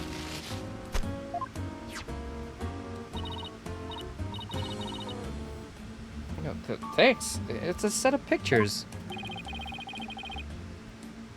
Looks like they're setting up the stage. Oh, I like the detail on Robin. I can still see her eyelashes even though she's in boy mode right now. Poor Robin. Feel bad for the gal. Oh, she's making the statues. Yeah, I took them when they were putting the stage's backdrop into place. Wow, you sure have an eye for photography. From what I can make out, anyway. And look who's standing there.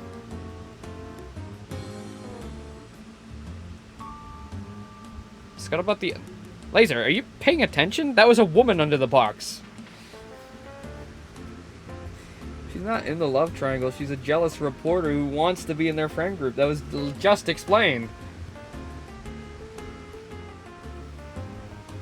Sorry, I know you haven't been here for the whole time, but they did just say it. I know you're lacking some, like, context, but they did literally just say that.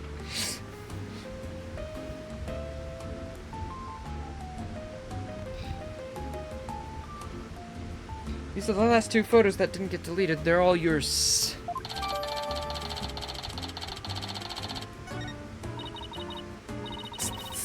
Well, see you around, scary lawyer lady. You know I'm the same age as those guys you want to be friends with. And I'm only a year older than you. She's gone. That was really impressive, Athena. What's next? Also, I don't think Wright will let you use the laptop. It was pretty expensive. Yeah, I know. Well, I'd like to talk to Hugh or Robin if possible. Okay, let's walk around and see if we can find them.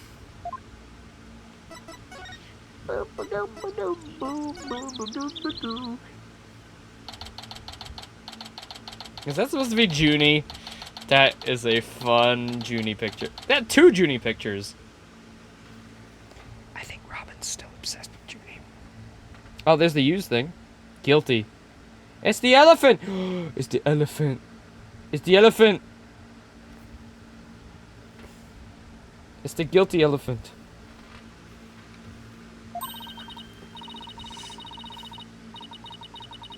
Well, here it is, the art room where the grisly crime occurred. Let's start looking. Stop right there. This is an active crime scene. No unauthorized personnel allowed. What? Can you make an exception? You won't even notice we're... Freeze! I don't think so. No exception. Now move along. Nothing to see here. Doesn't seem very accommodating this time. Let's try again later.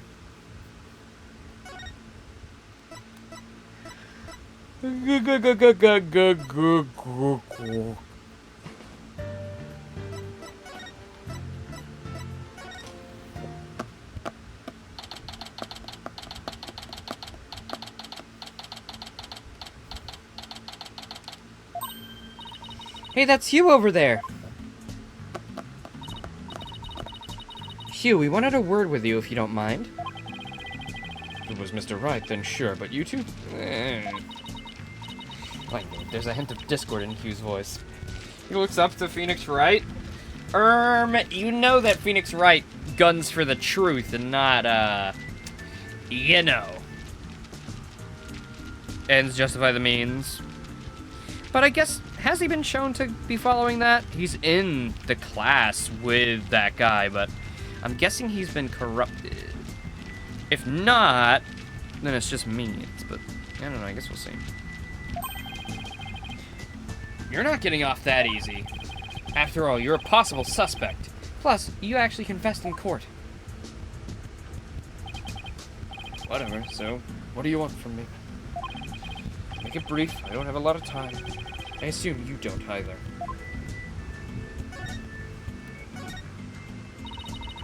About your confession today, you weren't serious about that, were you?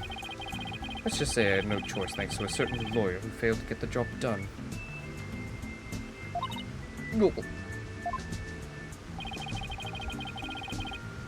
So you're really prepared to take the blame for this? Not gonna happen. The voice on the tape is female, so that rules me out. Let's put it this way. You don't actually believe that ridiculous play on words, do you? Well, my confession is just like that. A means to an end. Or as we say around here. Yep, okay. Okay, buddy. Alright, pal. To hell with you. Oh, demon! You've lost your way. The end justifies the means. Ugh, I actually do believe the voice is shouting Hugh O'Connor. Juniper's confession was quite advantageous for the real killer. But if Robin or I were really the killer, we wouldn't have confessed. It's that simple. And that's exactly why you did! Even you should be capable of reaching such reasoning. Or have I overestimated you? You'll make a great lawyer someday. I mean, you seem to enjoy getting under people's skin.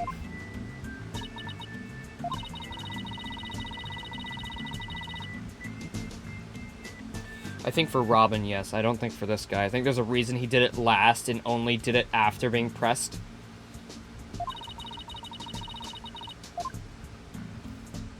I think it's a double-double. A double bubble, double bobble, double trouble. Bubble, bubble, bubble, bubble, bubble. Beeble bobble.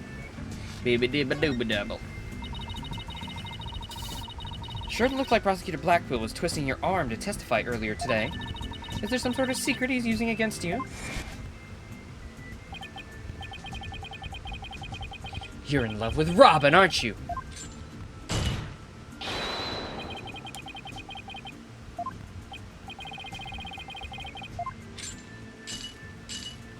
Yes, I remember. That wasn't even that long ago.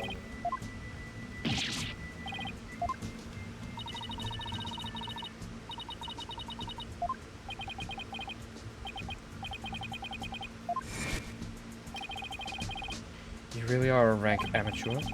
Even if that were true, you think I'd open up to you? So he's not denying it. That secret might be causing discord in his voice. And again, we have the same problem with Junie and Robin. You're just wasting your time, and mine. Next question. About that meeting with Prof. Court on the 23rd. Why'd she want to see you? No intention of telling you. You'll have to force it out of me, any way you can. Bro, it's you and Means. You and Means are calculating some evil plot. This is fucked up. You've been tainted. Your friend group is in shatters because of you. You've been tainted.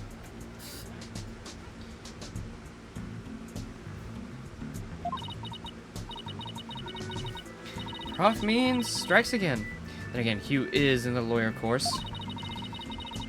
Didn't Prof. Court used to say that the only good result is the truth? So why don't you drop this old charade and just tell me the truth? Truth. I can be so sure it will help you solve the case. The truth isn't necessarily your friend, or Juniper's for that matter. No, you're wrong! I don't care what anyone says. I'm gonna defend Junie the right way, using the truth. And that's the only way to honor Junie's wishes and Prof. Court's memory. I see very well, Miss Sykes. I'll testify tomorrow about the truth you're so interested in. Here. But... don't look to me if something happens to Juniper because of it.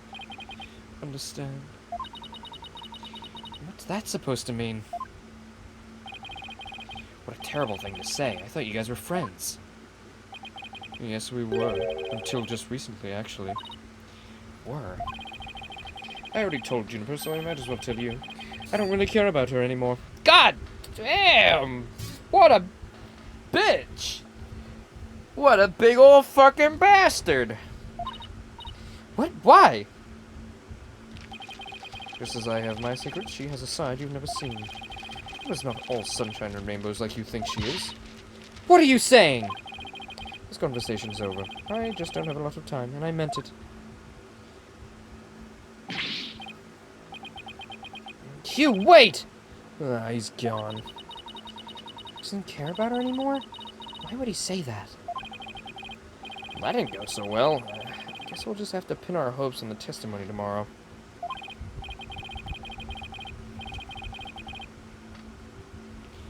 Yeah, I mean, it's him or Means or both or one or the other, or he was coerced into it or whatever.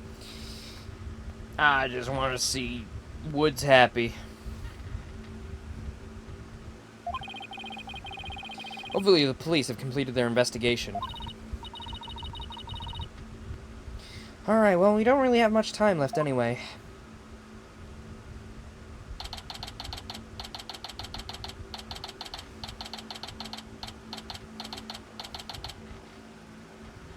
Is that supposed to be the judge? Is that supposed to be the judge's fucking head right there? Pretty good. Pretty good. Oh, why, if it isn't my little lawyer friends again. Thanks again for lowering the school banner for us earlier. Don't mention it. Helping those in need is what my brand of justice is all about. Right. This art room was where the murder actually occurred? That's right. You can't see it with the naked eye, but there's blood on the floor. That area roped off in the middle of the room marks the spot. The police investigation's done, so if you want to look around, knock yourselves out. Oh, great. You're right. Cool. Find anything new, Detective Fulbright? Ah, good question. Unfortunately, the answer is nothing much yet. Sure is confident for having found nothing. But if we're talking outside of this art room, there has been a major breakthrough. Oh dear. Unless I find out what that is, I don't know what I shall do. No need for theatrics. I was told I could fill you in on this one. Wow, you saw right through me, Detective. I'm impressed. Looking to get arrested for murder via unwarranted flattery, are we?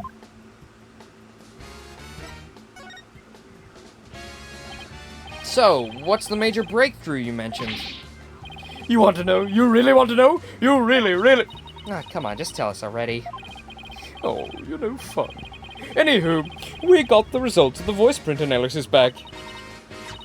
Voice print? Oh, you mean for the tape recorder? Exactly. The voice belongs to the suspect, Miss Woods, beyond a shadow of a doubt.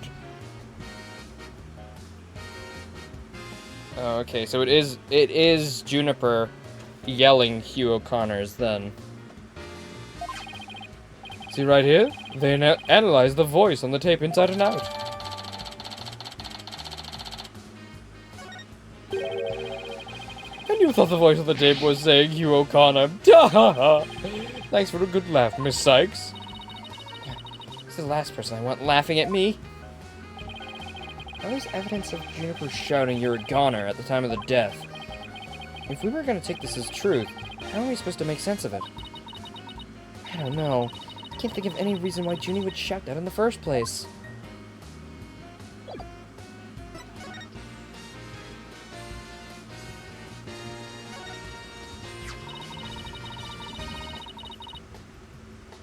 A mock trial script on the floor, and nearby an envelope marked "Use." Brum brum. I wonder if Miriam's script was ever actually inside that envelope. Let's see here, by Miriam Scuttlebutt, and the title is Rouge et Noir, Crimson Blood and Dark Judgment.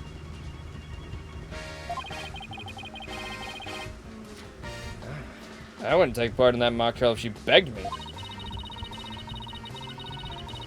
Says there are special rules allowing the payment of bribes while court is adjourned. Oh, and you can bring in up to $3 worth of fabricated evidence. It also says, welcome to the darkest mock trial ever, where the ends justifies the means? Prosecution claims this is the script that was supposed to have been used. The scripts were selected by Prof. Court, considering how much she valued the truth.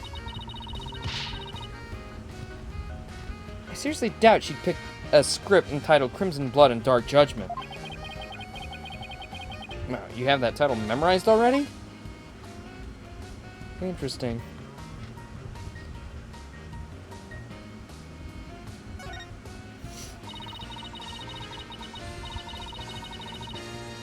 Picture of a girl wearing a floral hat. Oh, and the artist's name right here. Court. Wow, Prof. Court must have painted this. So is this what they consider art? Yeah, I really don't get it. I swear I've seen this girl before. There's an air of fragility about her, and those pity-inducing eyes. Who is this again? Ah, her name's on the tip of my tongue. Come on. Come on, Brett. Picture of a girl wearing a floral hat. Oh, it has the artist's name right here. R. Newman. Wow, Robin must have painted this. Is this Juniper? The clothes are different, but... Oh, look, there's a piece of paper stuck to the back. Let's see what it says. Clearly lacks Prof. Court's artistry. Must keep practicing. Robin. What do you... yeah, okay, it's not, like, abstract, but it's beautiful. I think this is plenty good myself. I wonder what it would have looked like if Prof. Court had painted Juniper. I bet it would have been really artistic looking. Yeah, like that. This, like that, right there. Like right in front of your fucking eyeballs. There's a paint palette here. No surprise there, considering this is an art room. Someone makes yellow red to make orange. Oh, fucking genius alert. I prefer yellow. You, on the other hand, are way too red. What's that supposed to mean? I think this is saying that the two of us have to work together to solve this case. Ooh, what if this Prof. Court sending us a message from beyond the grave? How about the blob right next to it? The one with the red and green? Maybe she's implying that you need more delicious greens in your diet? Or that you'd need to date Juniper? Are you saying Prof. Court's watching over our dietary habits from the pearly gates? Hey, it's gone. Remember that strange statue in the school camera photo? You're right. Wonder where it is. Robin's a member of the Fine Arts Club. Maybe she could shed some light on this for us. Some wire and a winch. So this is how they reel the banners in and out. There's a nice view of the stage from here. Prosecutor Gavin's still standing in front of that broken statue. So it really wasn't you, Apollo? Don't worry, you can tell me. I won't tell anyone. Ugh, I'll never clear my name unless we catch the real culprit. Hey, look, that's you on this mobile, Apollo. A red demon. A red demon? It's more like a snake curled around a brush, if you ask me. Oh, I see that. No, no. See the antennae? The yellow spots on its back? Anyone can see it's a ladybug.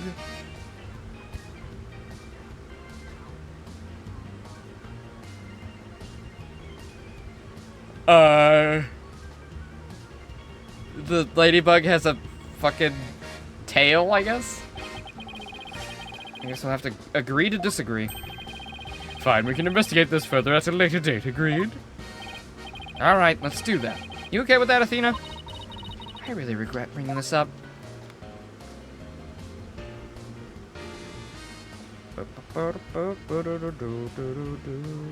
What is that? Kind of looks like there's a prosecutor's badge at the top of this statue. There's not if you look real close. What a strange, difficult to understand work of art. Oh look, it's got a title. Guilty, guilty, guilty. Real creative. Art. Either it's too abstract to understand, or it's as subtle as a sledgehammer.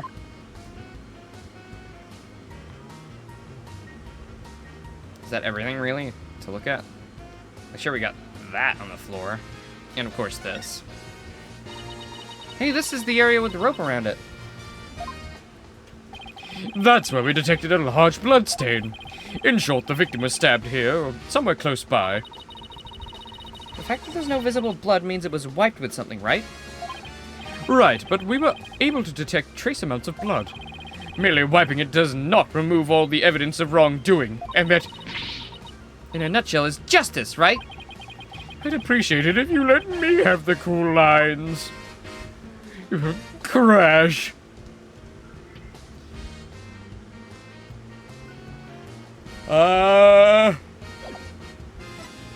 Nothing else too important. I think the main thing was getting more info on that statue.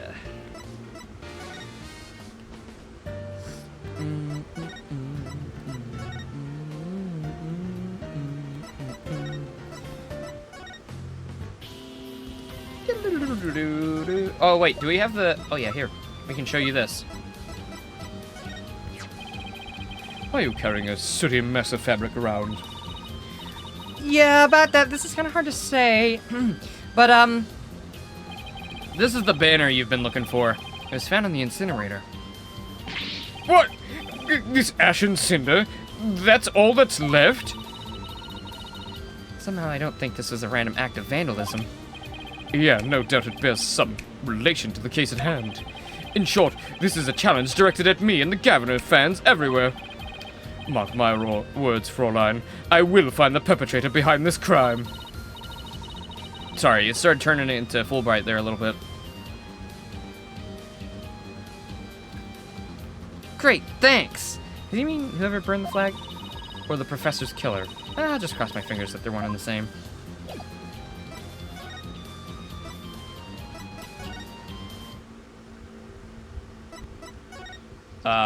She wouldn't be at the agency, would she? No, just Trucy.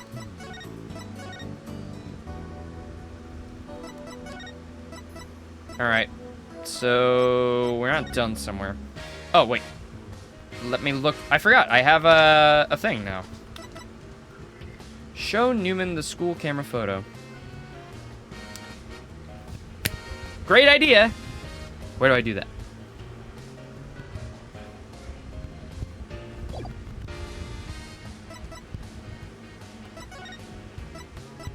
Did I just literally go everywhere?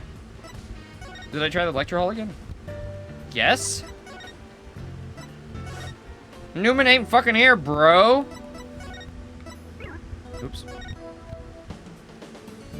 Ba ba ba ba ba ba ba. Newman's fucking dead.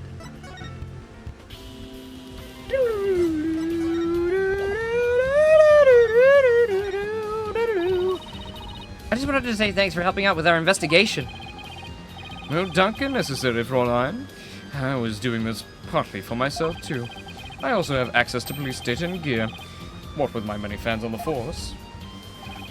I assume you always get official authorization, right, Prosecutor Gavin? You are such a stick in the mud, forehead. Let's just say I have my ways.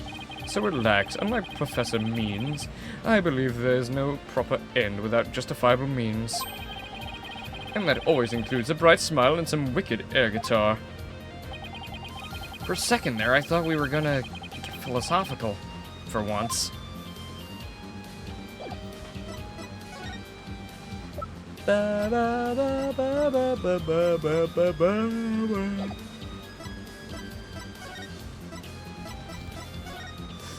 Where? Did I didn't mean to go there.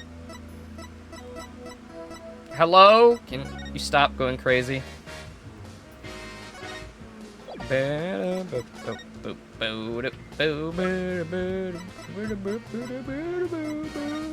big boss. I see, so that's your symbol of justice. Well, here's mine. In justice we trust. I'd be happy if I never saw one of those again.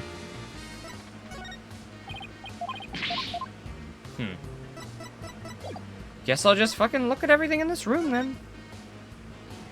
Maybe it was really looking just this statue and that was it.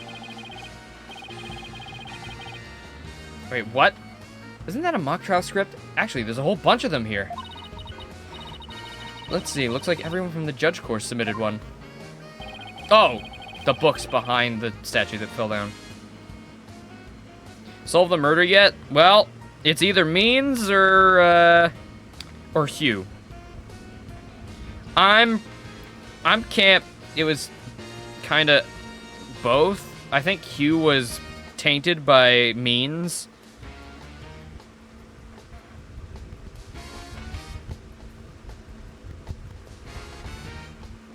But we still got some investigation to do. So if the game wants to like fucking pull several loopholes, definitely not our trans queen.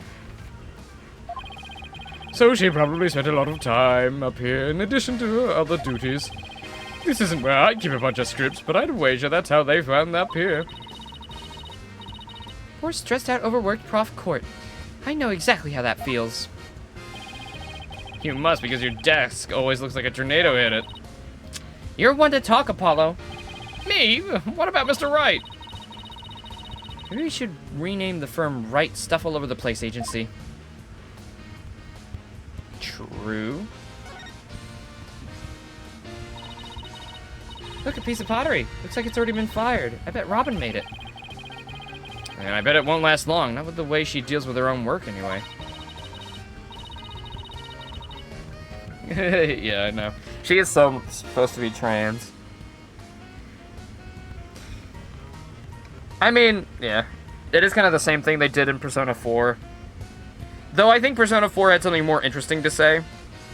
I think Persona 4 had a way to justify her not being fully trans, but here it could have been, I don't know.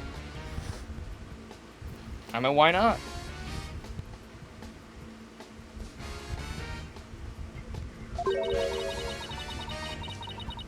Looks like bloodstains the way the glaze was dribbled on it.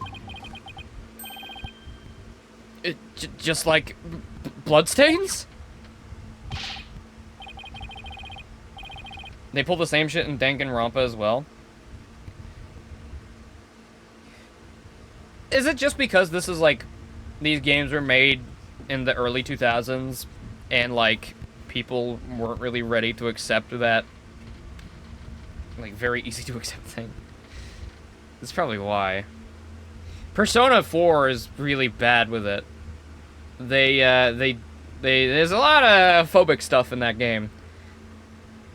The actual story behind... Oh my god. Now I gotta look it up.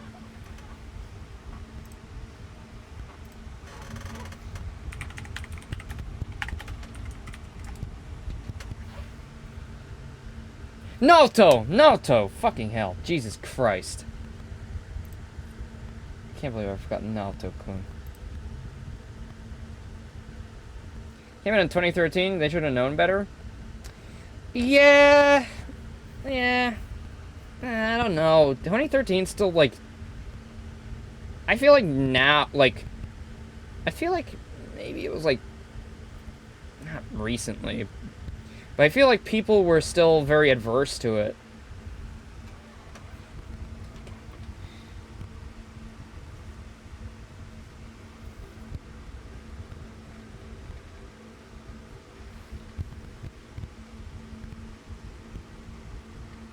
I mean, we should have known better from the start. Like, who gives a actual fucking shit? Like, do what you want with your body because you are a pirate. Yar har fiddly-dee. Didn't anybody listen to the Lazy Town song? Jesus Christ. In Justice We Trust. That does look like bloodstains. We'd better examine it at once. You're telling me you examined the crime scene and didn't look at the bloodstains on the pottery? Okay. I get it. The victim was stabbed in the middle of the room where the big bloodstain is.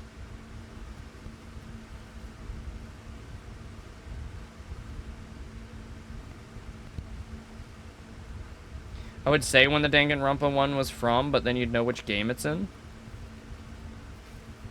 Are you... Is that you telling me to play Danganronpa right now? Is that you forcing my hand?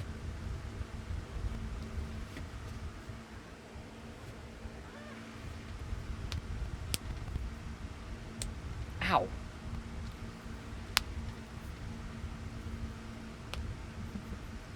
Right now, nah, but eventually, I mean, it couldn't hurt, right? I mean... I don't know, maybe. It's similar to Persona, isn't it? It's kind of like a similar idea. Investigation and stuff. Investigation, mysteries, death, killing, funny little bear guy. Maybe it's a little more mystical and fucking crazy, but... Ow. Really good mysteries and characters, but also a lot of shit. I know Game Grumps have been playing through a lot of Danganronpa. I remember back in the day I did watch one. Did I say Persona by accident? I meant Ace Attorney. Why did I say Persona? I think it was just on my mind. I was thinking Ace Attorney. Not Persona at all. It is not an RPG, bruh. Well, maybe they have an RPG, I don't know. But I meant Ace Attorney 100%. Sorry. It's because I was just thinking about Naoto and how... Never mind.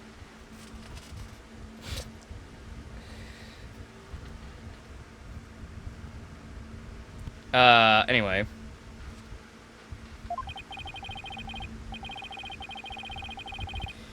And then brought over here, at which point some of her blood dripped onto these pieces.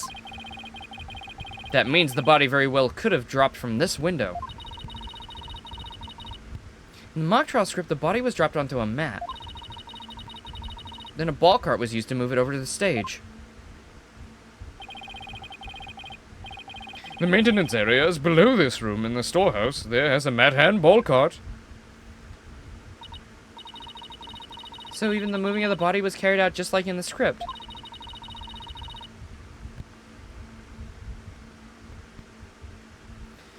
Both Ace Attorney and Danganronpa fall prey to the third case syndrome, where the third case is usually the worst. You know what's funny, even funnier about that? That you can say like the same thing with like trilogies, kinda. A lot of trilogies, the third one will be the one that tries to break up the formula and try something new. And then it sometimes doesn't work out. Sometimes it does, but you know, Crash 3, Spyro 3, Ratchet 3. And, you know, not saying that they're bad games, but like they stray further from where they began and try something completely different. You know, odd little glitch in the mainframe, I guess. I would argue Crash 3 is probably the worst out of the Crash trilogy. Yeah, exactly. Trials and Tribulations bangs. It's true. Actually, I would say none of the games have been bad. I don't think a single one's been, like, bad throughout the entire thing. Like, I haven't been wishing for one to be over. Like, Investigations 1 was probably the most mid, I guess. But even then, there was really good parts in it. But I think that's probably, like, maybe the weakest one. If I had to call one the worst so far. But I doubt we have any bad games left. I think we're in the clear for some excellent cases.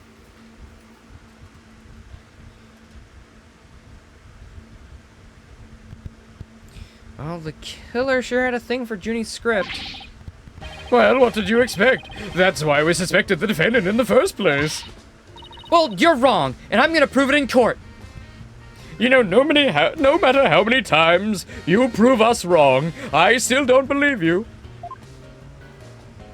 Well, technically, at this point in the timeline, I've only proved you wrong once, but yeah, true, you should believe me.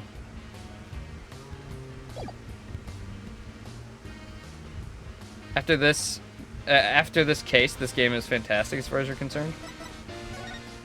And this case isn't even that bad, it's just kind of like, yeah, whatever. It's like, yeah, I mean... We kind of know where it's going. It's only really related to the rest of the game because of the dark side of the law that keeps getting mentioned. Alright, what the fuck? That's so glitchy. I don't know why the analog stick, like, fucks that shit up sometimes. Well, surely that was what I needed. It's so silky. It's so silky. Bro, the dark side of the law never left, bro. The ends justify the means has been, like, a key thing in the entire fucking Ace Attorney, like, franchise. You had Von Karma, and then Von Karma's successor, and then Godot trying to just get fucking revenge. You know? Gavin's brother was a big old bitch. Like, bro, this ain't nothing new, man. This ain't a new thing. This always been real. But now they're trying to teach in schools like it's and it ain't good.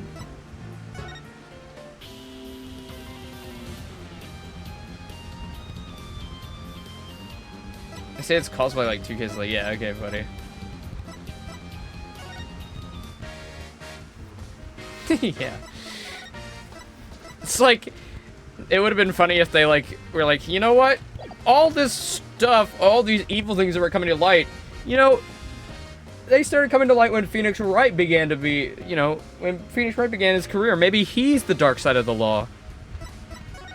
You know, maybe he's the true villain. Sorry, is Robin still not ready to fucking talk to us?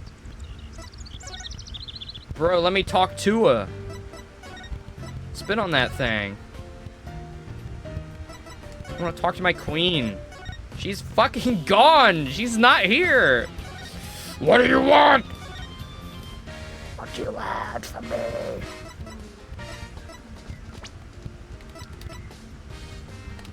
I don't know where she is. I'm missing one little thing that's gonna spawn her. It always ends up being one little thing. Whispering analysis, that, yada, yada, yada. I didn't get that added to my thing, the blood on the stuff. Oh, do I have to talk to you about that? Nope. Okay, cool. Great. Maybe I have to examine the area outside the maintenance. Maybe that's what they wanted me to do. Nope. Hey, Apollo. Any ideas? Only the 3 mock trial participants could have moved the body before it started. That's why the killer must be Robin, Hugh, or Juniper. Right, and that means that at least one of them is lying. Well, they keep hammering that in, and that makes me want to not believe that it's either of those 3.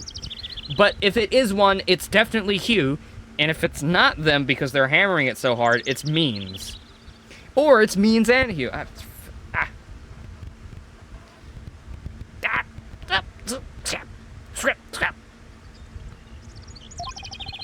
To make matters worse, I have a feeling each of them is hiding some sort of secret.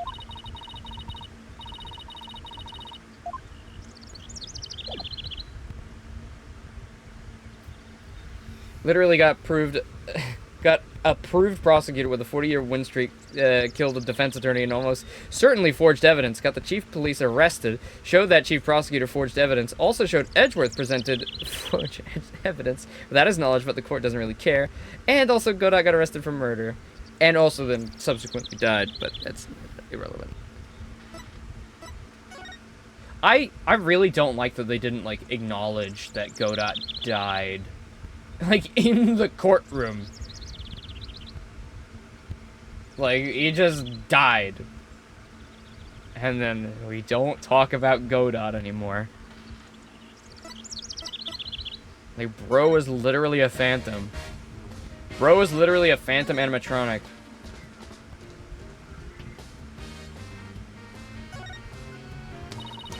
I can see the other half of the building over there, and the quad stage down below. Yeah, this must be the window Detective Fulbright stuck his head out of earlier. Oh yeah, thanks for the help, Detective. A true champion of justice always comes running to those in need. Great, then how about telling us Prosecutor Blackwell's strategy for tomorrow? Yeah. Alright, let me think. Well? Oh, hey, I'm not falling for that. So close I could almost taste it. Athena, if you ever lick the side of my face ever again, I will do something I will regret.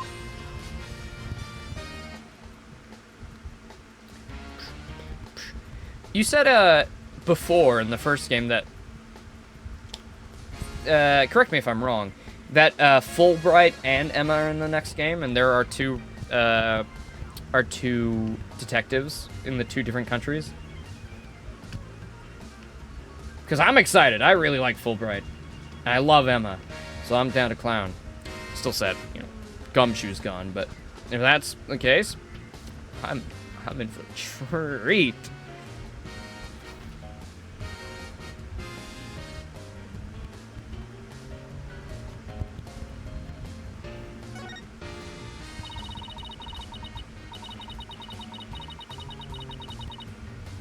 And that's true. Awesome.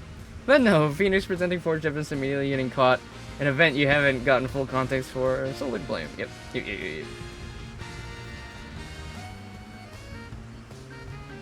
3 busts sitting on a shelf. A judge, a defendant, and either a lawyer or a prosecutor. The bearded one must be the judge, and the bummed out looking one must be the defendant. Look, there's another one that's fallen onto the floor.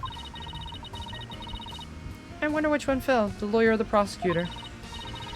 Think, Apollo, think! This could tell us how tomorrow's trial will go. I'll just wait for tomorrow's horoscopes, thanks. Well, I'm guessing it's the prosecutor. No, I'm guessing it's the lawyer. Sorry. I'm guessing it's the lawyer because our lawyer, Hugh, has fallen from grace. Rose on that ends justify the means fucking type shit. Okay, that's everything. Do I need to present you with stuff? Look at... I showed you the statue and stuff. Oh, what about the Hugh scrap? Funny stuff.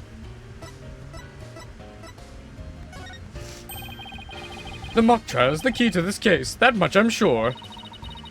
Yeah, but even if the case and the script are similar, that doesn't mean Juniper's guilty. I already proved that in court this morning. Oh, right. This could be a problem. What to do? What to do? Well, we better get back to our investigation. Hey, don't walk away like that. Even champions of justice need help sometimes. You love Fulbright's name. Our little guy. Our big, dumb guy. Bobby Fulbright.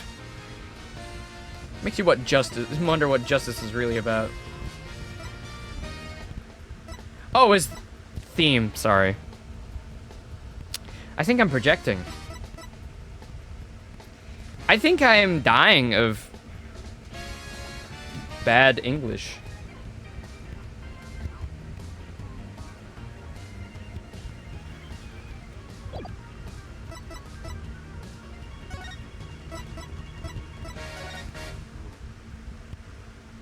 Am I able to see her now? Can I see her now? Please. Yeah. Maybe I need to show you something else.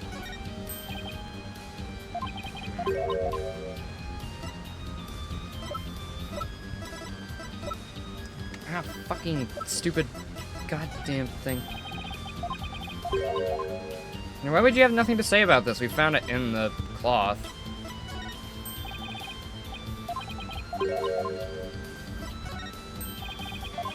Nope, nothing to say. No, okay.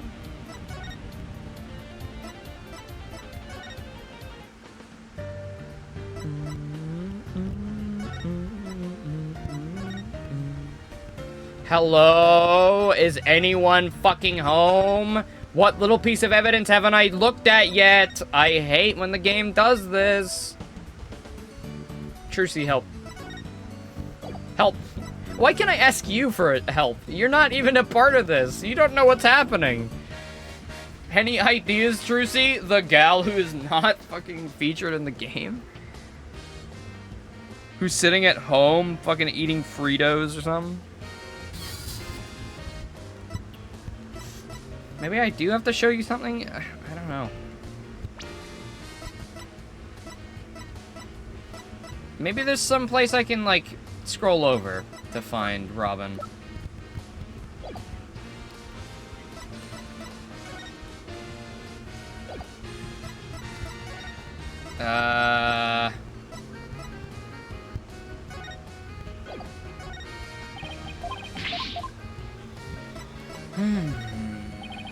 That's gonna give the prosecution a decisive advantage. Prepare to get owned tomorrow. You can't say that. Don't say that. I don't think so. We've got new evidence that will blow your case out of the water. Oh, yeah? Well, Prosecutor Blackwell has a witness ready to deliver a brand new testimony. Plus, he has a new tie and a pair of even flimsier shackles that he's just ready to break.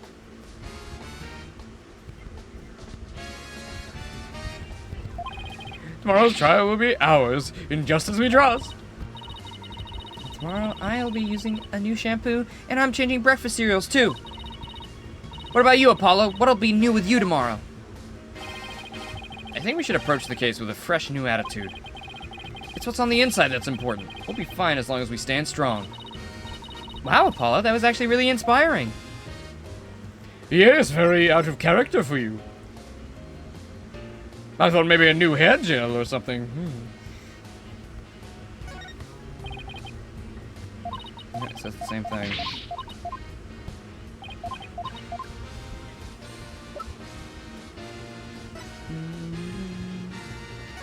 I show you that?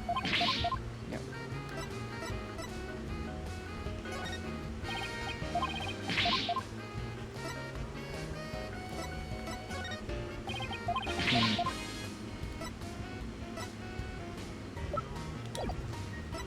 I'm dying.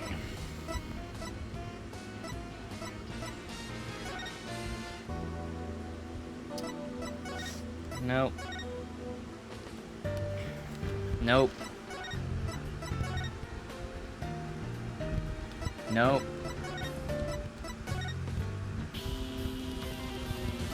Nope.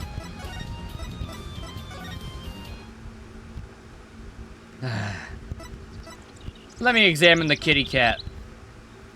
I'm lost here. I don't know what it wants me to do. And the actual helping mechanism is not helping. Because I gotta go talk to Newman, who is not here. Bruh.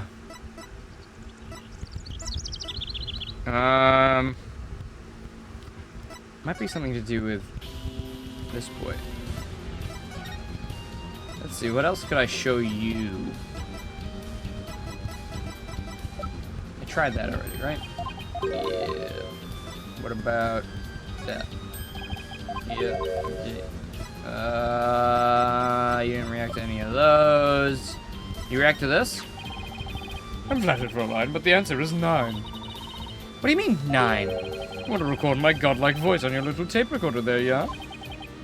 Well, sorry, I may have retired from the music biz, but I will not sell myself cheap. It's a piece of evidence you... Oh, never mind.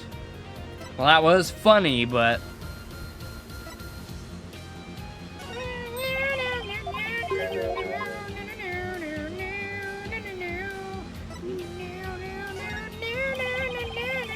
Did I ever mention I'm a graduate of this fine institution?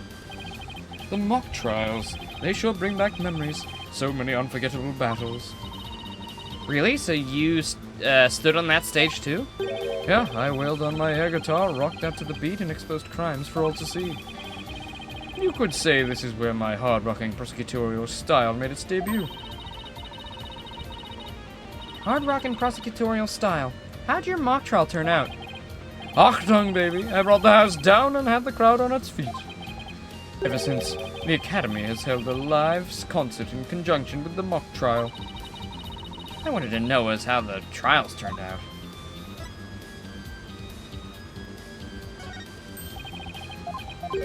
Not gonna mention Lammy?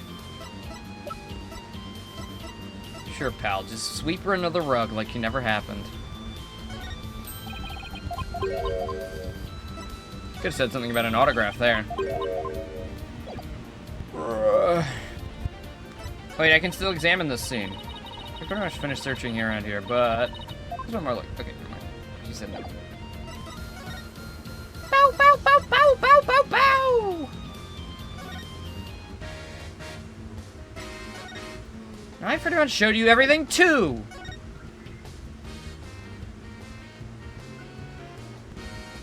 Oh, the clock! I forgot about the clock! The clock! The most important piece of evidence! Oh! Oh! You fool! I completely forgot about the clock. This is the clock that created the major problem for Junie. Let's take a closer look. Only an idiot could forget about this. This is like the major thing. Don't waste your time. I've checked it, and it's 100% accurate. You sure? How'd you check it? Of course I'm sure. I compared it to my own watch, see?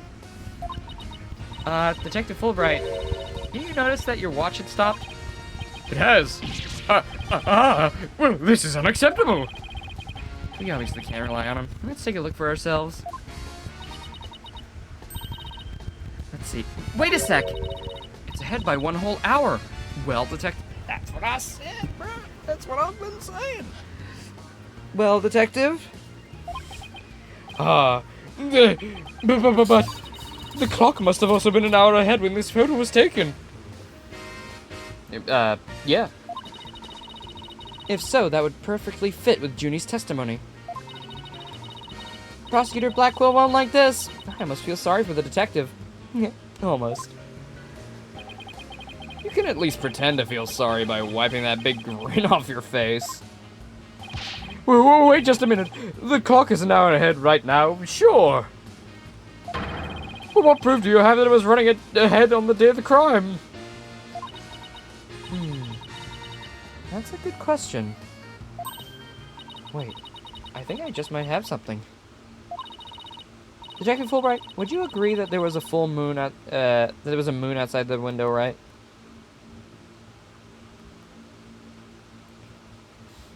Detective Fulbright, you would agree that there is a moon outside this window, right?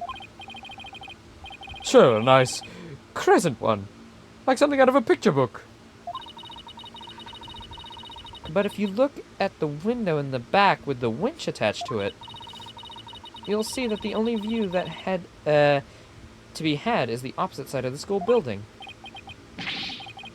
Oof, then what's that moon doing there? I wonder.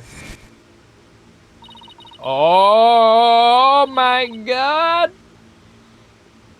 It's the wallpaper! Oh my god. That's awesome. It's right there.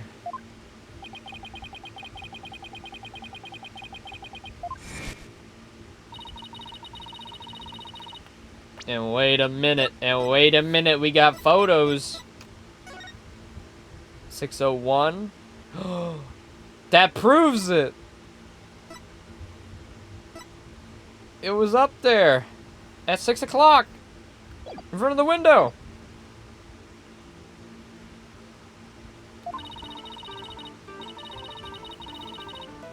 Oh. Yeah. Yeah. I know what this moon really is. If you look at this photo, you'll know too. This shows where that moon in the photo came from and the truth of Junie's testimony. What? Where? Where does it show that? If you look right here, it'll all become crystal clear. Take that!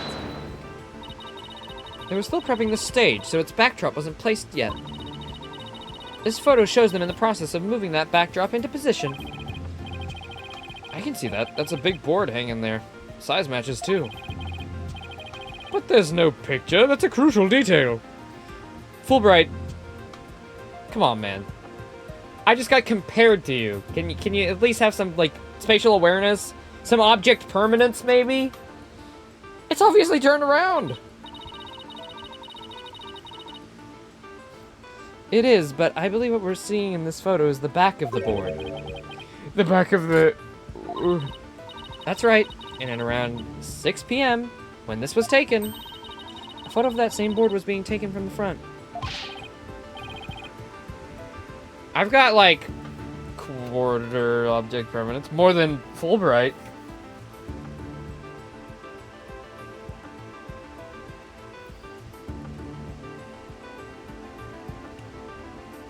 What do you mean the front? The front is against the wall. That's where you're wrong.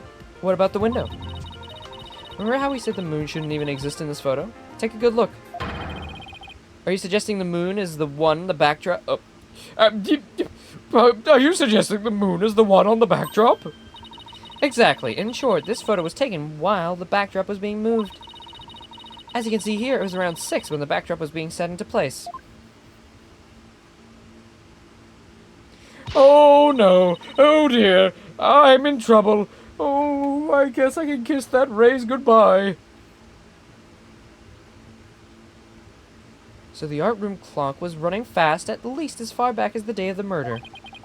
How can I ever face Prosecutor Blackwell now? Yes, I just blew a hole in a piece of the prosecution's evidence. Well, I think we've examined pretty much everything we can. By the way, did Prosecutor Blackquill happen to tell you anything about tomorrow's trial? In justice we trust. It's no use trying to pry more information out of me.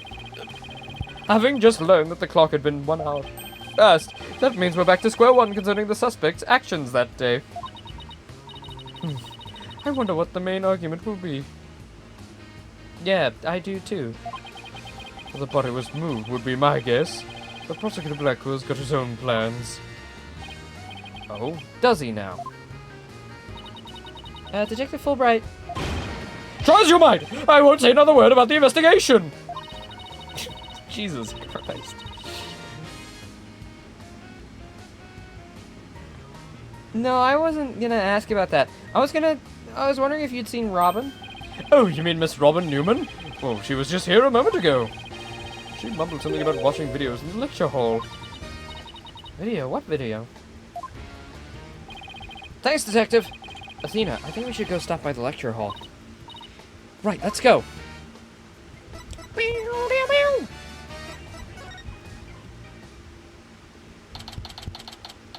Finally. Good to see our girl. There she is, Robin. Hey, Robin. Oh, Athena, Apollo. What are you watching there? Oh, it just so happens to be a video of the mock trial. I had to use a bit of a coercion to get it, but the ends justify the means, right? There it is again. That thing sure has gotten a lot of influence around here. Get a look into the true connection between the murder and the mock trial with me? Sounds great. Do you mind if we ask you some questions first? Sure, I'll tell you anything you want.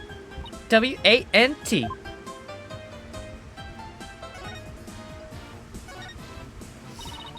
About your confession today, why'd you do it?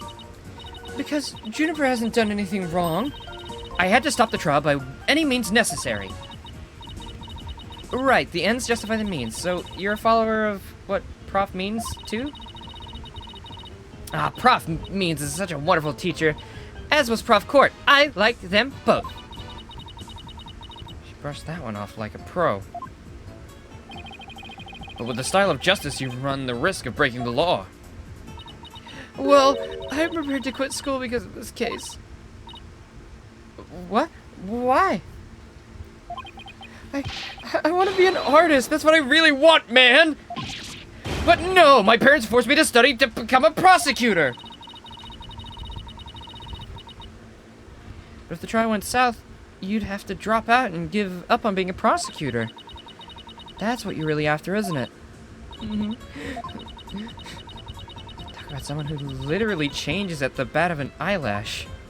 I guess she's been dealing with her own problems, too. That totally makes sense. Yeah, I suppose so. That doesn't make what she did right. Now that the secret's out... I mean, are you looking for a boyfriend? I mean, I just asking for a friend. Could you tell us about what you were doing on the night of the murder? Finishing a statue? I was on the stage until the last bell. Oh, that's right. You made the statues of Mr. Wright and Prosecutor Gavin, didn't you? Oh, yeah, I did. Both of them. This is just a formality, but can you prove you were making the statues at that time? Can I prove it? You think I'm the killer now? No, that's not what I meant.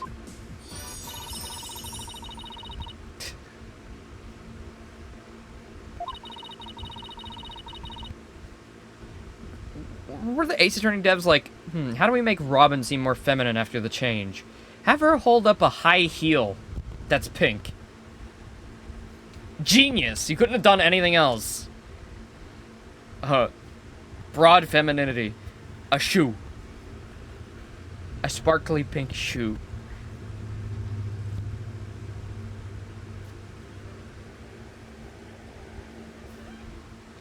Neither of them can prove exactly what they were doing.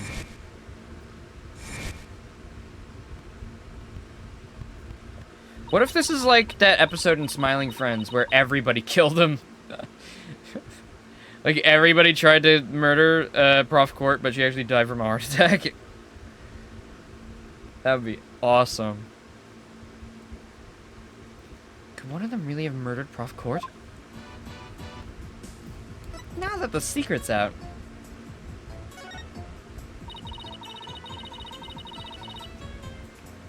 Have there been any problems with everyone now that everyone knows you're a girl? No worries here. I discussed the matter with Prof. Court some time ago. I told her I wanted to let everyone know I really was a girl. And just today, I found out that she spoke with the school's administration on my behalf. Wow. They must really like you. I know, right? But now I can finally be myself here at school. I don't have to hide the fact that I love girly clothes. Oh, yeah. That's why, Athena, I simply must have this and this and this by any means possible. But this is evidence we need for the trial. Sorry, but that's a no-can-do. Aw, don't be a party pooper, Athena. Come on, please. Pretty please.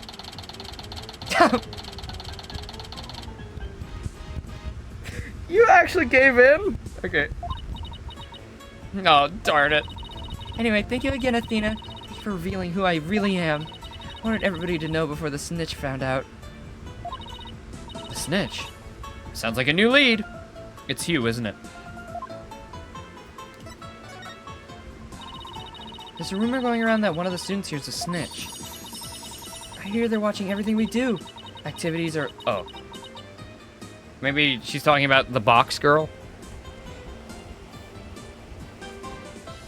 Our relationships, our interests, and reporting it all to the professors. Oh, okay, never mind.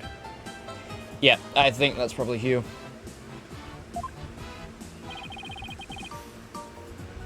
Well, it could be... I don't know, Junie is kind of like a teacher's pet, I guess.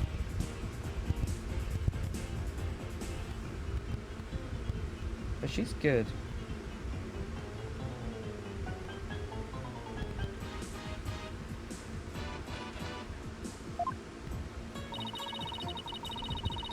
Officially, I heard it's to seek out misconduct being among the student body.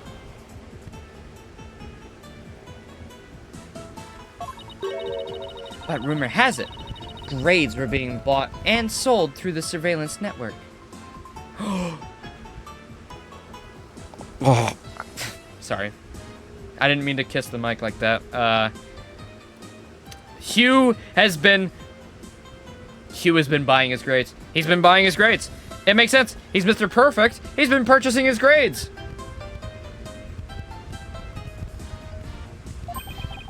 That's bribery. The situation at Themis Legal Academy is worse than I thought. Well, all of this important stuff, I still want to ask about that thing in the art room. I have to present some evidence to show her what I'm talking about.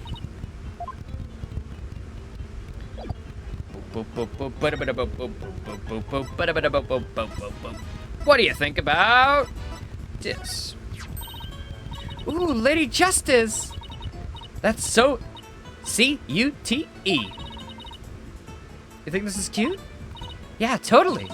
The balance of the scales, the keenness of the sword, the cracks running all the way up. No, that last one's only because I put it back together. Ooh, I totally know what you mean. It's that feeling you get when something is so cute you want to smash it to bits. R-I-G-H-T? Ah! Sorry, but that sounds more like a case of the crazy than a fondness for the cute.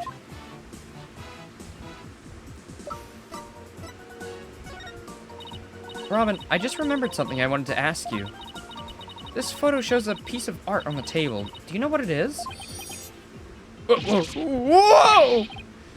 Look at that unique artistic sense. That has to be one of Prof. Court's creations, man. Prof. Court's artistic sense?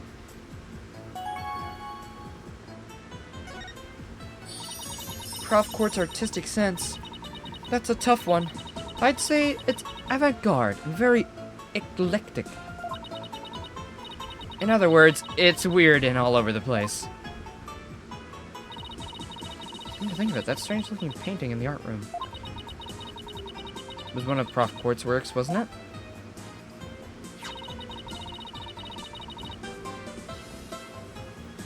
statue in the photo was originally a statue of Lady Justice. Lady Justice? Prof Court had planned on replacing it on the judge's bench in the lecture hall. But the day before the mock trial, it broke while she was polishing it. She said she'd take it back to the art room and try to fix it somehow. So this is the statue in its proper state? You bet! Just look at the wild silhouette. Wow, it's so C-U-T-E. I don't get it. Do you have to be an artist to appreciate stuff like this? Athena? The Lady Justice that you put back together on that stage. Oh right, I didn't realize it before because it was in pieces, but before it was smashed. Maybe it didn't look like Lady Justice, but more like it does in the photo. What in the world was it doing on the stage?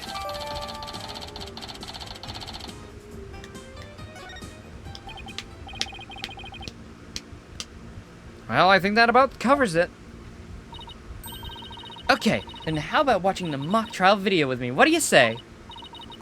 Apollo, you can sit right next to me. Please. Sure sounds good to me. So how do you want to watch it? All classroom desks at this school have their own built-in computer, you know? Wow, this place is definitely a lot cushier than I thought. I know you guys are in a hurry, so I'll just fast forward to the important parts. Let's start with the professor's pre-trial speech.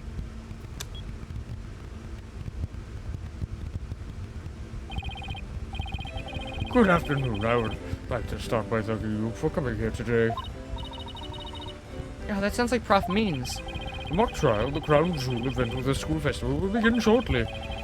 Is the camera like this the whole time? Yeah, it's a fixed position in front of the stage. When I was a student, I too could hardly wait for the day to come. How come teacher speeches always make me so sleepy? Let's just skip to the part at the end of his speech. Hey, it's Junie. Now let the mock trial begin. Hey, what's the deal here? Why is Junie so large in this shot? Looks to me she cut right in front of the camera. Univer was also in charge of the audio. Even though she was already playing the part in the mock trial itself? 2 parts? She had to do it to keep the script details secret. She was all over the place that day. When she wasn't in the trial, she was in the audio control room dealing with the music. Oh, so this is what the lecture hall looks like. Looks like there's a judge's bench back by the screen and a witness stand up front.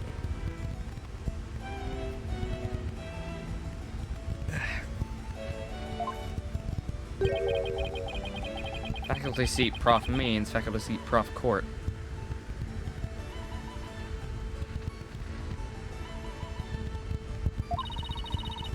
Those are the faculty seats. Prof. Mean and Prof. Court were in charge of scoring the mock trial.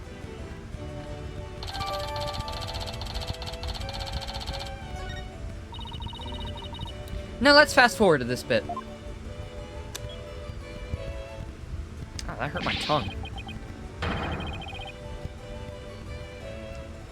And that's why the defendant is definitely guilty! Oh yeah, that's, her. And that's why the defendant is definitely guilty! Oh, that was me, can you tell? Objection! A frail co-ed used her bare hands to stab her professor with an arrow? I don't think so. You read that line in the mock trial, Apollo, but you made it sound kind of weird. Cut me some slack! It was my first time reading that script. I think Juniper's going to speak next. I didn't do it! I suffered a breakdown and pretty much lost it! It's true I shouted you're a goner, but I didn't mean it.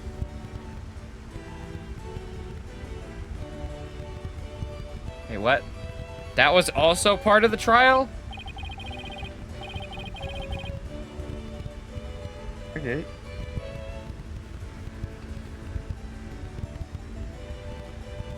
How is that part of the mock trial?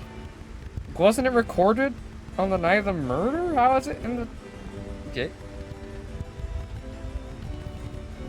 Wow, what an emotional performance. She put a real actress to shame. I guess that must have just been in the script, and that's, I guess, seemingly why it was...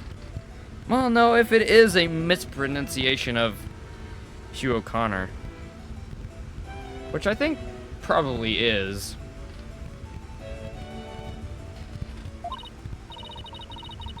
Wait, could you go back and play that scene again? Really think that's necessary?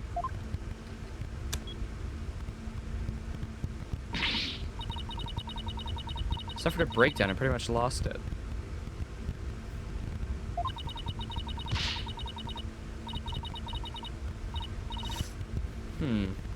Stop, did you hear that?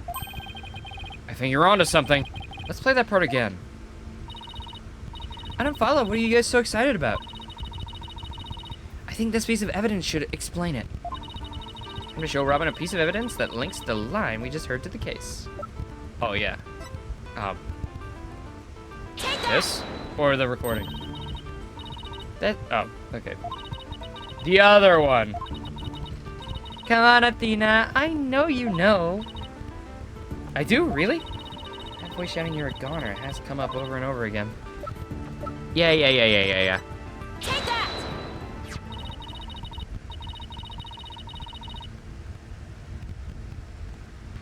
Ugh. Sure you remember this? It contains a female voice shouting a violent threat. I'll play it for you. The voice in the performance do sound similar, but I can't believe this is happening. It's just a possibility, but if the voice on this tape is really a recording, one made from the mock trial video, then that means the evidence was fabricated. Oh! Whoa! Real? Whoops. Oh, this is a new cable. I hope that didn't, like, damage it. That's not where I thought it was going at all! Oh, if it was fabricated, that would make sense.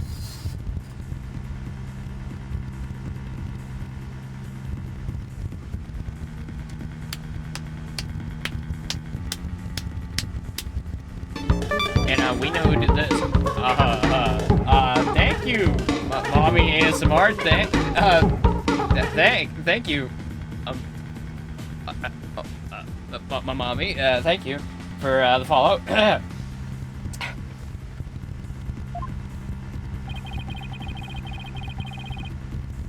They didn't get to do a voice print analysis in time for court today. And that's why the gender of the voice became so important. The real killer had foreseen that gender would become a key in today's trial. He would have tried to deflect the attention away from himself by making the suspect female. So basically, the only one with something to gain from doing this is our sole male suspect.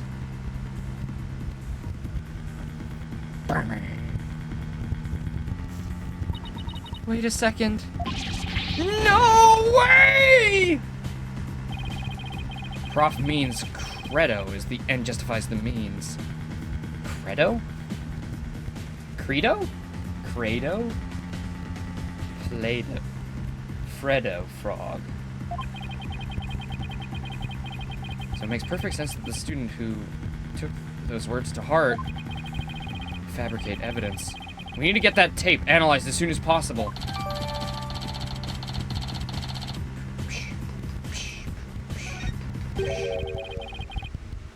Allow me to assist you with that. Oh, Gavin. Well, we trust you, of course.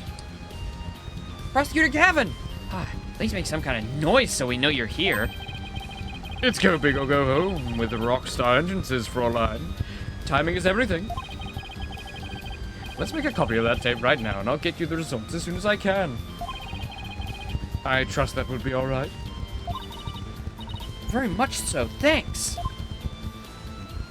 Thanks. Thank you. Well, Athena, it's almost sundown. Isn't it about time we head over to the detention center? I think Junie will agree that this is something that could prove her innocence, but will her heart really be open to accepting it? Did the whole room just shake? She had to have known this is what we'd find.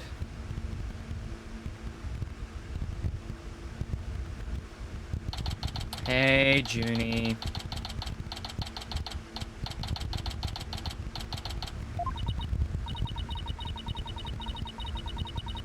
That about covers the main gist of our investigation.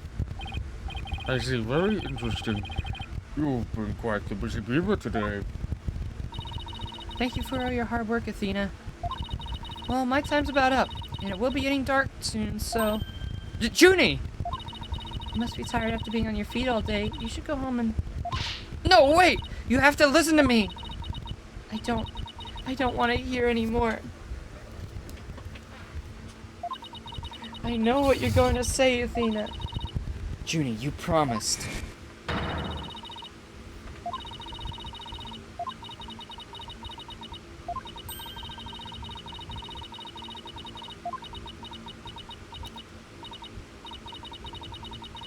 Bro did promise. So please just listen to what we have to say. Once you've heard me out, I'll let you decide what to do.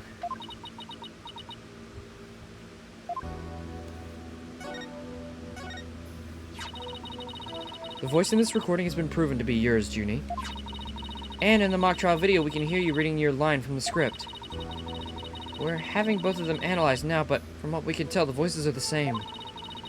And the only one who'd benefit from faking the voice recording would be Hugh.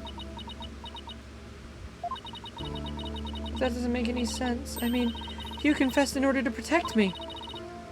This may sound strange, but his confession is a ploy to make himself look less suspicious. I knew it! I knew it all along! I knew it! I knew that was his MO! From the moment I laid eyes on that guy. I have my suspicions about Prof. Means, too, but... Gotti!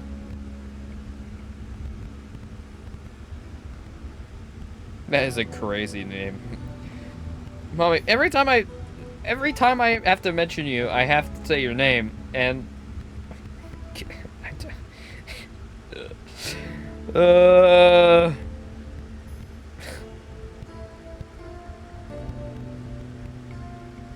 Now my YouTube studio's being slow? Great.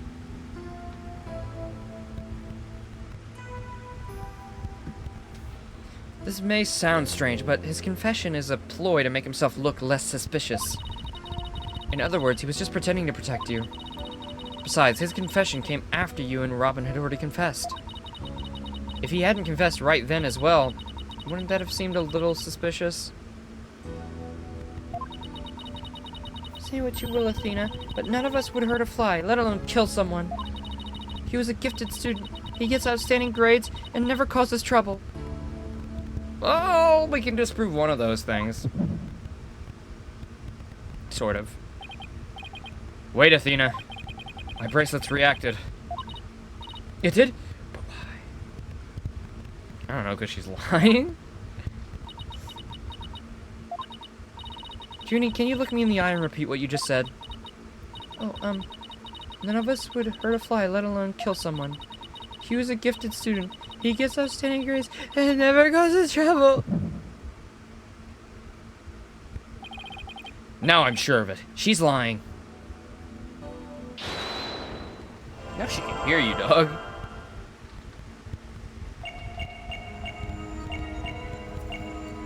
This one's fucking stupid. If it's stupid, I bet it's the flower.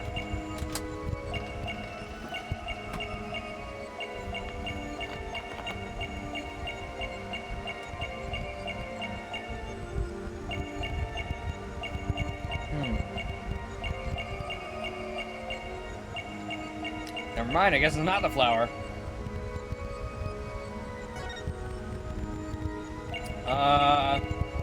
Alright then. Maybe...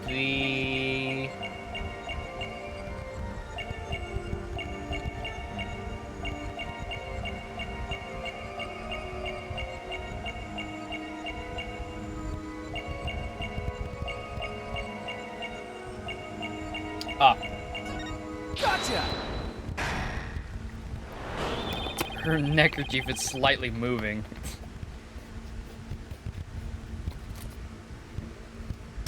Juniper, you start coughing when you're under stress. Can't hide it from me no matter how hard you try. When you said, "and never causes trouble," a cough escaped and made your scarf flutter. As for why you were stressed, it's because you were lying.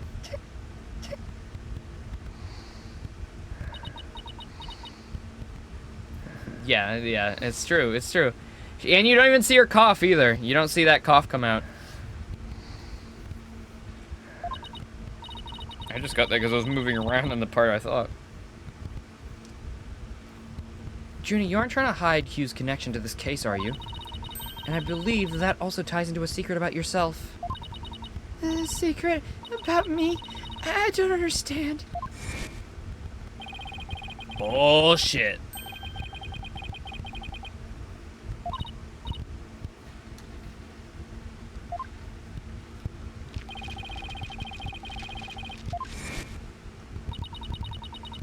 He ended their friendship after he found out about Junie's secret, which means you must have felt betrayed by Junie, making her the snitch. You're a Prof Court snitch, aren't you?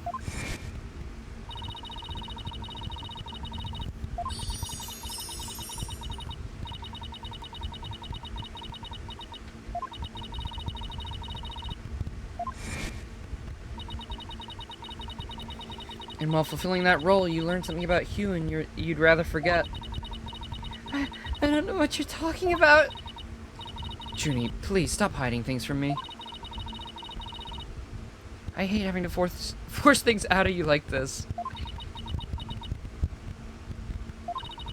Yeah, you're definitely the victim here, Athena. You're definitely the victim here. Looks like we're gonna have to do this the hard way. Time to review the evidence and see if I can't prove my hypothesis. She's a snitch. Maybe we should let her get the guilty verdict. Oh, don't worry. We got plenty of time for that later. When she gets accused of being a bomb arsonist. A bombsonist. A bomber? I guess that you would just call him a bomber. Is there not, like, a cooler word for bomber? Like, you know, arsonist is somebody that's, you know, buildings of her, you know, evil, arsonist, a thief or a villain, a criminal. Bomber. Maybe it's because I just think of Bomberman every time I hear bomber. Or like a bomb. It's like so goofy. Terrorist? Oh, yeah, okay. Yeah, terrorist. Yeah. Alright, yeah. Fair. But that is also kind of like blanket. I think arson probably fits into terrorist as well. But yeah.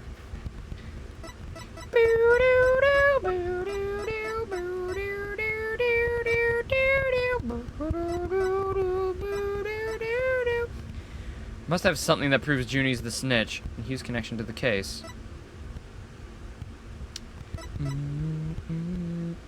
This? Hugh scrap? Maybe? I don't know what else would connect it, really. Take that! I'm relieved to see you're coming around. You see, I wasn't trying to hide anything. Fuck.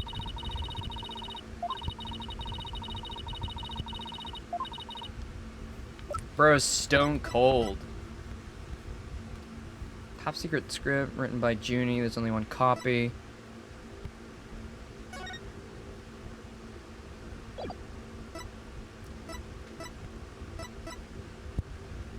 Dun, dun, dun, dun, dun, dun, dun, dun, dun. Proof that she's the snitch? Proof that she's the snitch? Maybe it would be the book?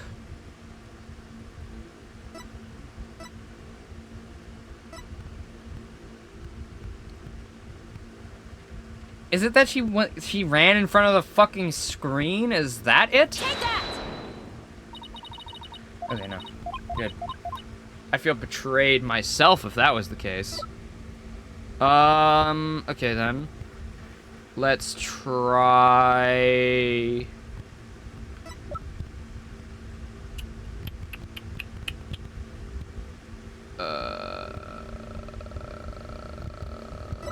Whoops. I fucking hate using the analog stick on this. Like, why is up and down this? Get rid of that. Remove that. Why is that like that? Take that out. Take that! Quartz planner. Ah. Yes, here we go. Routine report.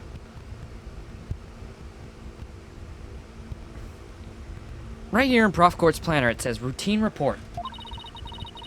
I believe this is meant to mean when the snitch would report into Prof Court.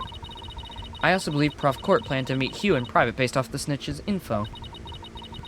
And from their meeting, Hugh must have put 2 and 2 together and figured out your secret. So you see, it all makes sense. Only if you're the snitch, Junie.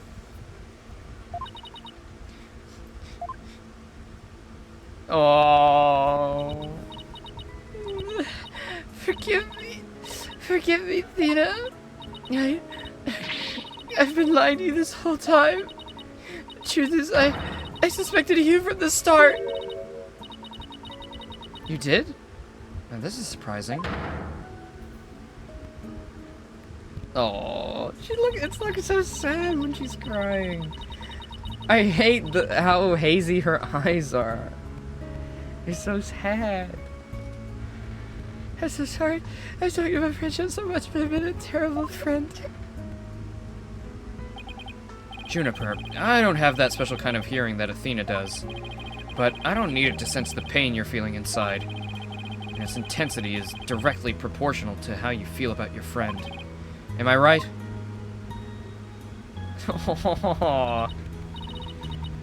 Apollo. Please, Junie, tell me why you suspected Hugh. I've got a feeling it'll be a key to getting to the bottom of this whole case. What exactly was your role as class snitch?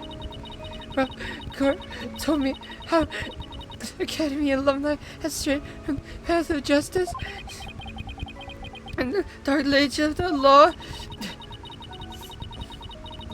She didn't want any more of our students going astray like that. A few others at the Academy shared her view. I thought our ideas were beautiful, though sad and unrealistic. She asked you. Oh, she asked you to be her eyes and ears, didn't she? I used to report to her once a month about any wrongdoings I'd seen or heard about. That report session in her planner, that one from October 22nd, was a part of that? Yes, that's why when I reported Hugh to Prof Court. She snitched on her own friend.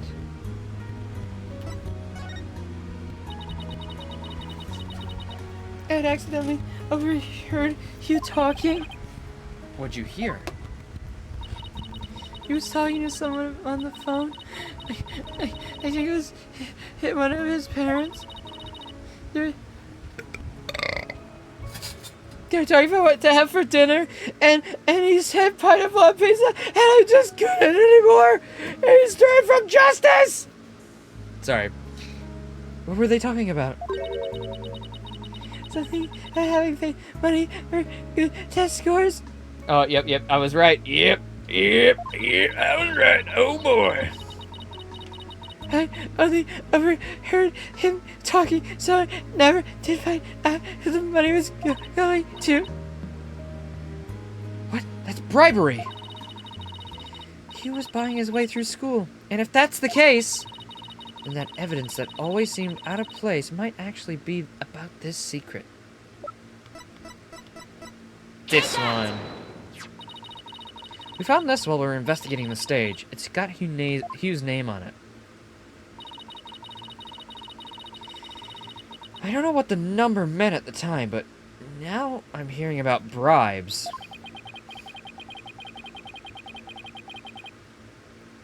It must mean that a bribe of 120 grand was to be paid in October. How can you get... what? 120 grand? Where did you pull that number? Out of your ass? It could be 120 cents. $120? $12,000 maybe? What's more, take a look at this mark. It's the same mark that's on the pages of Prof Court's Hey, you're right. Oh, wait. But why would Prof. Court have that kind of information in her planner? You don't really think the person who was taking the bribe money was... It's just a possibility at this point, but it may indeed have been Prof. Court. What? No way. There is no fucking way. That's bullshit. Prof. Court's evil all along. She was taking the bribe money. What the hell? Nah, bro. It's gotta be Prof. Means. I mean, look at him. How can that guy not be evil? But... It's impossible. She'll be the last person I'd ever suspect of accepting bribes. Yeah, but what about you, mister? Like I said, it's just a possibility, but a rather good one. The next page does say important. So, you know, knowing that she was onto them.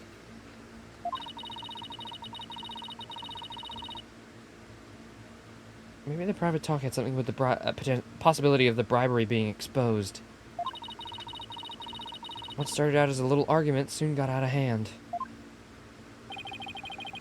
It's not your fault, Junie. Anybody would have suspected Hugh if they knew what you knew. No, I don't believe that alone would have driven him to murder. There's another reason why I suspected Hugh. You gotta be kidding me. There's another reason?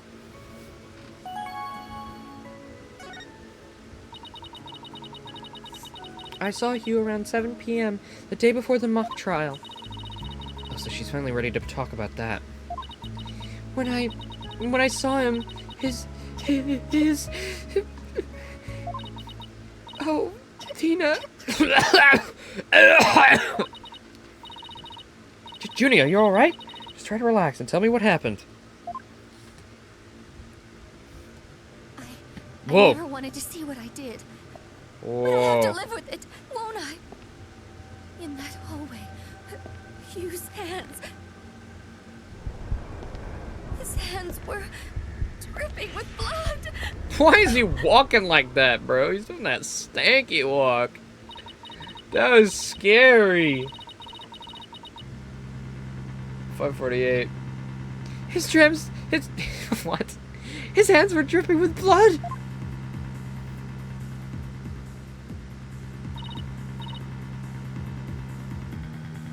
What? But why? What am I going to do? Now I know you can't be the killer. But my mind keeps telling me he is. No matter how many times I try to convince myself he isn't. Oh, what am I gonna do? He's...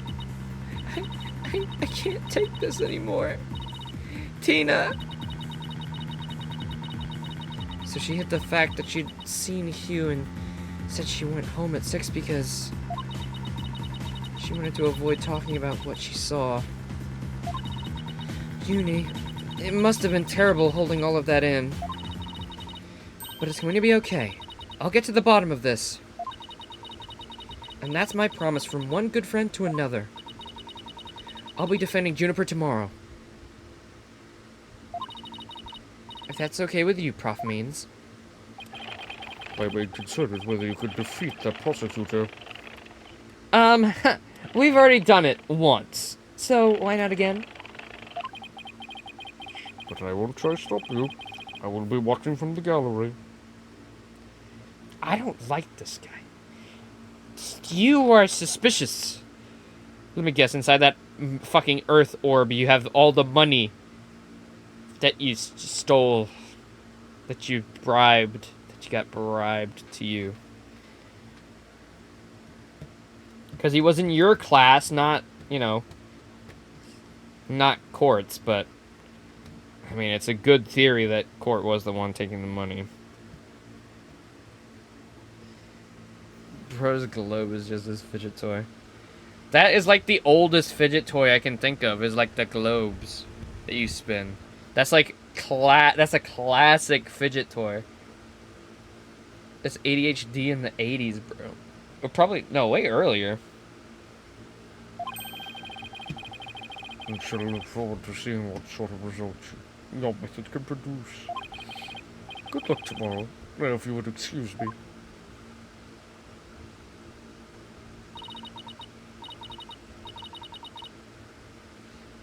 Tina, I'm sorry. I really mean it. I wish I trusted you from the start. You have to uncover the truth tomorrow. I know you can do it. Don't worry. We already know what the prosecution's key piece of evidence. We already know that the prosecution's key piece of evidence is fake. And thanks to you, we figured out the motive too. Let's give this our best shot, Athena. Tomorrow will be the day Juniper walks free. I wouldn't have it any other way.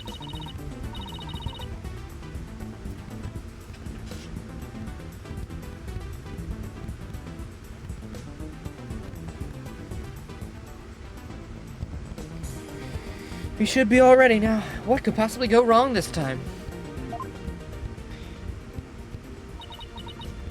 Still, there's this strange, uneasy feeling I can't shake.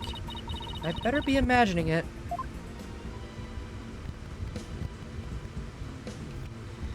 Oh, baby.